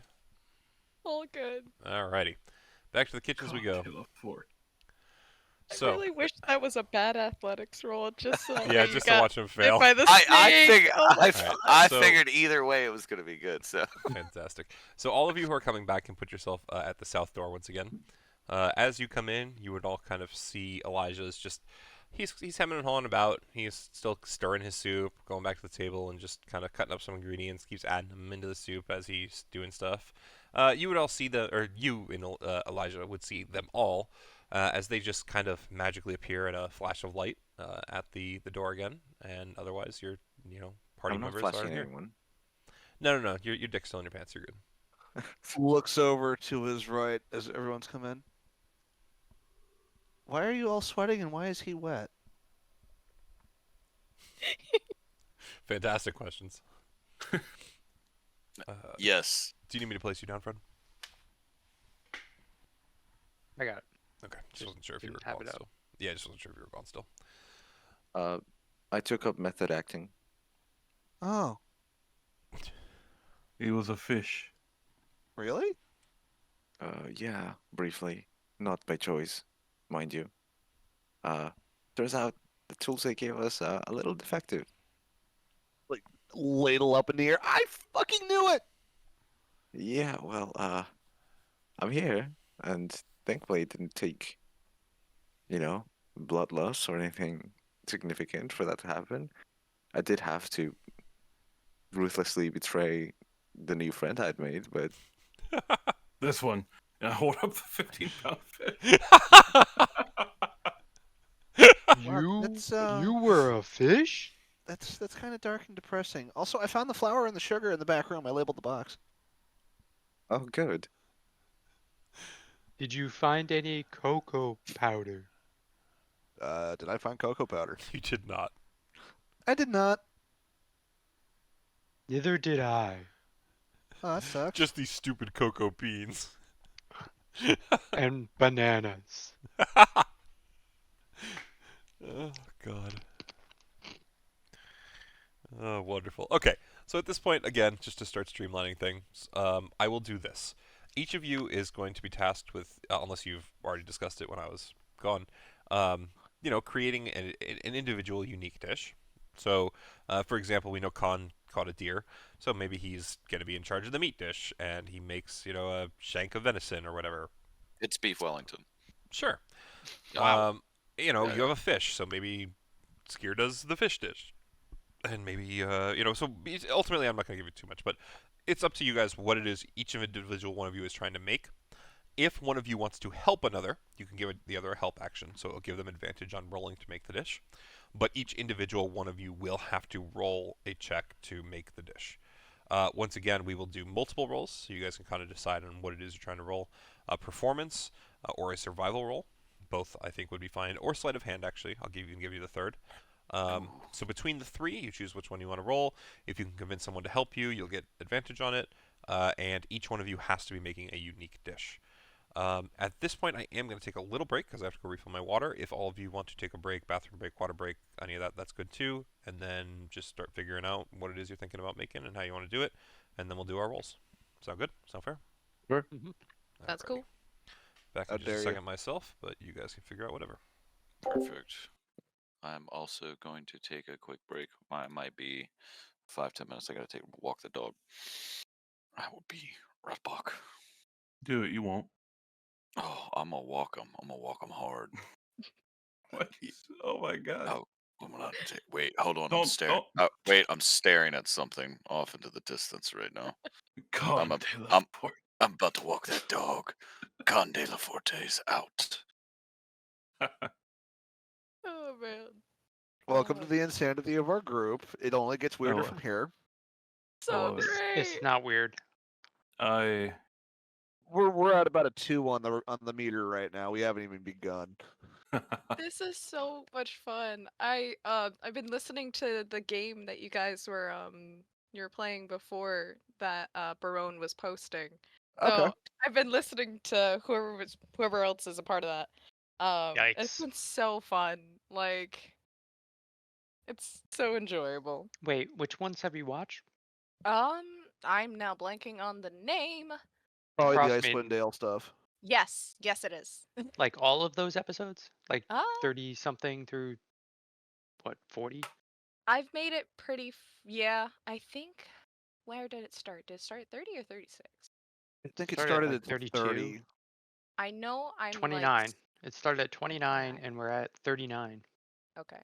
I know I am like 6 episodes in. Oh man. So that's how far I've gotten. It is so fun. So Mallow's not here, Yeah. and I'm sure he's your favorite. Well, The murder hobo usually gets the attention. usually, I mean, the Torthor. Actually, blind rating. Who's your favorite? Well, way to just throw the rest of us under the bus. Oh. What's his name? Torthor, Mr. Very Slow Talking Turtle with the Oh, Don't know That's who the that is. winner. the book, like the book of anatomical things. Like Yep, that's me. that is Bizak turned into Pluzak. very loved character. Oh man. Nice. Thank you for liking my character. Yeah, of My course. favorite All part y'all is are how fun. you If only the rest of the party incredibly did. irritate Mallow. To be fair, there was only one party member who didn't. That's true. But all y'all are great, honestly. It is so fun. And it's so fun to hear Barone. Barone's voices are Oh, so man. good. He's amazing. Like I've heard him talk to Ella before, and like the high voice that he does talking to Ella, and I'm like, to hear that translated into characters is really funny. Like 1-on-1. Well, I you don't know haven't how he even does begun it. to hear the rest of the things we do to these people. Oh yeah. Oh, it I is don't know how so he does funny. it because he's very consistent with his characters too. So he might not play a certain character for months, and then all of a sudden, we're back to the innkeeper shop or whoever, and he just nails it. The same exact voice every single time. And I don't know how he does it. The commitment is real. Like Oh it's yeah. real. It's consistency. It's so good. I love it. Ugh. I am not a very good voice person. That has never been my forte. You don't need to be. But I like the stupid characters. It's so good. It's so Oh fun. no, that's the whole fun of it. Like, Wait, I my pulled them character's in not stupid. yet. Oh, well, this one is. Air quotes. Stupid. Fun. Dynamic. Whatever Oh, nice okay. word you want to use. I think I DM'd the last campaign among the major friend group, and I think I had a voice for every NPC that I Well, that couldn't was keep, rough because there were so many. because I couldn't keep track of half of them all, so some of them doubled up eventually, but I mean, no one really noticed. I noticed. I was going for authenticity. But You get tired. It's hard when you get tired. Like, no, it wasn't even get tired. I forget which one I did for what. right? It's just So, that the Chris, do you write it subtleties down? between like. No, I didn't. Different. Everything was off the cuff. See, that's what I'm wondering if Rick writes down like this voice is like low and slow or high. I don't think he high and writes it fast. down. He probably just makes like big mental notes. I got to the point where I just, generic shopkeep number 1. You're a dwarf. That means you get the Scottish accent. I came back Yeah. to something about mental notes. What's going on? When I So your voices that you do for all your characters, do you have it written down so you have like Gemini, and then you have like either a So- person you're trying to I got impersonate? an or Easily. Excel not? sheet of it all. General. So if it's a character that's big like Gemini, someone who I know is going to be repeat, they generally get a unique voice, something that I can most certainly reproduce. So like most of my player characters as well. Something like Does that mean we're gonna be seeing the crab guy again? the crab guy. Oh, yeah. So that's actually a generic voice that I've had for a while. I just haven't had a character for it. Same with Gloob. It's just kind of deep and unable to be understood. Yeah, you're talking about about Gloog. There's a couple of voices I go to that I just have as kind of generic background voice. I mean, there's like the old man voice too, right? It's just general. You can go, it's. Yeah. Okay. I You get guys what have you're heard me saying. do that one in campaign. Yeah. It's really a matter of like there's characters and then there's characters. The characters I try and keep unique. Characters is something I'll use from multiple people. The line for me comes to NPCs. Someone like Blake's dad, Leif's dad specifically, is more of a heroic voice, something that is deep but also there and present. This is something I will most likely use for multiple in the future, just because I don't think that I can necessarily differentiate it too well. But at the same time, we've all been in this position before. yeah, at the same time, if it's a character I'm playing, I'll try and make it something unique from my general, just dip into it quick. Either way, I have a lot of work to do in terms of if I actually wanted to separate my voices in terms of voice acting. I know that, but in terms of mentally, that's just, kind of the two It categories. just has to wreak havoc on your throat. Some of it does. I will tell you at this point, Gemini's not too bad. The Gloog, there's a reason I don't do it too much. That one's odd. Oh yeah. I think it's With fun though. everything else hurt, you drink more scotch, and it fixes problem. The scotch is what gives me the kind of like the frying in the back of the throat. But if you do that too much without water, it's just brutal. You just do not feel pain no more. Honestly, this is really like a Marge Simpson sort of fry. That's really where it kind of comes from. But that's good. Yeah. It's just that, but a little So bit long higher as it's pitch. not Selma and Louise. Those ones suck the most. Oh God, that's fair. Yeah, I don't even know if I could. That's so deep in the throat. Like that's a give me a fucking Yeah, I'd actually tracheotomy need at to that smoke. point. I'd fucking need to smoke something to actually do a voice like that. Oh God. No, the frying I actually got from listening to someone try and reproduce the way that Henya the Genius talks. So that was fun. I don't think any of you besides Kim might know who that is, so that's sad, but That's I wish probably he was here. fair. One day we will convince him to join us, but until then, I know. The thing is, he's usually around, so I convinced don't understand A why. friend of mine from the store I bring my dogs to play with us before Kim. I'm not sure we'll ever convince him to. Also, hi Sarah. I mean, Hope you Hi. feel I know- recognized. I know where he lives. I can figure out how to get him. I know where he lives. That's so true. We just gotta fly to Kim's house, turn on the computer, do all the work for him. All right, there. Now you have no excuse not to play. No, I just meant throw him in the back of the car, drive him back here, and set him down for the session. That would work. Honestly, I think if Kim is ever going to play, it's gonna be IRL. That's probably pretty fair. I feel like he would be one of those get together for drinks and play. But at the same time, I don't know. I feel like if he actually had the interest, it's like Nate. If he actually had the interest, it's there. They could join if they wanted. What's Yeah, your it guys' was- We have Oh. to guilt him into it. Yeah. That's the only way it'll work. We have to guilt him into joining. To be fair, I What- think he sent me. Go ahead, Maui. What's your favorite voice to do? Oh, that's. I see. The problem is I don't have a favorite because I have so many characters I really like. I just genuinely enjoy being certain characters, though. I can't tell you the favorite, but I can tell you the one that's been living in my head the longest. Yeah, Welshie for you.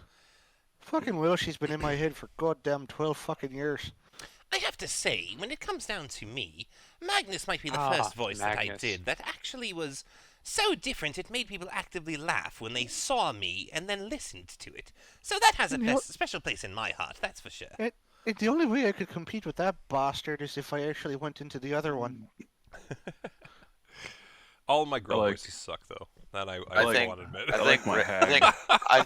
I think Rick's regular voice is his best voice. Thank you, Blake. Extra 10 Aw. XP on this character. Hell yeah! He's fucking 10 kiss XP ass. ahead of y'all. Wait a second. Where's my 18 on performance? We're good. Okay, extra 100 XP on this character now. Yeah, sure. Fucking suck it up. I wasted my high roll. I like how Blake has learned one thing from D&D: suck up to the DM. Very nice.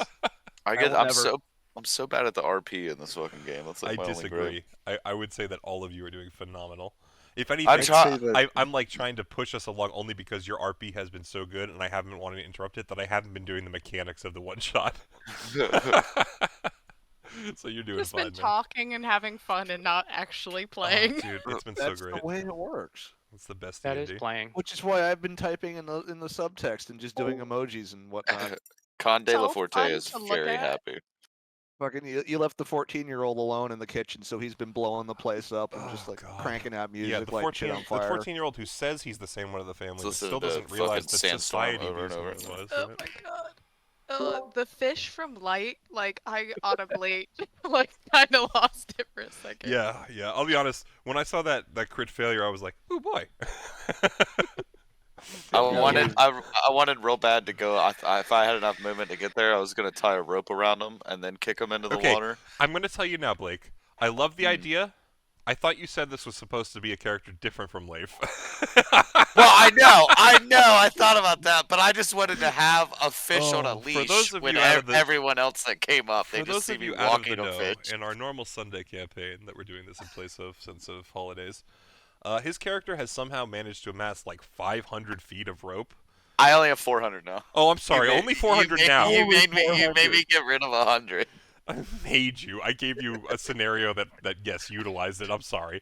Mister, I'm going to carry more rope than I think I physically can if it wasn't for the fact that I'm half orc. Okay. It okay. came in handy We're that not one time. Multiple and- times. Multiple Yeah. times. Here's the problem. You have succeeded multiple times because of the amount of rope you've had. I hate and love it at the same time. It is the strangest character quirk that has come in handy.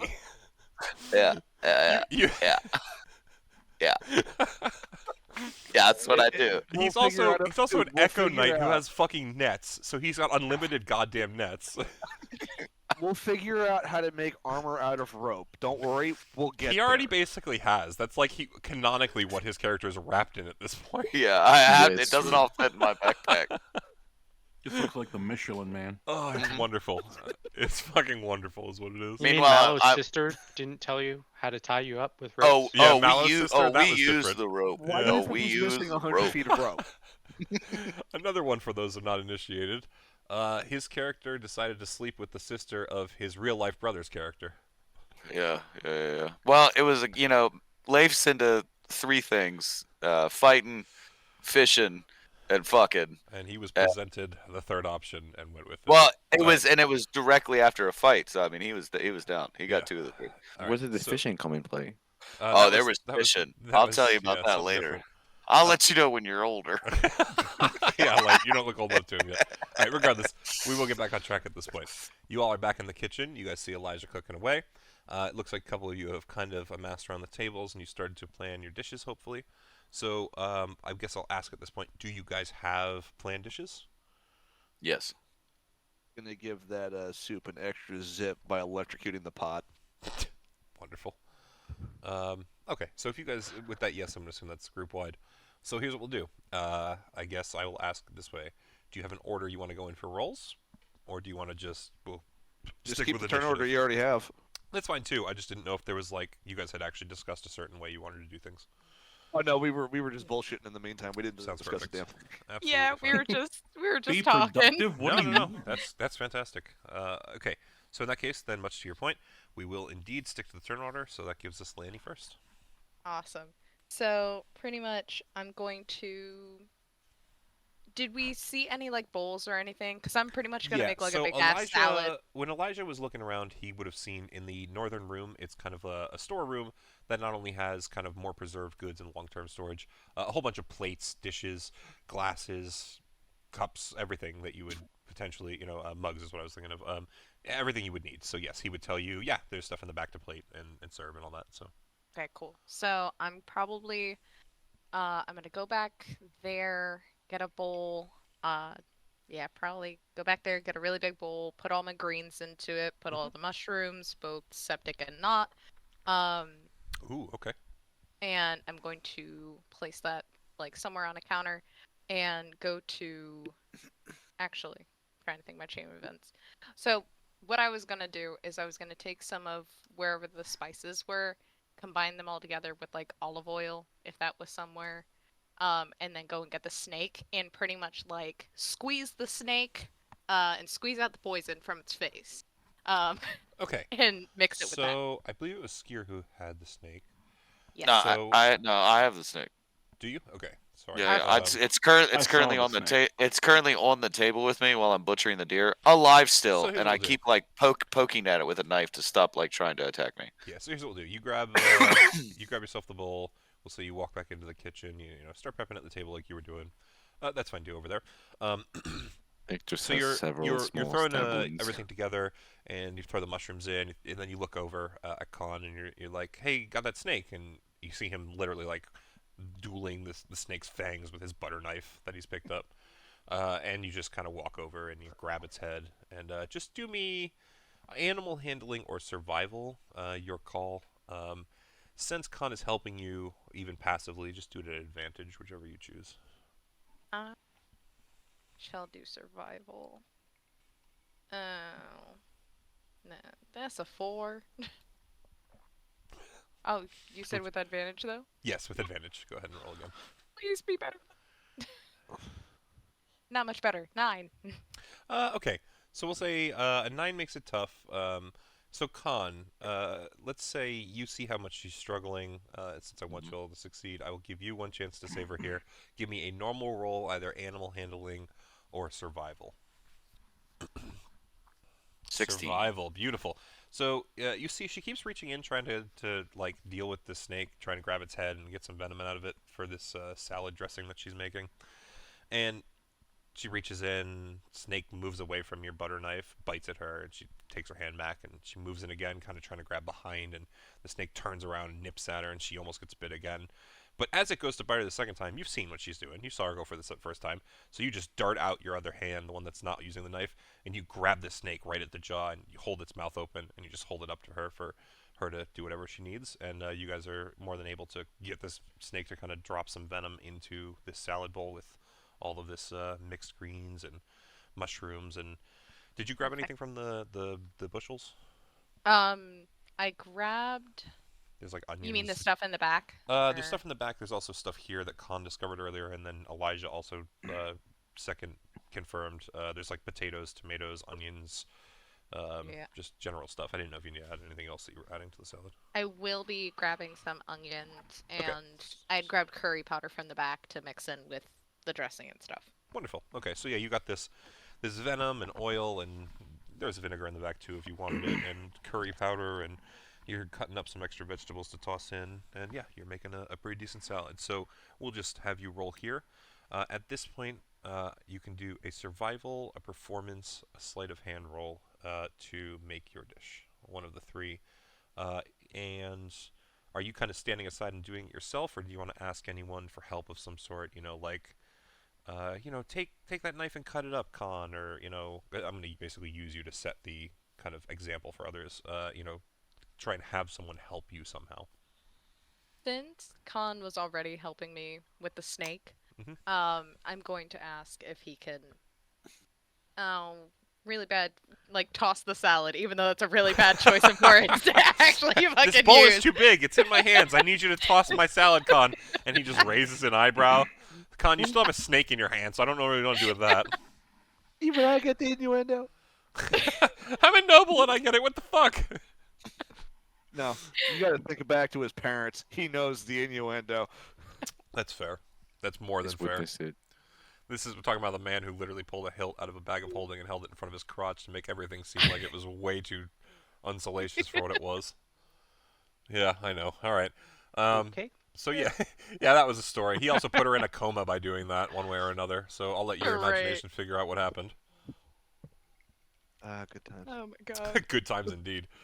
So yeah, Khan, she's kind of like holding a salad bowl out at you. You want to try and help her, or are you just gonna tell her to fuck off and do it herself? Assistance. Assistance. Yeah. No. Yes. Okay. Jesus. Snake in your hand still, by the way. Again. Yeah. I will. Yeah. I know it is. Yeah. I can. Yeah. I can help. I'm not gonna ask her. Yeah. I can help. That's fine. What do you need? So, do I roll twice or just once? So yes, it'll be advantage, and again, one of the three I mentioned. No. Why is this going poorly now? It's okay. Even with That advantage. happens. It's a 9 again. Okay. Nope. So, you have made salad, poison, Salad? and Question mark. mushrooms. Nope. You just said a deseasel, and you added onion, and venom and oil, dressing. Beautiful. And that's got an 8. Okay.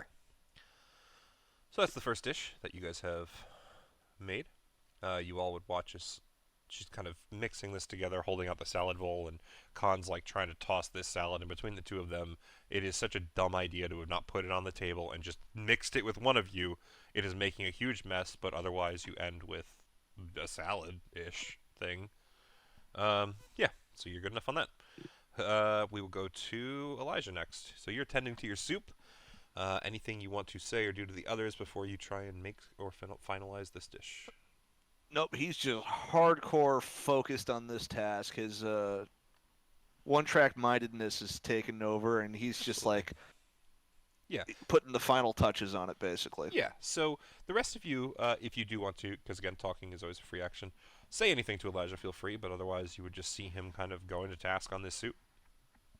It's like an 80s montage of just him just working on this soup. If it's like that, then yeah, you see him like standing over the pot, stirring 1 second, then it's like chopping some veggies the next at the table, almost like a chef in a movie, just and then it's like him putting the veggies in next, tasting with the spoon, going for some spices and just popping them in, stirring Hitting again. with a spice weasel, bam. Yeah, there you go, Is spice he- weasel. Is he tossing the soup? Yeah, Oggs, you think he's tossing the soup. Considering what you just watched Khan do, you're like, tossing salad, tossing soup. This makes total sense. He's tossing Got it. such a good soup over there. But yeah, otherwise, if that's the case, then since no one seems to be approaching to try and help or talk to you, you will be just doing, once again, one of those three. So I believe I said, survival, sleight of hand, or what was the other one? I think you said performance? Yes, Yeah, you performance. did, That yeah. is correct. Yeah, I'm trying to be Oh, well. trying to be generous. All right, Give well, I'll options. try this. Okay, so you would set a 9. So soup, you add the it day of the to nines? bone broth with veggies, right? And no meat With added. the amount of time I've been working on this. and Yeah, trying you know to- what? too That's long. fair. You did stay in the It was kitchen. too Go long. ahead. Do me an advantage roll. We'll at least give you the chance on it. That's a fair 6. argument. Oh, 16. Wow. 16. Okay, not the greatest, but it's definitely still pretty damn good. Better than a 9. Yeah, absolutely. Absolutely. But and that was Just, a fair with the amount of time I've been spending absolutely. on working Fair on advocation this. for yourself on that one. You decided not to go forage, so you've been putting more time than the others. I think that's a fair argument. Okay, so with that, Elijah has made a pretty damn good soup. You guys all see that he's testing it at the end, and he just smiles. He's very happy with himself. Suck it, and what he's sis. I produced. can't cook better than you can. You all feel the middle finger through the cosmos. Weird. Weird. Love you. So with that, we are going to Oggs next, actually. So can I make hot chocolate? Absolutely. Like, are we How gonna did have I some know? like, No, magical You can- time frame That's absolutely here? what you can do. So here's how it'll work, because yes, there is still potentially another section here, depending on how bad your rolls end up and all that. You will ground up the beans. That's free action. You're kind of looking around for something to mix it with. You find sugar, like you were told, and while you're searching through the back, you actually do find a cask of milk. So you think that you can kind of mix all those together and probably produce a pretty good hot chocolate. But much like the others, you are going to have to do a roll of performance, sleight of hand, or survival. So Do you want to ask anyone for help in some way, or I don't want to ask for help. I want to help myself. So I want to use this, and I want to absolutely. use. Absolutely, my dude. I want to use this as well, giving myself a D3 roll Absolutely. for an Yeah. ability check. Fantastic choices. Wait, there's a D3 die? What? It's you use Listen, a D6. when I read that as well, I was like, the fuck? Yeah. But No, yeah. I get it, but I just at first glance it's like, what? Yes, absolutely.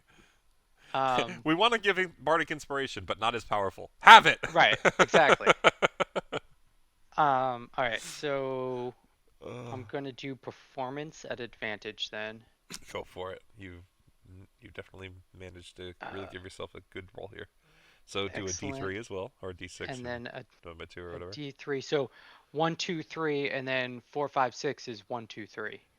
That's usually how you do it. 1, 2, 3, and 4, 5, 6. Oh, so you're So saying 4, 5, 6 is okay. Is I would have 4 done is it 1 and 2 is 1, 2 and 3 is Or you could do it 2, that way, but whichever that's way fine. you It's want. the same either way. Yeah. So you still I got got the a 3 on 6. it. So you got a 19 out of the all. Okay. So you are making hot chocolate. So I'm assuming this is what, like a dessert is how you're gonna try and serve it. What do you want to call it? No, this is gonna be the drink, right? You have to have a drink with Okay. with your meal. All right. That's how hot Oogs chocolate. thinks of it. That's gotcha. He's never had a 6-course meal before, so he doesn't understand. Okay.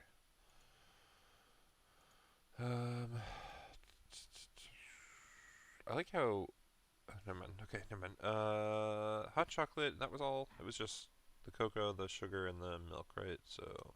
We're gonna add some banana to that, so it's gonna have a slight banana flavor, right? Because I found the bananas.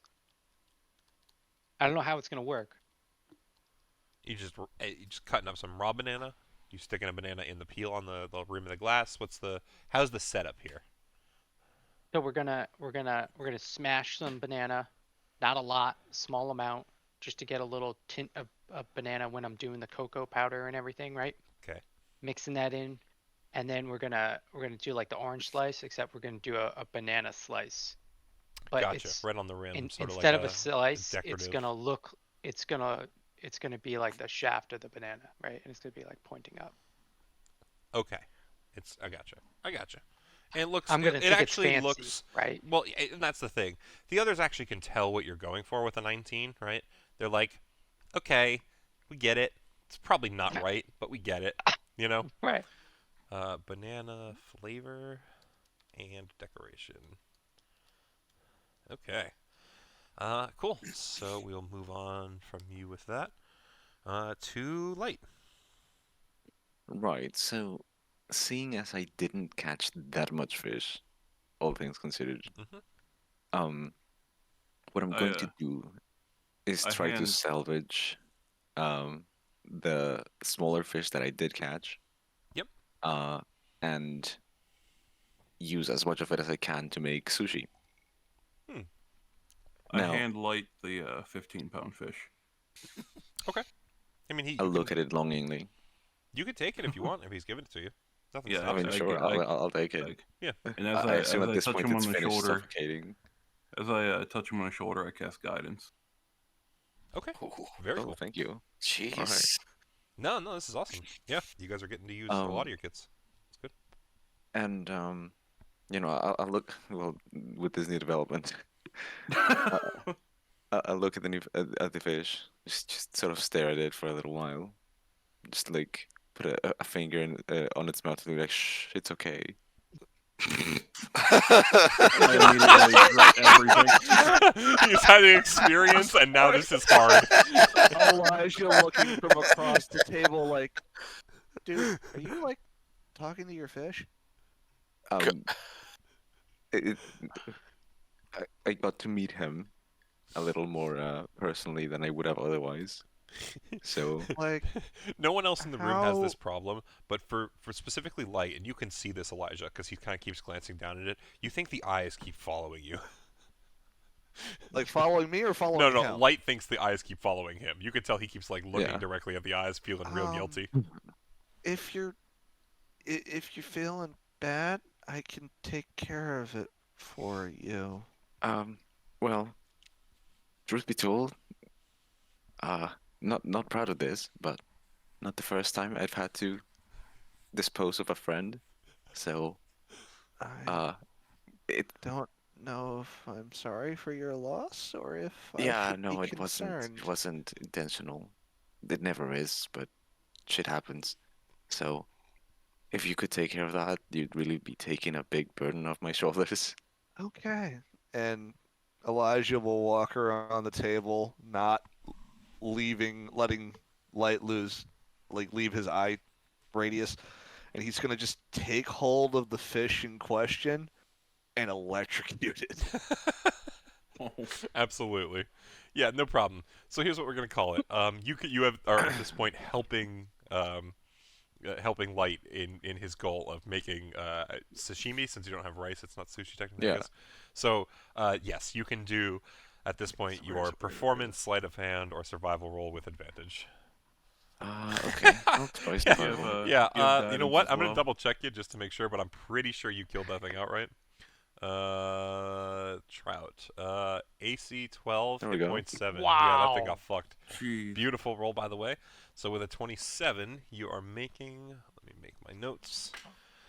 Holy shit. So what I like to do Go for also on top of it is just sprinkle it with like I don't know just how many spices we have here, like whatever, but if possible, just maybe some chives and sesame seeds. Yeah, so definitely, we'll say that it's not too hard. You have to go in the back room, but you do find some sesame seeds and other things. You search around and find what looks like a green onion or a chive that's pretty reasonable. You kind of cut around some parts, and the roots might be sprouting a little, but serviceable. Seems good enough, especially with the 27. You're getting the best parts. Mhm. So goodest parts, the best parts. So sashimi with green onion. And the thing about sashimi is that it's often decorated with the head of the actual fish it came from. Oh, you could do that, yeah, if you wanted. You can literally do the whole. You know what? Actually, with a 27, I think that's a pretty fair assessment that you have it laid out. Your cuts are wonderful, and it's splayed in full fish display. We'll call it. Yeah. You know, Awesome. I'll give him like a funeral arrangement. Yeah. As it sort of like lay it very decoratively in front of me. Awesome. Okay. So with that, we'll move on to Con. Con, he is Con de gonna la Forte. look. Con de la Forte. It is definitely a fun name. I'm gonna look at Laney. Right? Did I get it right this time? Yep. Yeah. Okay. You're right. You got I'm it. looking, I'm gonna look at Laney and I just asked her, do you have any mushrooms left? You would have more than enough mushrooms left. Yeah. Do you want lethal or non-lethal? She just spreads them out on the table. Little ones. Normally, I would choose lethal, but in this case, I had a thought that it's possible that they will make us try the food before they eat it to make sure it's not poisoned. And That's a really good point. I can always poison them with the tip of my blade. So I will be choosing non-lethal from you today. Thank you. Gotcha. Tomorrow. Tomorrow, maybe not. But then he like kind of just pockets one of the lethal ones, like for him, like just to have like a small nibble of it later to see if it'll like just kind of make him feel something. A slight tinge of death. Yes. Right. Yeah, Very he delightful. likes to walk the line. So you're a cutter. Hold on, I thought it was light that had the scars. Yeah, I Wait was a gonna minute. say that's light. That's 100% light. So with the mushrooms, then I am just gonna go and get like an onion and cut it up, put it in a pan, a little over the fire, just kind of get those going. Add some diced up mushrooms, just making a quick duxelle. Then I'm going to while that's evaporating all the moisture out of all that, I'm gonna go and look for some flour. Yeah, you'd find it. Yeah, and some sugar. I'm trying to make like a sweet bread. Yeah, I know exactly what you're going for at this point. So let me just skip ahead because you did actually mention it, and good on you for keeping with it. So is anyone like? Let me put it this way: the rest of you in the room watch as, for some reason, like you've watched as Khan has kind of stared into the distance. He's been a little weird, but this is the first time you've seen him like get to a task with a weird urgency. And he is just going about it like a fucking professional chef. He's gathering a whole bunch of ingredients. He's mixing up what looks like some sort of a pastry. He disappears in the back and comes back with butter. And all of you are like, where'd you even fucking find? There's not even a fridge. But it's butter. It seems fine. He starts mixing it into the pastry. He's going to town. He's looking around at people, though. And he's like, hey, come on, anyone, sous chef, please. Does anyone know what the fuck's going on? Does anyone want to try and assist this manic man? Yes, please. I don't try to. I smile and laugh as I walk by. I'm still looking around the room. As I do, I pat him on the back and I cast guidance as I keep searching for myself. What's going on or what's in the room? Okay, guidance is a 1d4. Gotcha. Yep. Okay. So we're gonna just skip it and not skip it per se, but reapply it and give the guidance to Khan. We'll say you're helping him as well with his dish. So once again, performance, sleight of hand, or survival roll with advantage, and a additional D4 added on for this venison dish. The venison. You said it earlier. Now my brain is blanking. Wellington. Thank you. Like a mock Wellington. We don't have any like. It's close enough, bro.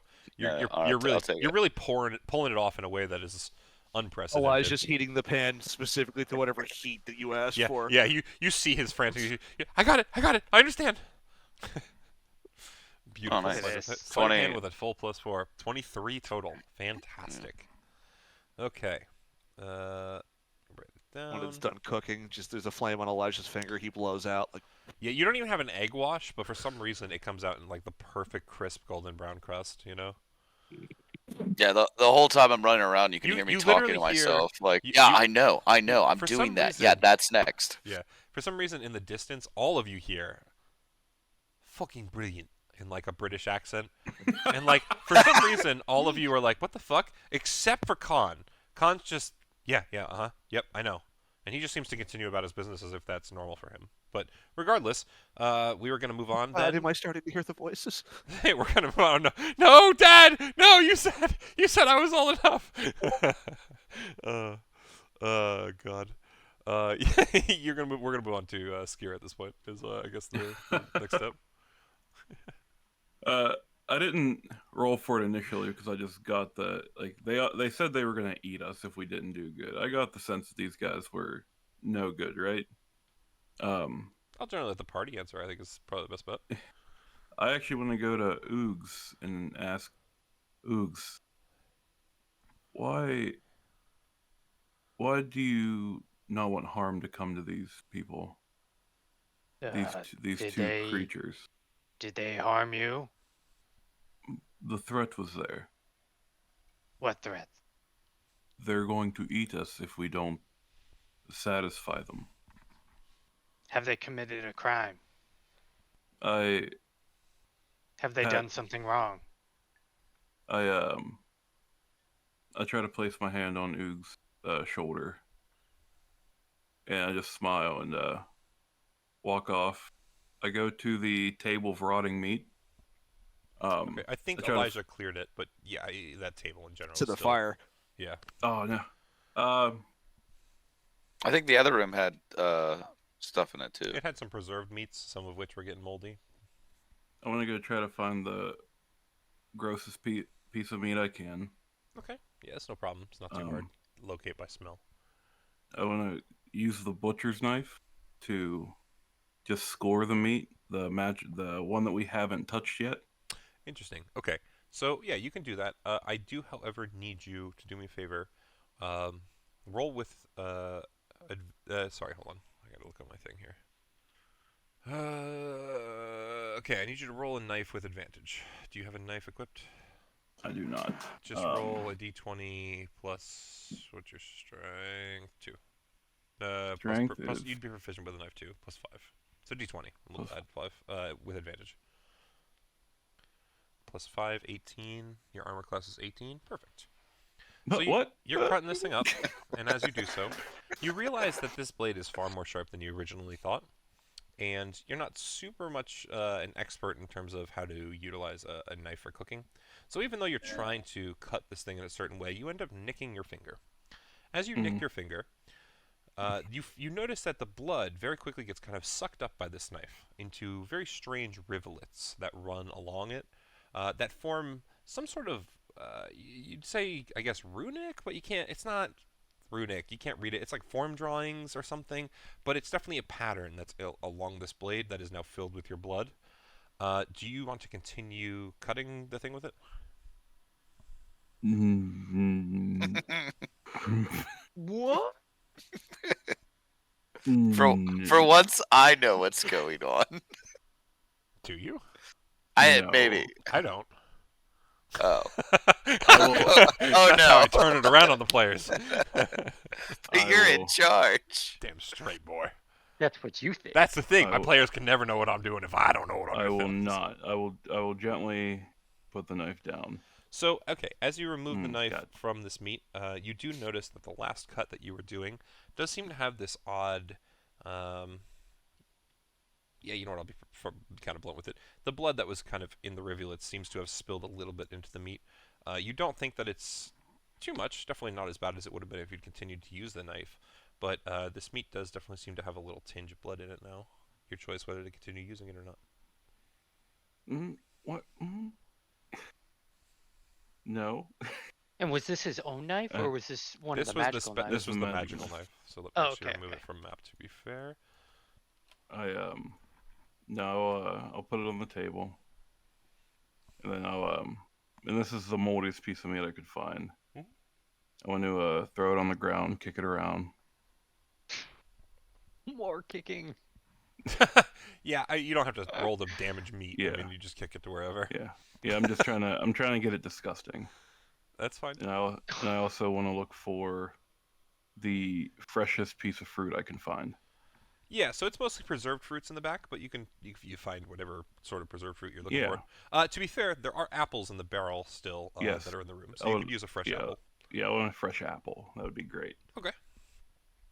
you do so. What is it you're trying to make? Let's skip through it. That's it. That's all I need. You just gonna present those as a dish, an apple and a rotten, gross meat? Yes. Okay. Skier is very jovial, but he does not like the situation going on. Yep. That's fine. And he does not want to play by Their rules. these games that Yeah, they absolutely. have set up. So he's Lash doing what he thinks is passive aggressive. yes, pretty Alright. much. That's totally fine. So just do me, and you can do this. Actually, not can. You haven't really been helped per se. So just do me a performance sleight of hand or brain survival roll. If you are truly trying to make this a worse dish, you can do so at disadvantage by your choice. Yeah, the apple I want to keep. That's fine. Just the meat I want to. Right. So Yeah. ultimately, it's your choice. If you're trying to fuck this dish up to the greatest of your ability, you can choose to roll at disadvantage. I guess the way to put it. Oh, Okay. God. So I'm assuming that that's a disadvantage roll. That's yeah, perfection. it is. You are at a 1 on that. To Oh, gee. This guy round fucking gets the rolls he tastic. wants. Yeah, that's Exactly true. what you wanted. That is very true. Okay, so with that, unless anyone else or anyone has in general any questions or anything, we will move ourselves to the final section here. I'd The only probably give us a little break no, I guess beforehand it's just in case, but yeah. Anything? The like the shovel and the fishing pole and stuff like that. What happened to that stuff? So at this point, Do you we- guys still are technically holding them, but you would all know Okay. that there's really no advantage it'll give you in sort of any sort of combat. It was just for the searching of ingredients. I will say, I'll be kind of bold-faced. There are certain things that it has caused to occur, or it will be causing to occur. The utilization of them. Technically, only one dish has anything that it matters in, but there is a thing happening because of it. So. Okay. Alrighty. Anyone else? Awesome. Take it with that. If anyone wants to take a break, now's a good chance. Otherwise, we're going to switch ourselves back to the dining room. So you guys Holding are the pot, looking around like, does nobody believe in doors anymore? Yeah, basically. Yeah, so actually, interestingly, whether or not you were holding them to begin with, oh, sorry, whoever I deleted. Gone forever. Yeah, put yourself back. I just was trying to get rid of the square for later, so it's not Light. in the way. Yeah. Yeah, I'll take it. There we go. Thank you. So yeah, you guys up here holding all of your dishes, whether or not you were holding them to begin with. And as you kind of pop into the room, the two are glaring down at you, and again, the big fleshy one. Oh, it smells good. And his little servants just. Oh, it is great to see that you have brought dishes that seem satisfactory. It is better than the last group of dishes through here. One seemed to do all the work, and it was more interesting to make them choose. But you have cooked. So, who will be bringing the dishes first? And I will ask, I guess, do you guys want to choose a new order, or do you want to just present your dishes in order of your initiative? Initiative's fine for me. Yeah, Yeah. that's fine with me. You don't think we should do like appetizer? I mean, Well, I thought that was the other thing was Oog- we could Oog present a wouldn't think six that. a 6-course meal. I will tell you, I'll be again pretty honest. The order that you have it in is not terrible. I think we just stick with the Order. initiative order, personally. Yeah, beautiful. Yeah, to make it easier. Sounds great. Okay, so with that, and the most insulting dish at the end. So yeah, that works. yeah, I so, have an apple. yeah. With that, I guess it's Lonnie. Is I guess since I'm pronouncing it wrong. Is the first to go up. So she brings up her salad, slides it kind of onto the table. Now this table is like 10 feet high, so she's reaching up over her head and just like sliding it on the edge. And you would notice that this long arm from Gloob reaches out, and this tentacled fingers very clearly have a lot of articulating control, and they wrap around the salad bowl and bring it up close, and he just upends it into his mouth. And as soon as he chews once, twice, 3 times, big swallow. This is horrible and poison. And with that, you would notice the bug next to him, or the claw-handed, clearly what you've been calling a bug, is kind of... You have dissatisfied the great Gloob. Take shame! Shame! Shame! And he just, shoos you away back into line. But with that, the next one up is Elijah, who once again walks forward with his big pot of soup.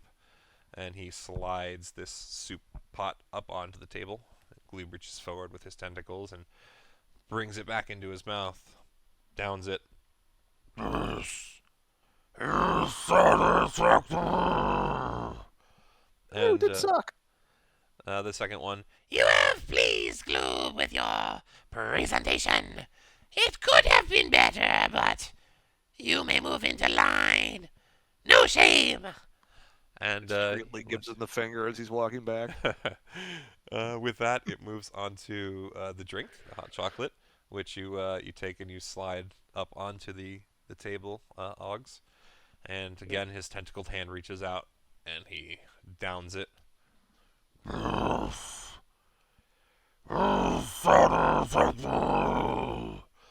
And again, the little one in the cloak. You have pleased the great Lord Gloob. You may step back into line. And then the next one of you steps up with your fish. So that would be Khan, I believe. Yeah. You slide your sashimi up on the table. This nice 15-pound fish cut out into a head and all the flank of fish besides it. Gloob reaches his tentacles down, lifts the whole dish up, upends it into his giant, sharp-toothed mouth, crunches the whole thing. You even hear the bones of the head and all that just smash into bits in his sharp teeth. But ultimately, as he does this, you didn't think that this thing could necessarily show expression, but it is very evident that it is in the utmost pleasure, almost ecstasy, as it eats this dish. Just closed eyes, its tongue keeps darting out of its mouth. It's this weird, dark purple, bulbous thing, but you can tell that it is just utterly enjoying this more than anything it's had so far. And it doesn't even say anything, but the one in the cloak next to it.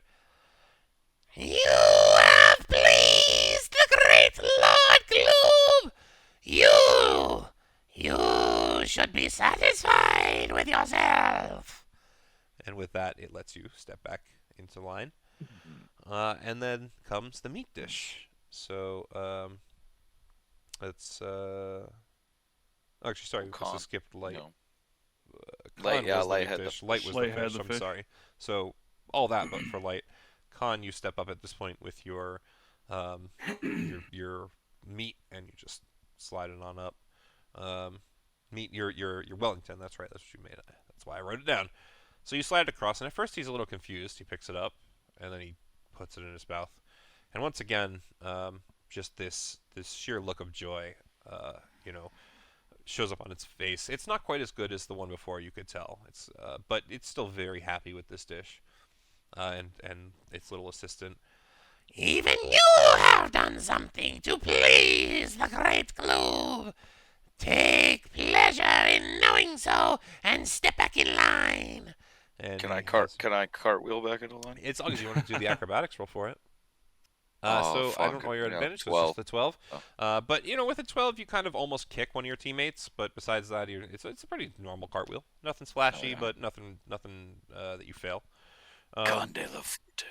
And with this, it leads us to Skier, and you are going to put your dish up. And anything, you just kind of take the apple in your right hand and this meat in your left hand. You just toss the meat up, toss the apple up. You don't even really move.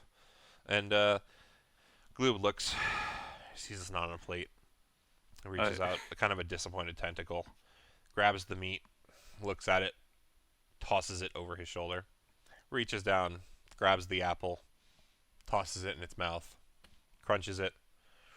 You have displeased Gloob. You will be eaten. You will be eaten now. You little tiefling who tried to poison him.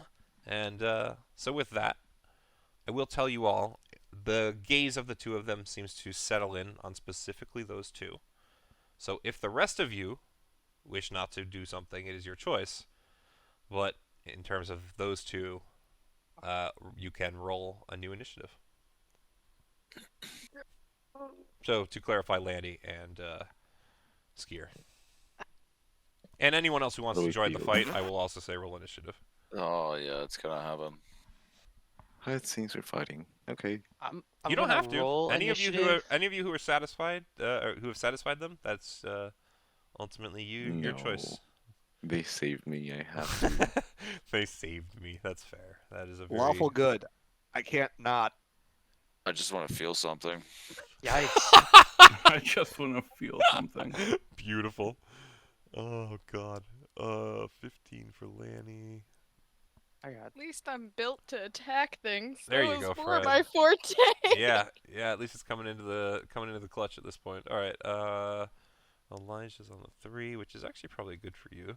It's very good for me. Oh, actually, I don't know why I'm doing this here. I gotta fucking open up the actual encounter builder. I'm being dumb.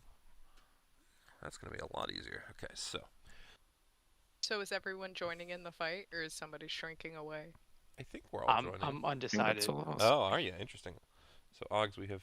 Oh, okay, but you at least rolled an initiative. Yeah. Beautiful. Like, she tried to poison him, right? Yeah. Which is messed up. But Look. It's To be a fair, they're also logical trying- thing to do. And to be fair, they're also trying to Here. eat Skier, who didn't consciously poison them. He just gave them a Right. shitty meal. right, and that's where the dilemma is, right? They're trying to go after him too, but he didn't really do anything other than insult them. Look, I So- also gave him a salad, and he wasn't happy with an apple, so I probably would have failed regardless. I will tell you, the salad, because you put effort into it, would not have inherently failed you. Yeah, no. Honestly, that just since you're in the fight at this point, this is passable just by all rolling good on dishes and not trying to inherently fuck them over. It's just so far of That's two what I parties figured. of two parties that I've run Five. through this, no one has tried to not fuck them over. So you know, I guess that's not fair. The first party was. They didn't necessarily inherently try to fuck them over, but they used the magic tools, which was not great for them. Meep did no such thing. Meep used the knife on himself by accident, the same way that whoever did, and realized it was a bad idea. But yeah, regardless, we're gonna have it is Con first, and then it is Oggs technically, and then Light on deck, just so you guys know. So yeah, let's start with Con. So, you said this table's like 10 feet high? Yes, but I'm not gonna make it difficult terrain like climbing would normally be if you don't have a climb speed. So it's just if you want to No, I climb want- on the table, it's minus 10 feet. That's all. I want to go under it. Under it's totally fine. Yeah. So I want to try and go.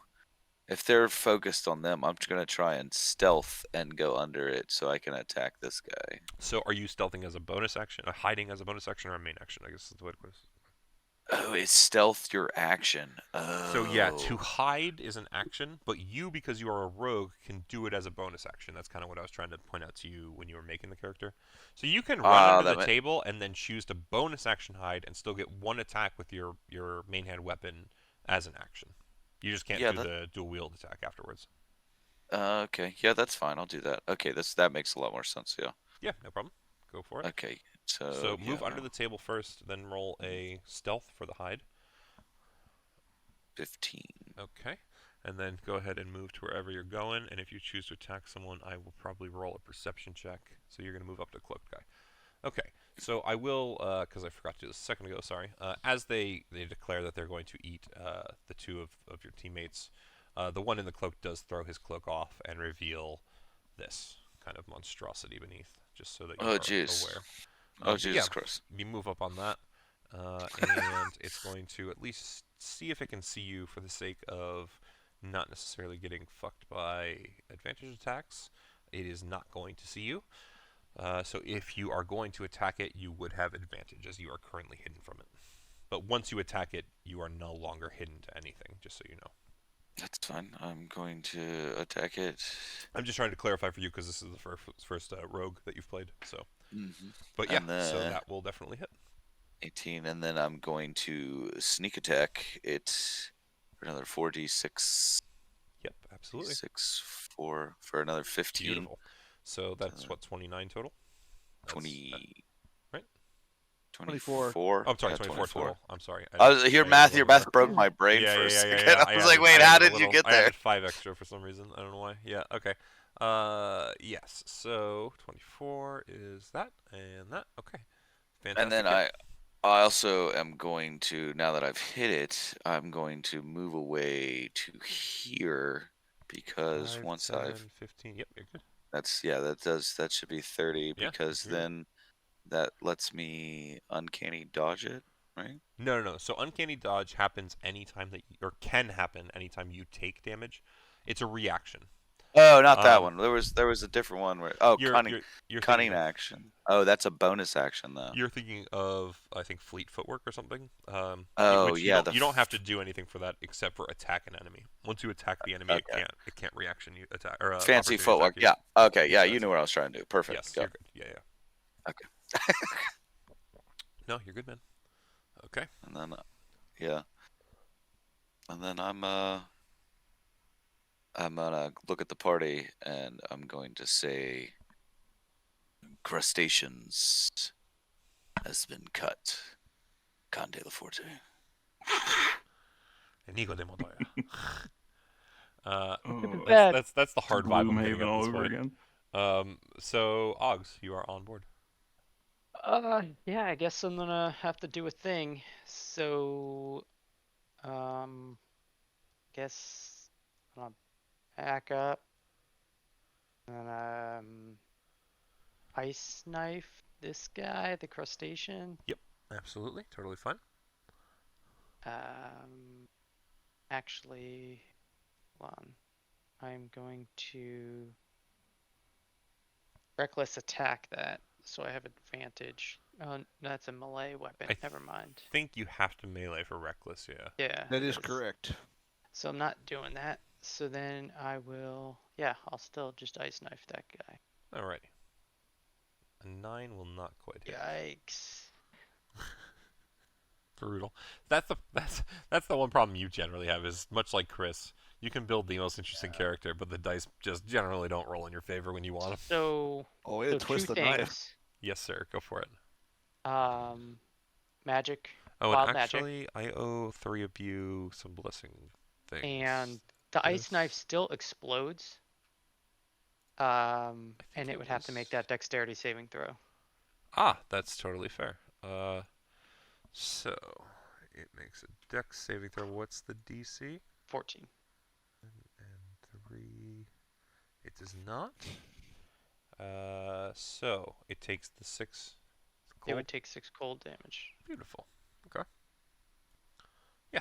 So yeah, your knife definitely kind of hits the table in front of it. If anything, explodes into shards that it tries to dodge back, but a couple of them catch its hard carapace and kind of scratch it.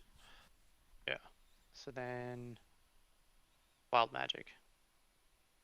Oh, that's a level 1 spell. Okay, D100. Yeah.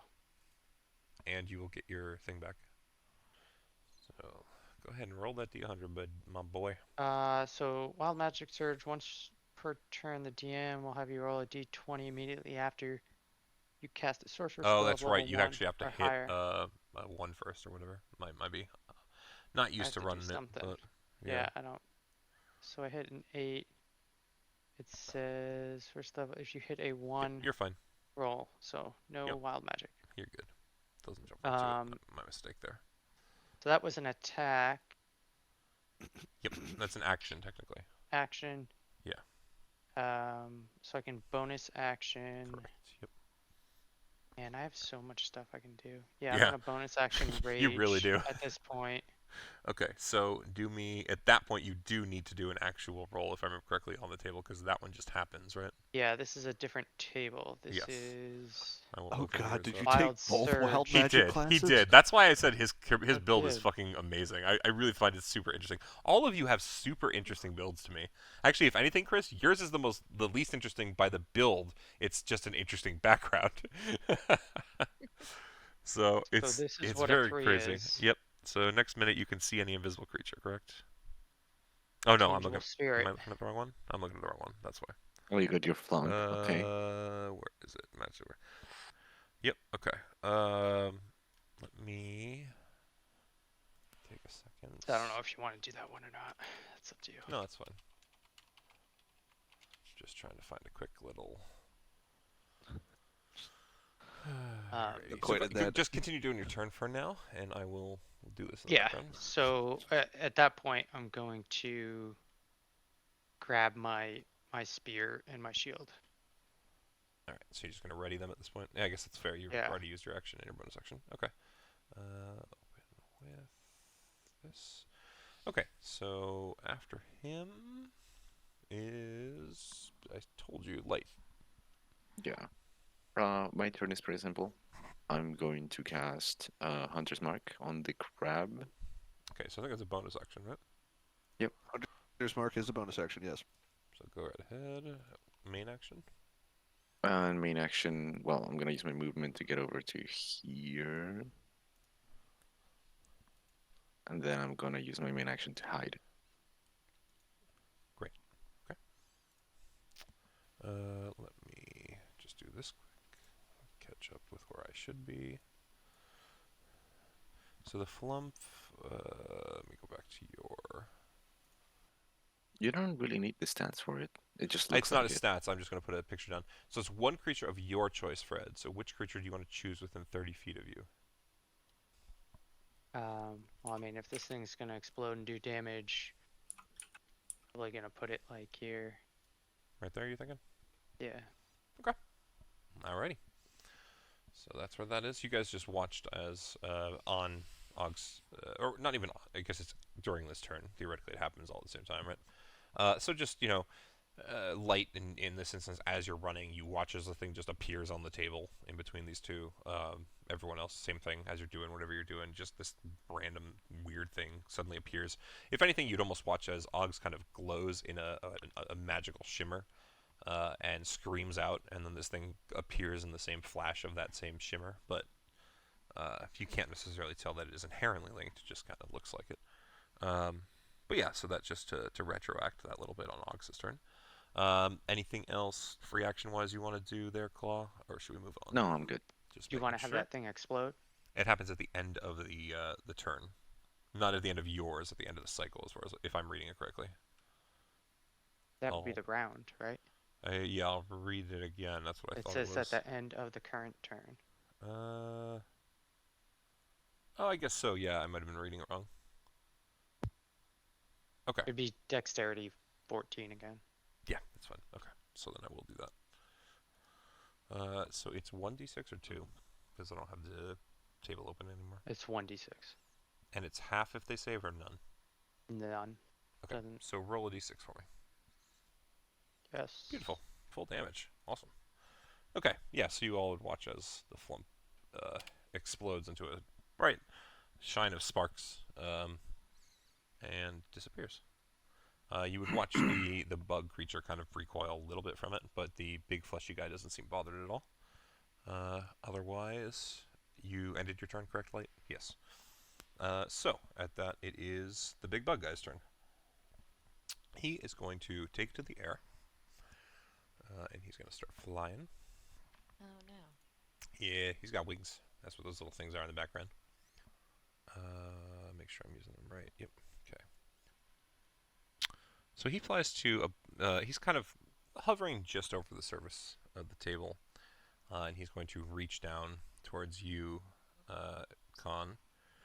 Let's see if he can hit you. What's your AC, just so I don't have to look it up?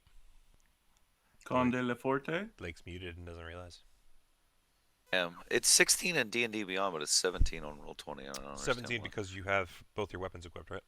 Yeah, yes. That's why. So I set it to 17 on roll Thank 20 you. just to make sure that, because I'm assuming almost every time Yeah. you have weapons equipped, it's going to be that way. Yeah. Okay. He still hits you regardless. Just trying to. The more I ask, the more it'll set it in my mind. All right. So you're going to take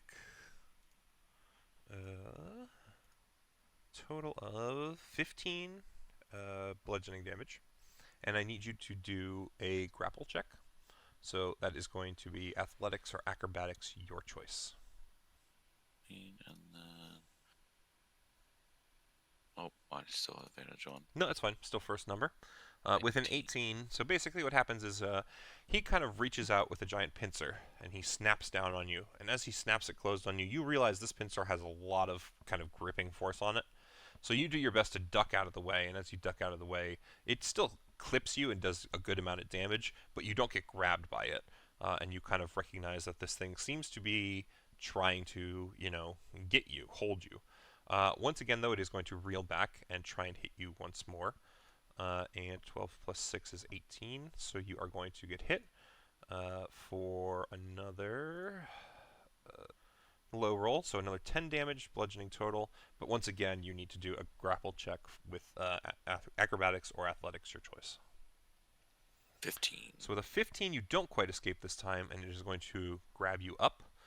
At this point, because it is gripping you, and it has only moved half of its movement, so you are with it, and it is going to start moving backwards. 5, 10, 15. And with it being next to its partner, it's just going to shift you in its hand towards it.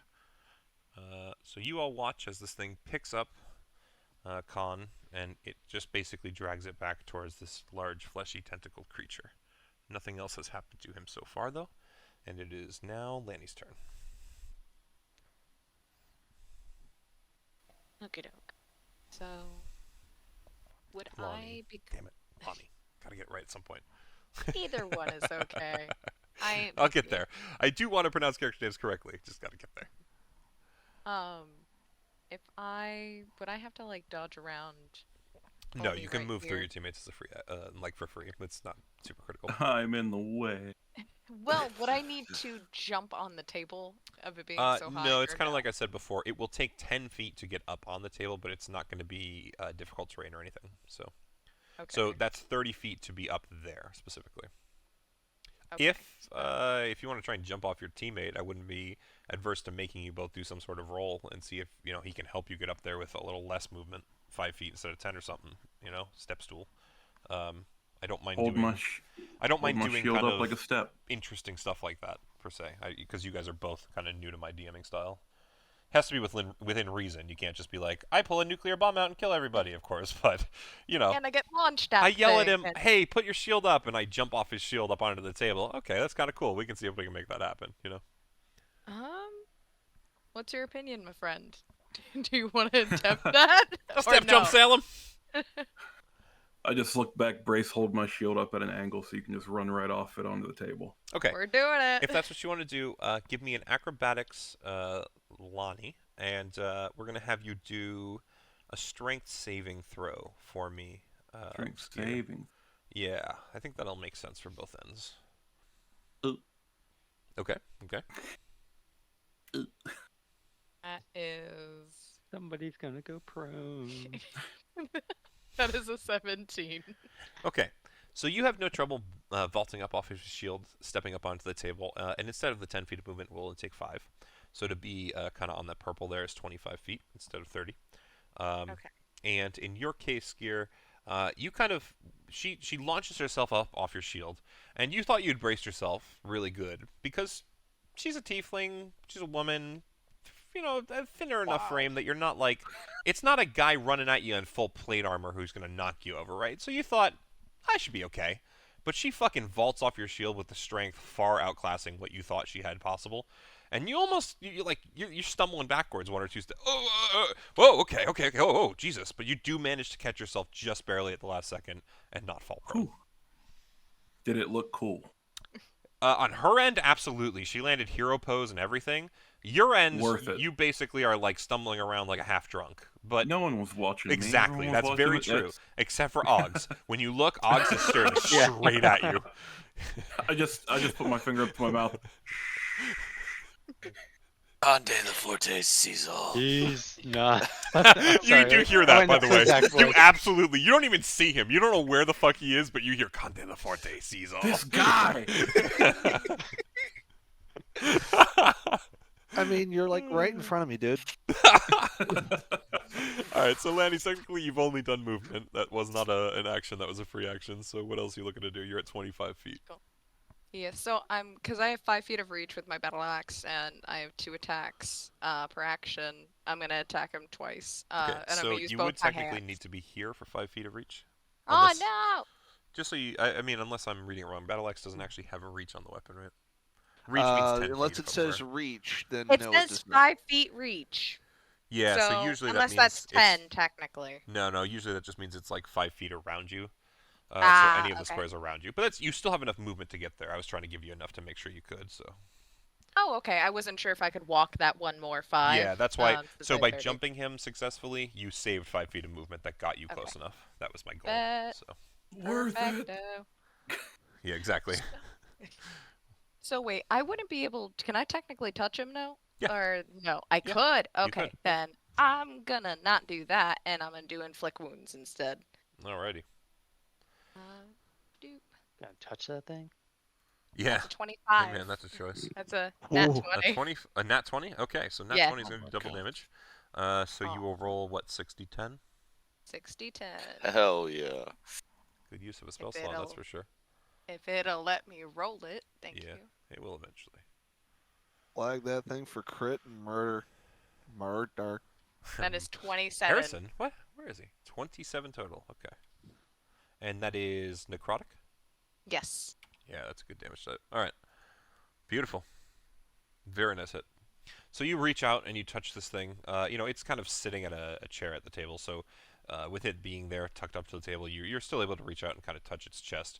And you all watch as, or at least all of you who are able to see Gloob, are able to see this kind of dark, necrotic wave just expand out over his chest and leave behind a very deep wound that's kind of oozing and bleeding, exceptionally so. Anything else you want to do or can do? I don't necessarily think so, but I don't think there's anything else. you could talk to your team. It's always a free action, but besides that. I'm just gonna yell, thank you, thank you to my buddy. Or actually, I'm not gonna yell it. I'm just gonna hold a thumbs up like behind my back. Absolutely, yeah. The And you would Terminator most thumbs certainly, up. you would most certainly see that skier. You partook of the jump. You knew what was going on. You're watching her. But Leaning on the besides that- table, just thumbs up. All right. So with that though, it is the big guy's turn. So, let's see what he can do. Alrighty. So, he reaches out with his left hand first, and you all watch as it reaches towards Con de la Forte. And he just very easily wraps these tentacles around you, tightens them very tight. And you are going to take 8 and 7, 15, right? 15 piercing damage as he grips you with these tentacles. And I need you to once again... Well, actually, you are already grappled, correct? Yes. Yes. So you are, instead of now being grappled by the bug guy, you are being held by the tentacles of the main guy. And then you as well, Lonnie, you are going to be attacked and hit. In this instance, you take... I will be upfront with you. He crit you, so I got a lot of dice to roll. Give me a second. It's being kind of a pain. One good crit deserves another. Yeah. Oh, God. Now, I just want to check, is the attack considered a melee or It a... is. It is considered a is melee. Yeah. Okay, because I was planning on using a reaction. Yep. Because I have parry. So I will tell you, it's probably better to save it here. A crit is always going to hit you. Ugh. And since I've told you up front it's a crit, it's probably better to Yeah. just save it. In Okay. the future, though, if your AC is 18 currently, I think you're... 17. You're 17? Okay. You would more than likely be able to do parry most of the time. I think it's a D8. I mean, you can block most things. A crit though is always going to hit.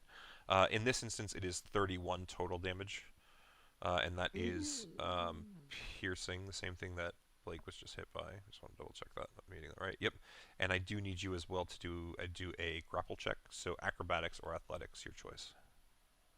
I shall do athletics. 14.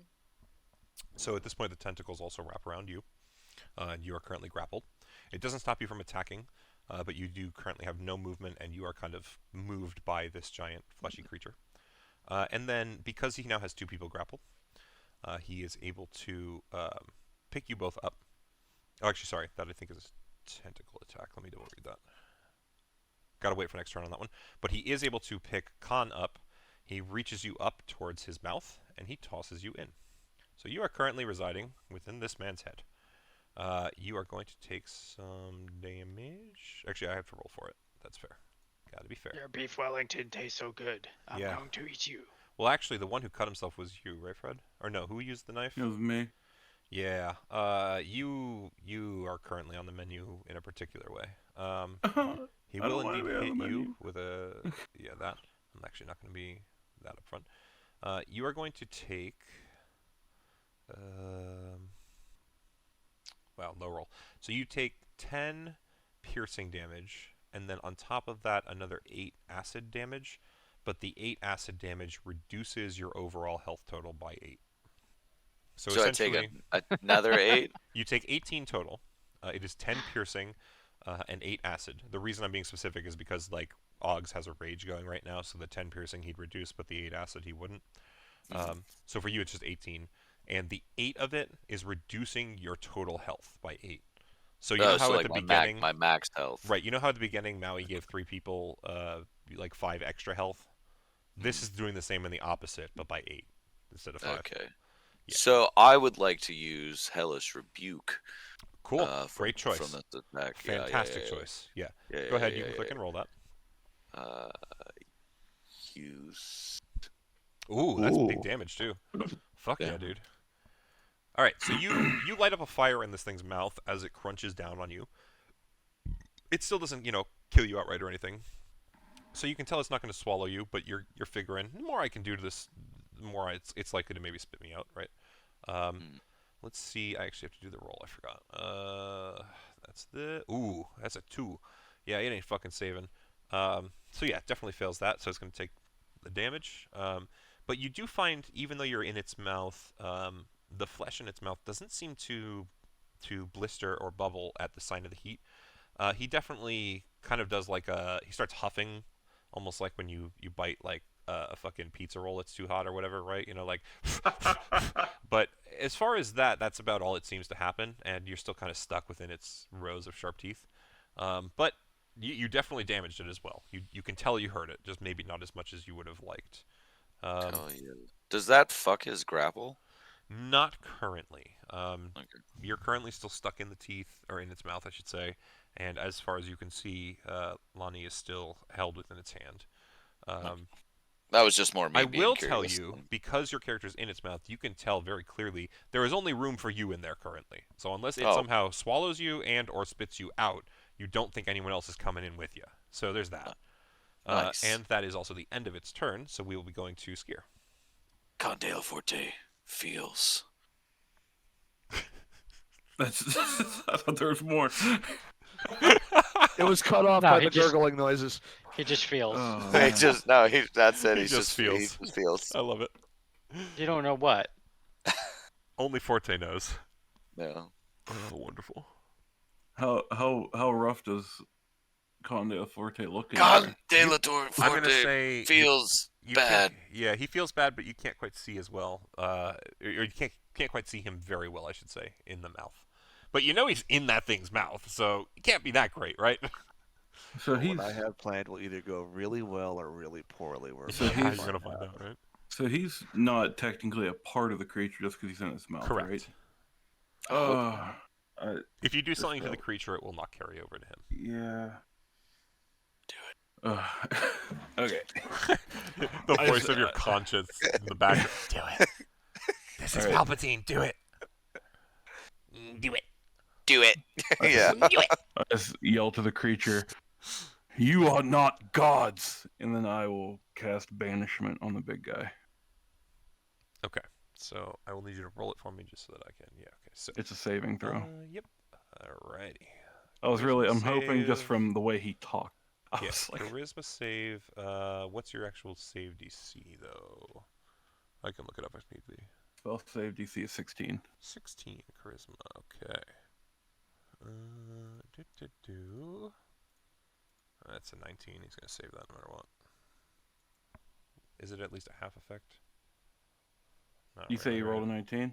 Yeah, it's a 19 off the bat. No, it's With banishment, it's either you succeed or you fail. There is no between. there's no in Yeah, between. sorry. So that one was just a succeed off the bat. Oh, you're good. You can try it again next turn. But yeah, sorry. Or bonus actions or anything else you got this turn? No, not that I can use here.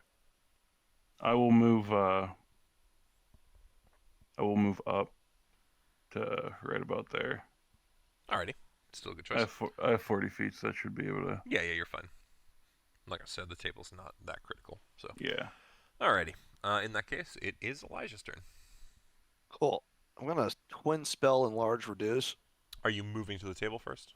No, I'm I gonna just see do that. For this is a on the run type deal. Gotcha. I'm gonna twin spell enlarge reduce. The first one's gonna hit the big guy to try to reduce him, and Okay. the second one is gonna hit Lonnie to enlarge her out of the grip that she's in. Can you roll enlarge reduce for me? The description, because I just need to try and figure something out. So increasing Lonnie and reducing him. That's so cool. Okay. Alright, so 30 feet, 10, 15, 20, 25, 30 is good. If I need to get closer, I didn't take into account the no, the you're actual. good. You're good. You're fine. I checked it. Okay. Alright, everything's working. Interesting. Okay, let's do a roll. It is a con saving throw? For him, yes, but Lanny for can choose Lonnie, to fail sh- to. yeah, she can choose to succeed or fail. So Yeah, okay. DC 16, right? yes, So it is. 12 plus 4, yeah. Just barely, it literally meets.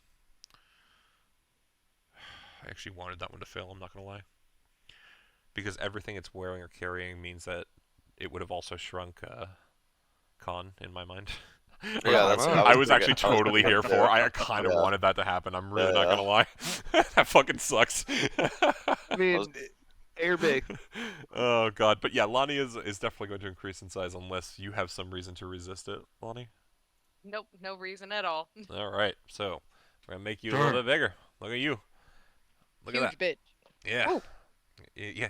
Well, hey, so that hole can't hit 10 feet necessarily, but you've got a whole lot more you can hit now. We're not doing the shield all right, trick now. so anything else, Elijah? It's basically just free actions at this point talking. But I'm moving to here, and I'm going to quicken spell. do you have 40 feet cast total? 20 or 30? Sorry, 30. Yeah, that so- should have been 30 from where I was. Yeah, but the table's 10 feet high, so I'm just going to tell you move back. yeah, but to... I could see them both under the table. I'm Oh, not you're going under onto the table. I'm sorry, I'm going under the table. I thought you were going on it. My mistake. Totally misunderstood. Gotcha. Hell no, I don't want to have eye contact with these Yeah, things. all right, that's fair. And you know what? Just so that we can differentiate, because yeah, so you're the only one under currently, but I'm just going to put a little U there because I know I will forget otherwise. Perfectly. And I'm going to quicken spell, and as I'm running by, anyone who would notice would see as Elijah is running, he's got dragon scales on both of his forearms, and his eyes go from green to blue dragon slits as he launches a lightning bolt downrange. Well, hold on. So you did enlarge reduce. You can't use another. No, spell I slot. can because I'm quicken spelled. You can't use 2 spell slots on the same turn, though, as far as I'm aware. Am I doing that wrong? Maybe it's I can do a cantrip in the spell. You Hang on, can. I gotta Yes, that is correct. You can do a cantrip and a spell slot, but you can't do 2 spell slots. I thought it was. Well, it's been As a far while as, since as I've done far as my sorcerer. understanding goes, again, guys, I don't know what does Sork's super quicking great, do? so I know. I'm double checking. Give me a sec. yeah, that's fair. Just I'm I don't know spellcaster super well, but I believe that's how it works. What did You're they- correct. To answer your Um, question, though, Fred, Quicken Spell is when you cast a spell that has a casting time of 1 action, you can spend 2 sorcery points to change the casting time to a bonus action. But I still think it limits you to the traditional 1 spell It does. slot and a cantrip. Yeah. or- All right, Yeah. cool. It's been a while since I've done this. I You're good, man. haven't had to So run a you're the same sorcerer. as me. So. It's spells are a little less frequent for us. So Oh well, I'm still gonna upcast and I'm not upcast. I'm still gonna quicken cast. Or quicken whatever. spell, and I'm gonna launch a ray of frost instead. Gotcha. Absolutely doable. And Sarah, were you looking to do something? Say something? What's going on? No, I was gonna say I was just playing a sorcerer not that long ago, so I was like, oh, it turns into a bonus action. Yeah, gotcha. All right, so So roll Ray of Frost. Ray You're of shooting, I'm at, Frost. messed you're up. shooting at the I'm a big guy. sorcerer. Don't even know. I mean, you're gonna hit Yep. no matter what, but okay, big guy, gotcha. Nice. So go ahead and roll that crit. Nice. So 10 total. Man, that could not have been a more you roll though. A 2 and 2 under average. A 1 and 5 perfect average. All right, bro. Going home. Hey, I still did more damage than I would have done under normal circumstances, and I may have helped someone. I'm Fair. gonna take the grain of salt I can get because this is Absolutely Elijah. fair. Well, actually, that's true. Is Yeah. Ray of Frost what makes his movement speed halved or something? Or No, is it something different? Ray Might- of Frost. Might be thinking of something different. On hit, target takes Speed is reduced by damage. 10 feet. Yep. Most Yeah, frost. so he slows down. As far as I was aware, most frost skills affect movement somehow. So he slows by 10. Nice. Very cool. Okay. But like you, everyone else heard like the dragon noise when he did that attack. Yep, So for all I know, there's a dragon in the room somewhere. Shit, it's even worse. All right. With that, we go back to Con. You are currently still trapped in the mouth. It doesn't mean you can't attack. Doesn't mean you can't do things. But unless you escape the mouth, you know you're going to get bit again. Can I stab his mouth to try and open it? Absolutely. So I will specify this. You can make an action to try and escape the mouth, which would be technically a grapple escape, so like athletics, acrobatics, or you can choose to attack, which is doing damage. Okay. Well then, yeah. Then I want to do acrobatics to try and grab. Yeah, I did. Guess Escape. yeah, in his mouth. Yeah. Okay. So that's an acrobatics or athletics check, and he will roll to contest. 24. That's a good roll. He is going to beat you with a crit, though. And that's 20. Jesus. But hey, Christ. let's be fair. That might be a crit that he got taken away from an attack. So Yeah. very nice Nice. try, though. So that will take your action. You still have a bonus action left, or free action to talk and all that. Can I? And I will bonus? say, Lonnie sitting or standing on the table, size large, so she's definitely like head height now. You can see her face if you do want to say something to her. It's pretty obvious. So you would know people can see and hear you. Is I guess the better way to put it.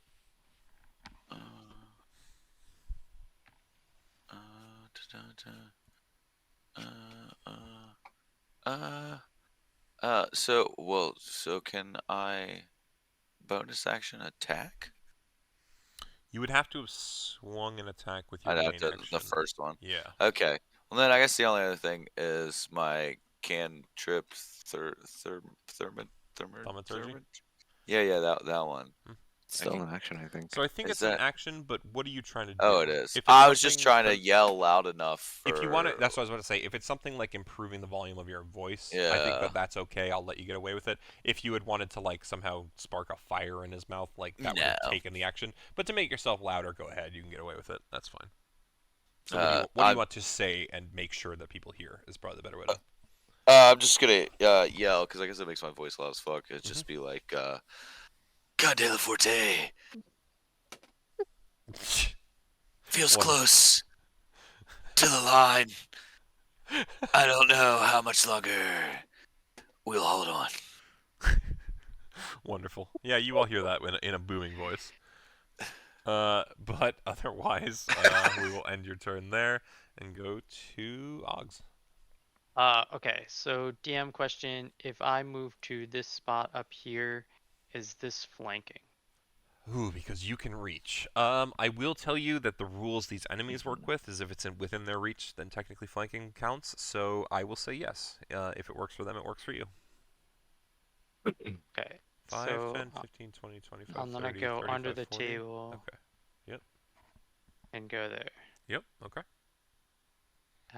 So then at advantage, I'm going to use my spear. Absolutely.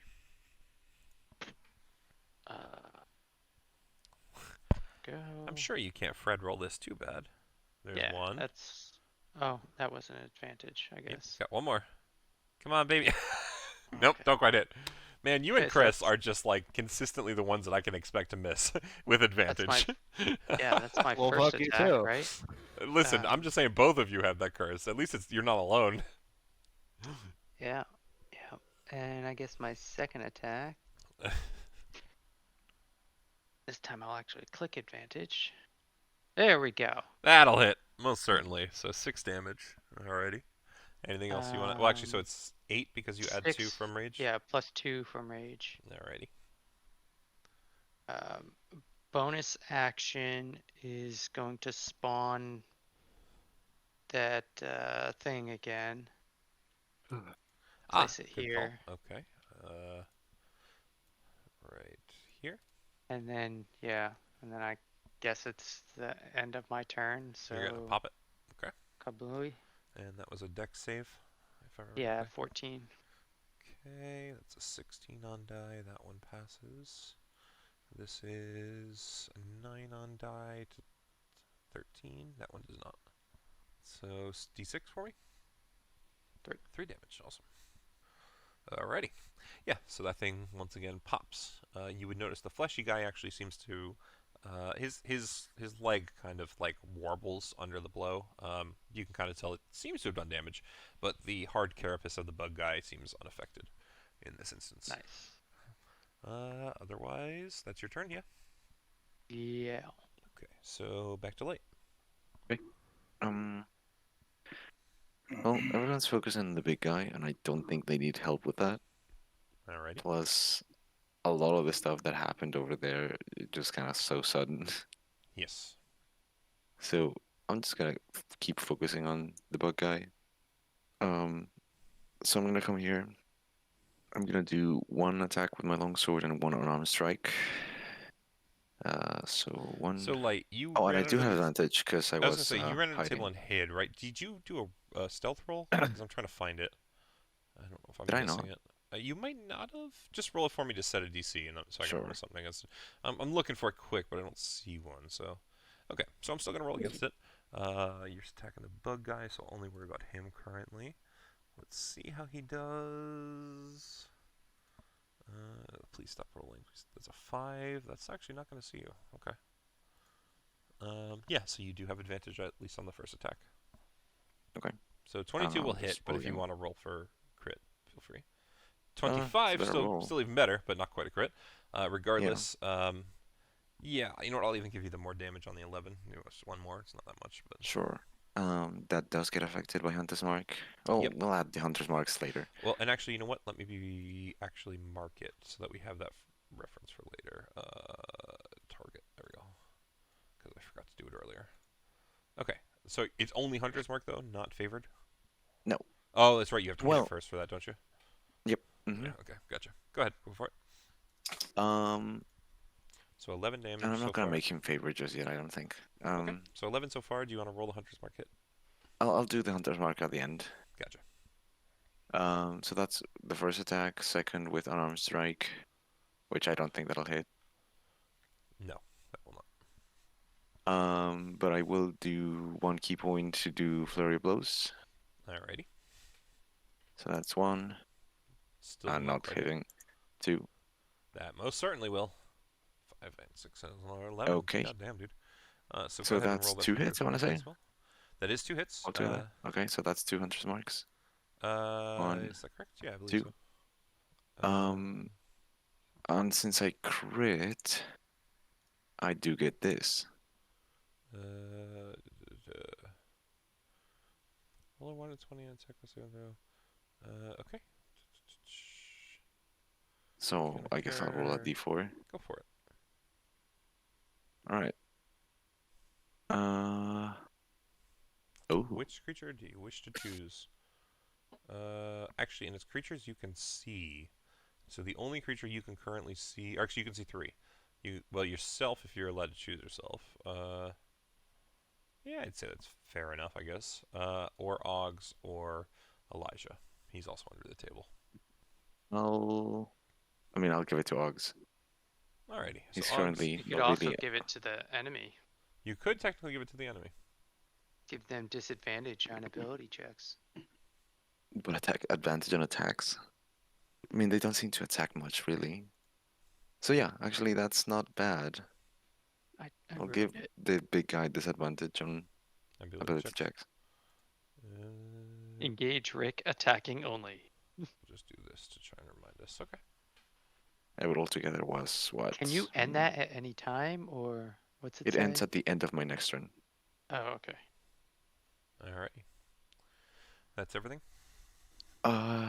Yes. It should Yeah. be bonus action flurry and all that. Yeah, okay. Alright, so having attacked the pincer guy, he's going to return the favor and try and hit you. So let's see what he can do. My AC is currently 19. 16, yeah, he's hitting you at 19. So that plus that 13 bludgeoning damage, and I need you to do a grapple check, so acrobatics or athletics. Okay. Okay, so that's not quite enough. So as his pincher kind of, shoots out towards you, you try and dodge out of the way of it, but it not only hits you hard, but grabs onto you. And he's going to, at this point, pick you up, and he's going to kind of carry you with him as you are grappled. And he's going to move up. 13, you said? Or 23, or how much? It was... I don't have the number up anymore. What did I say, guys? 15, I thought? I might have said less. Call it 12. Sure. Just to be fair. And then he's going to move over here. And Oggs, he's going to swing another hit at you. What's your current I'm AC? going to use my reaction Okay. to do an opportunity attack on him. Once he comes within range, that's fine. Yep. He's still able to swing at you either way, so Yes, yes. but go right ahead and take the roll. This is normal. 13. So I have 13 will not quite a hit. technical question. What's up? So because I have Warcast here, it says I can make a reaction attack using a spell. Do I still have to wait for a target to move within 5 feet of me, or can I use it's the in distance of the place. spell? It's in place of a normal opportunity attack. You can choose to use a spell in place of the weapon. So this still has to be within 5 feet. Yeah, I'm about to say, like, I've got read some... the full description, that's how it works. I might be wrong. Double check it, but I'm No, pretty you're sure. right. Yeah. So he moves up on you. You swing, and your spear kind of hits this hard carapace that it's wrapped in, and it deflects off. And he swings down a claw at you, and he is going to hit you with a total of 20. You will take a total of 14 bludgeoning damage, and I need you to do a grapple check as well. Yes, I also need you to do a grapple check as well. Athletics or acrobatics? Yeah, one or the other. It's a save, so you can do your choice. I guess we'll do this. 21. Yes, most certainly save. So it pierces down at you with the pincer, and you kind of duck out of the way, and it still hits you with it, but you are not grabbed within it, so you are fine. And that hold on, and it grabbed you this turn, correct, Light? Yes, yeah. Okay, so then you're fine. You don't get the extra effect this turn, and that puts us at Lanny's turn. Okie doke. So, I am D4 to any hits, so... Okay, D4. Any hits. Cool. Thank you. I am trying to figure out what is the best. I think I'm just going to swing at him with the battle axe now, using both my hands. Alrighty. And I'm gonna specifically aim. Is there a way to specifically aim to get Khan out? Like Yeah, something okay. that's specifically So, holding him? I'll be upfront with it. If you want to try and rescue him from the grapple, you can do that as an action, but it is not an attack. If you want to attack him, you can attack his jaw, and if you do enough damage, it might shock him to open his jaw and let Khan jump out. But there's no way for you to inherently free Khan while attacking. Okay. If it helps, on your attacks, you get that extra d4 of damage, or if you want to try to do the other thing, you get advantage on strength checks and saving throws because of the enlarge. Correct. So you have 2 options. Strength is my forte, so I'm gonna try and get him out. Alrighty. So you're gonna do a grapple check in his place. So athletics or acrobatics, your choice. You have advantage if you do athletics. I will be doing athletics. Oh, that is So I have a non-natural 20. Non-natural 20 will still beat its 19. So, and that's 19 as a roll, not as a set, because you guys still haven't discovered that yet.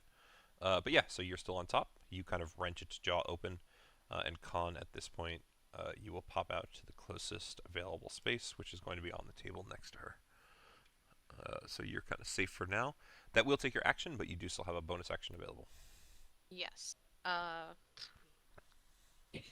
gonna ask Khan real quick first, if it's okay.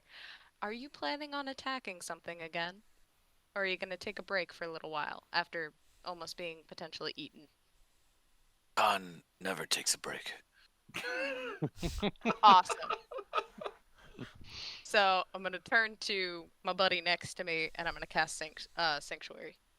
So you're casting that on the guy to your right, not your Yeah. left. On Skier. Okay. Yeah. All right. I don't want to butcher his name, so that's why I didn't good. say it. You're good. So I'm just going to do this for myself. Do spells. Alrighty. Creature who targets wisdom save. Okay, awesome. What's your spell save DC?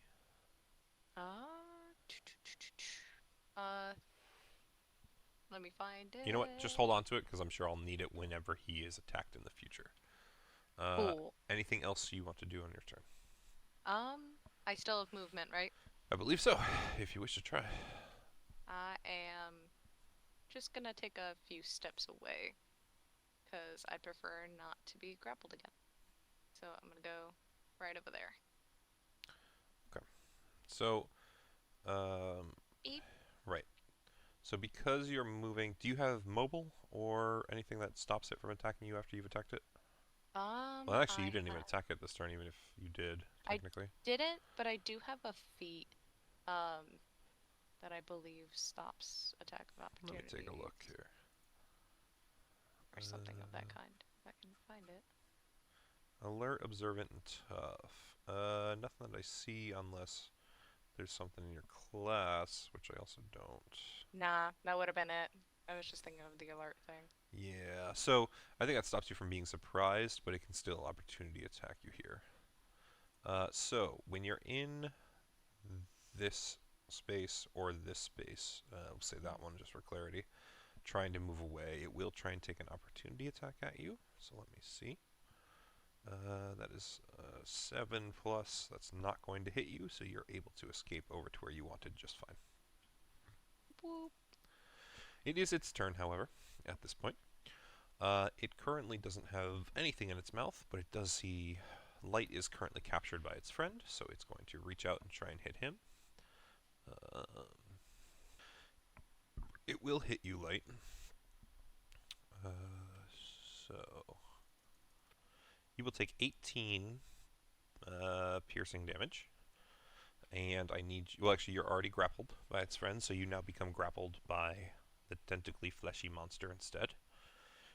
And it's going to choose to take you in its hand, and it kind of turns and moves its hand in a rapid pace over towards Oggs, and is going to slam you into Oggs. So I need you both, so Light and Oggs, to make a Constitution saving throw. Alrighty. Oh. So Oggs, you save no problem. Make sure. Okay. So you will take half of 16, so 8 damage, and you are not stunned. You, on the other hand, so you get 5 light total. Is oh no, you critical. What type I of see, damage I is see. You can choose another creature, Oggs, or not Oggs. It is is bludgeoning damage, specifically Og's. And Okay. for you, Light, yes, once again, you can choose another creature. I don't hear you, though. I think you're muted. Yeah. I mean, I'll choose Khan because I can see him from this height, can't I? Absolutely. Yeah. Well, actually, you're being smashed into the ground, but I'll still give it to you. So Khan, doing it as the skull. You currently have advantage on attack rolls, but disadvantage on saving throws until the end of Light's next turn, correct? Yep. Okay. So you get Perfect. smashed into the ground, Light. You failed the save, so you will So I'm take stunned. the full 16 damage, I believe I said, Mhm. and you are also stunned, yes, until the end of this thing's next turn. So its current, it's its current turn. That was its second tentacle attack, though. And it can't do anything more as it currently does not have anyone in its mouth. So it is just going to kind of leave you close to it. Both of you took what damage you did, and it is Skier's turn. So Light and Con. Yeah, give me 1 sec. I'm gonna run to the bathroom quick. Light, are you looking rough? I'm at about half HP. I'm cool for the time being. What about you, Con? Die. Huh? I said, oh, I'm definitely gonna die. Oh no. Oh yeah, for sure. Darkness is coming. If only we had a fireball of sorts. No, I got you, Forte. I mean, I don't have Maybe. fireball, but I got something close. I might have to leave here in a minute, anyways. Yeah, it's getting quite late. Yeah, I gotta be up in 5 hours. Oh, gross. Yeah, Maui doesn't wake up that early, but he also works the same place. But this motherfucker stays up all night. I never sleep. The power of Red Bull and cigarettes. So you're saying I shouldn't save your life? Yeah, make the sacrifice so you can go to bed. Yeah, I said, yeah, brother. I mean, that's up to you. You do you. You decide what you want. My whole thing is healing. Well, that would have been nice earlier, but I think it's too late now. Yeah, It's too late yeah. it's too late for Con. Oh no, I can get you. It's too late. It's too late for Blake. Never too late. alright. Alright, I'm back, by the way, so what do we think? Welcome back. Well, I was going to. He was gonna heal Khan, but Khan needs to die so he can go to bed. Yeah. Yeah, I'm trying to get you guys to the end of this pretty quick. Hopefully the next round it should end one way or another, so we'll see. Oh. Oh well, then this should be. Yeah, I just I got. I don't like the one way or another part though. Yeah, we'll I see. got 10 minutes, and then I gotta go. All right. I was gonna heal, but I'll look to the bug-looking one and just tell him, if you help us, you could be the head of the table. I'll look back at the big guy and I'll try banishing him again. Okay, so before you banish him, I want you to do me something. Do me a persuasion roll. Oh, I'm God. good at those. I'm not. It's okay. Yeah, do it, bitch. Can I help him with this? No. Could I guidance myself? Absolutely. Bonus action? Absolutely. Oh no, I can't. It's an action. Never It's mind. okay. I'll let you do it as a bonus action. It's fine. Whatever's gonna make you more comfortable here. It's fine. That's pretty good. Okay. I mean, those. Oh, that was not supposed to be that way. Whoops. So we'll Four take the two, the front one. Oh, yeah. It's okay. We'll take. Yeah, just take take the the two, first two take for the you. So 19 total. Now do me an insight check. Insight check. Beautiful. Okay. So you say this, clearly trying to be as persuasive as possible and feeling like you did a pretty damn good job. And as you look out past this large fleshy monster at the bug-like creature that you say it to, you realize that despite being or attempting to be persuasive, you actually don't think you needed to. As soon as you say that, you realize that it looks at you, looks at the rest of your team, looks at the big fleshy one, and just simply nods. In fact, you quickly remember back to the very first time that you were in this room with them, and it mentioned something about killing its way to its position or needing to have Gloob die to. You can't quite remember, but you realize you might be a little more on track than you thought. So with that, let me see. I guess you did want to cast Banishment, right? So that's a Wisdom save? It's Charisma save. Charisma save. DC 16 for you? Yes. 18 on die. Yeah. Boo! It still was rolling when I asked, but... No, you're good, you're good, you're good. Okay. So... It will not quite. Anything else? Bonus action, I will, Your bonus action, whatchamacallit it, didn't you? Your guidance. You guidance yourself bonus actions. Oh yeah, you're right. I gave you the benefit on that one. Can't give you 2 bonus actions out of it. Alrighty. So next is Elijah. I'm just stepping right in front of this dude. You know what happens when something's hit by lightning? Uh-oh. And just imagine the spirit gun from Yu Yu Hakusho. Blam. And I get the feeling this is going to be that line one, isn't it? yeah, it's going to be a lightning bolt. Yeah. Good choice, probably. Where is it not actually on the quick list? Oh, it isn't. Fuck. Okay, hang on. That's right. I can go to your character sheet if need be. Yeah, we're going to cast that sucker at 4th level. Fair enough. And it didn't actually roll damage. Weird. Okay. So I'm just going to roll 9d6. So it's a dex saving throw, half on success, I'm assuming? Yeah, so 34 damage. Dex Decent. saving throw.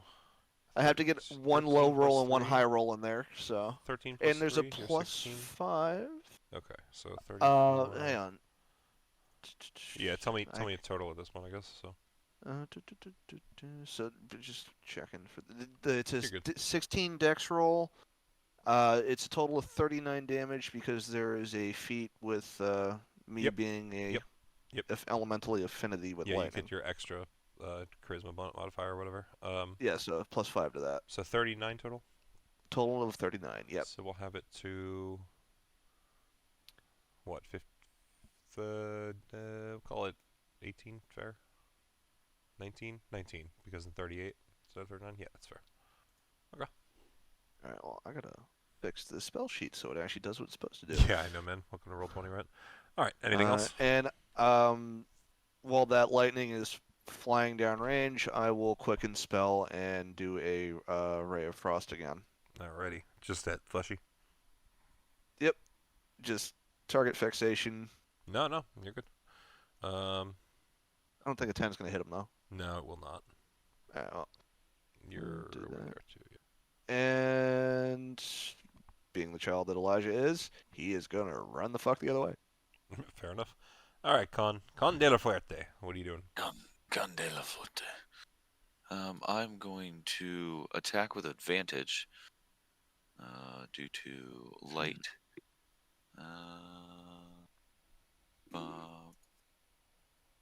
15. 15 will not quite hit. Not hit, and then I'll attack. You can do the offhand attack now, though. Offhand. Oh, a crit. That will most certainly hit.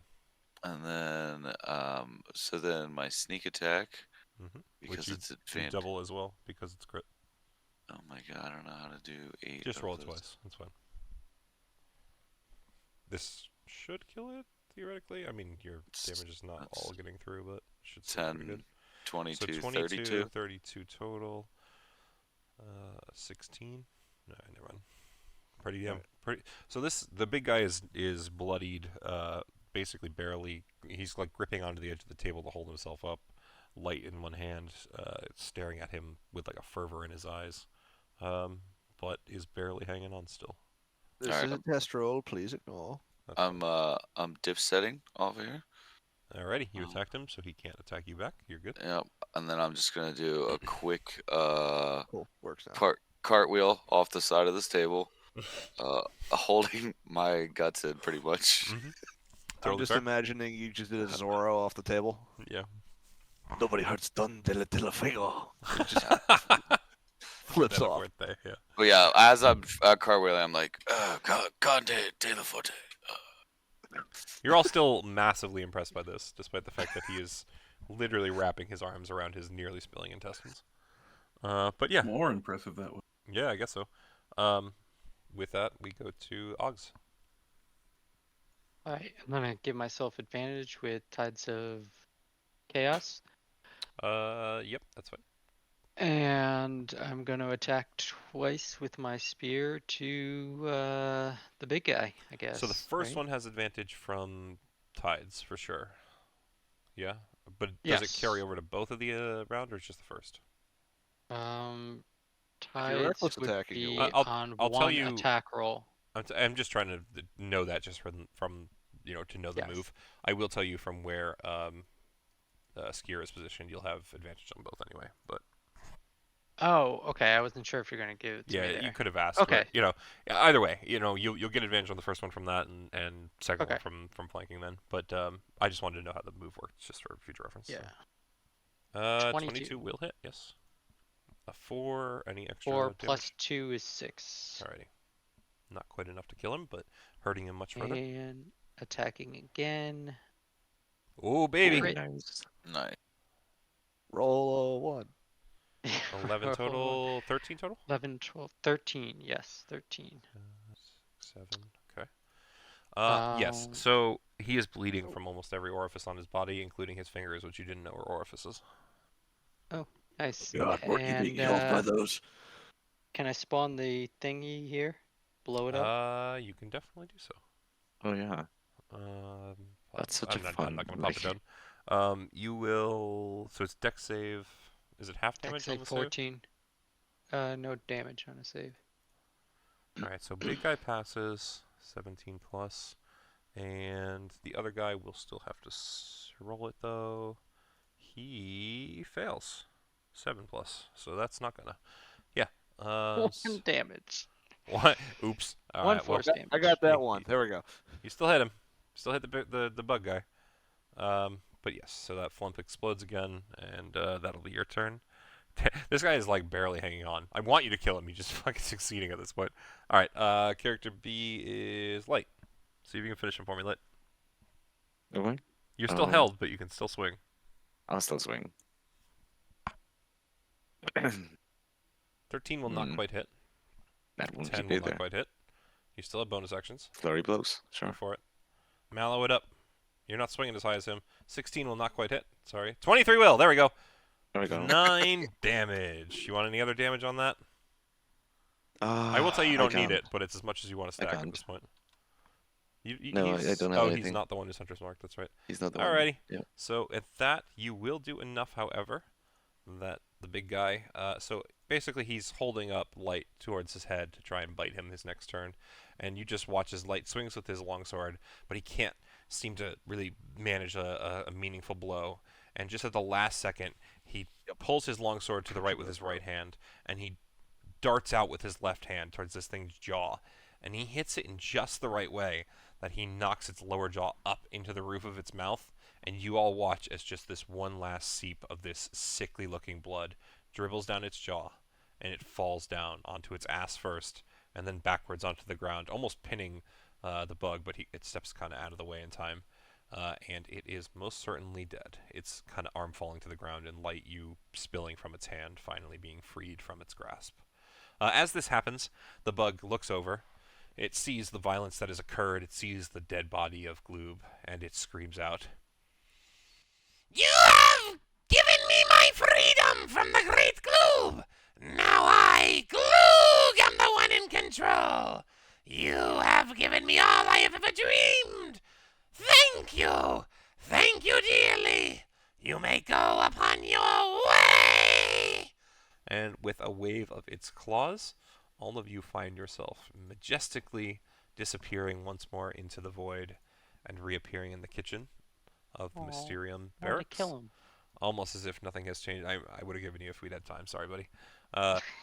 And Gemini just stands there, kind of clapping his hands in this light golf clap, and Marino next to him just kind of nodding gently as he tells you all, Fantastic job indeed. Not the outcome I would have expected in multiple regards, but most certainly a performance far better than that which we have seen before.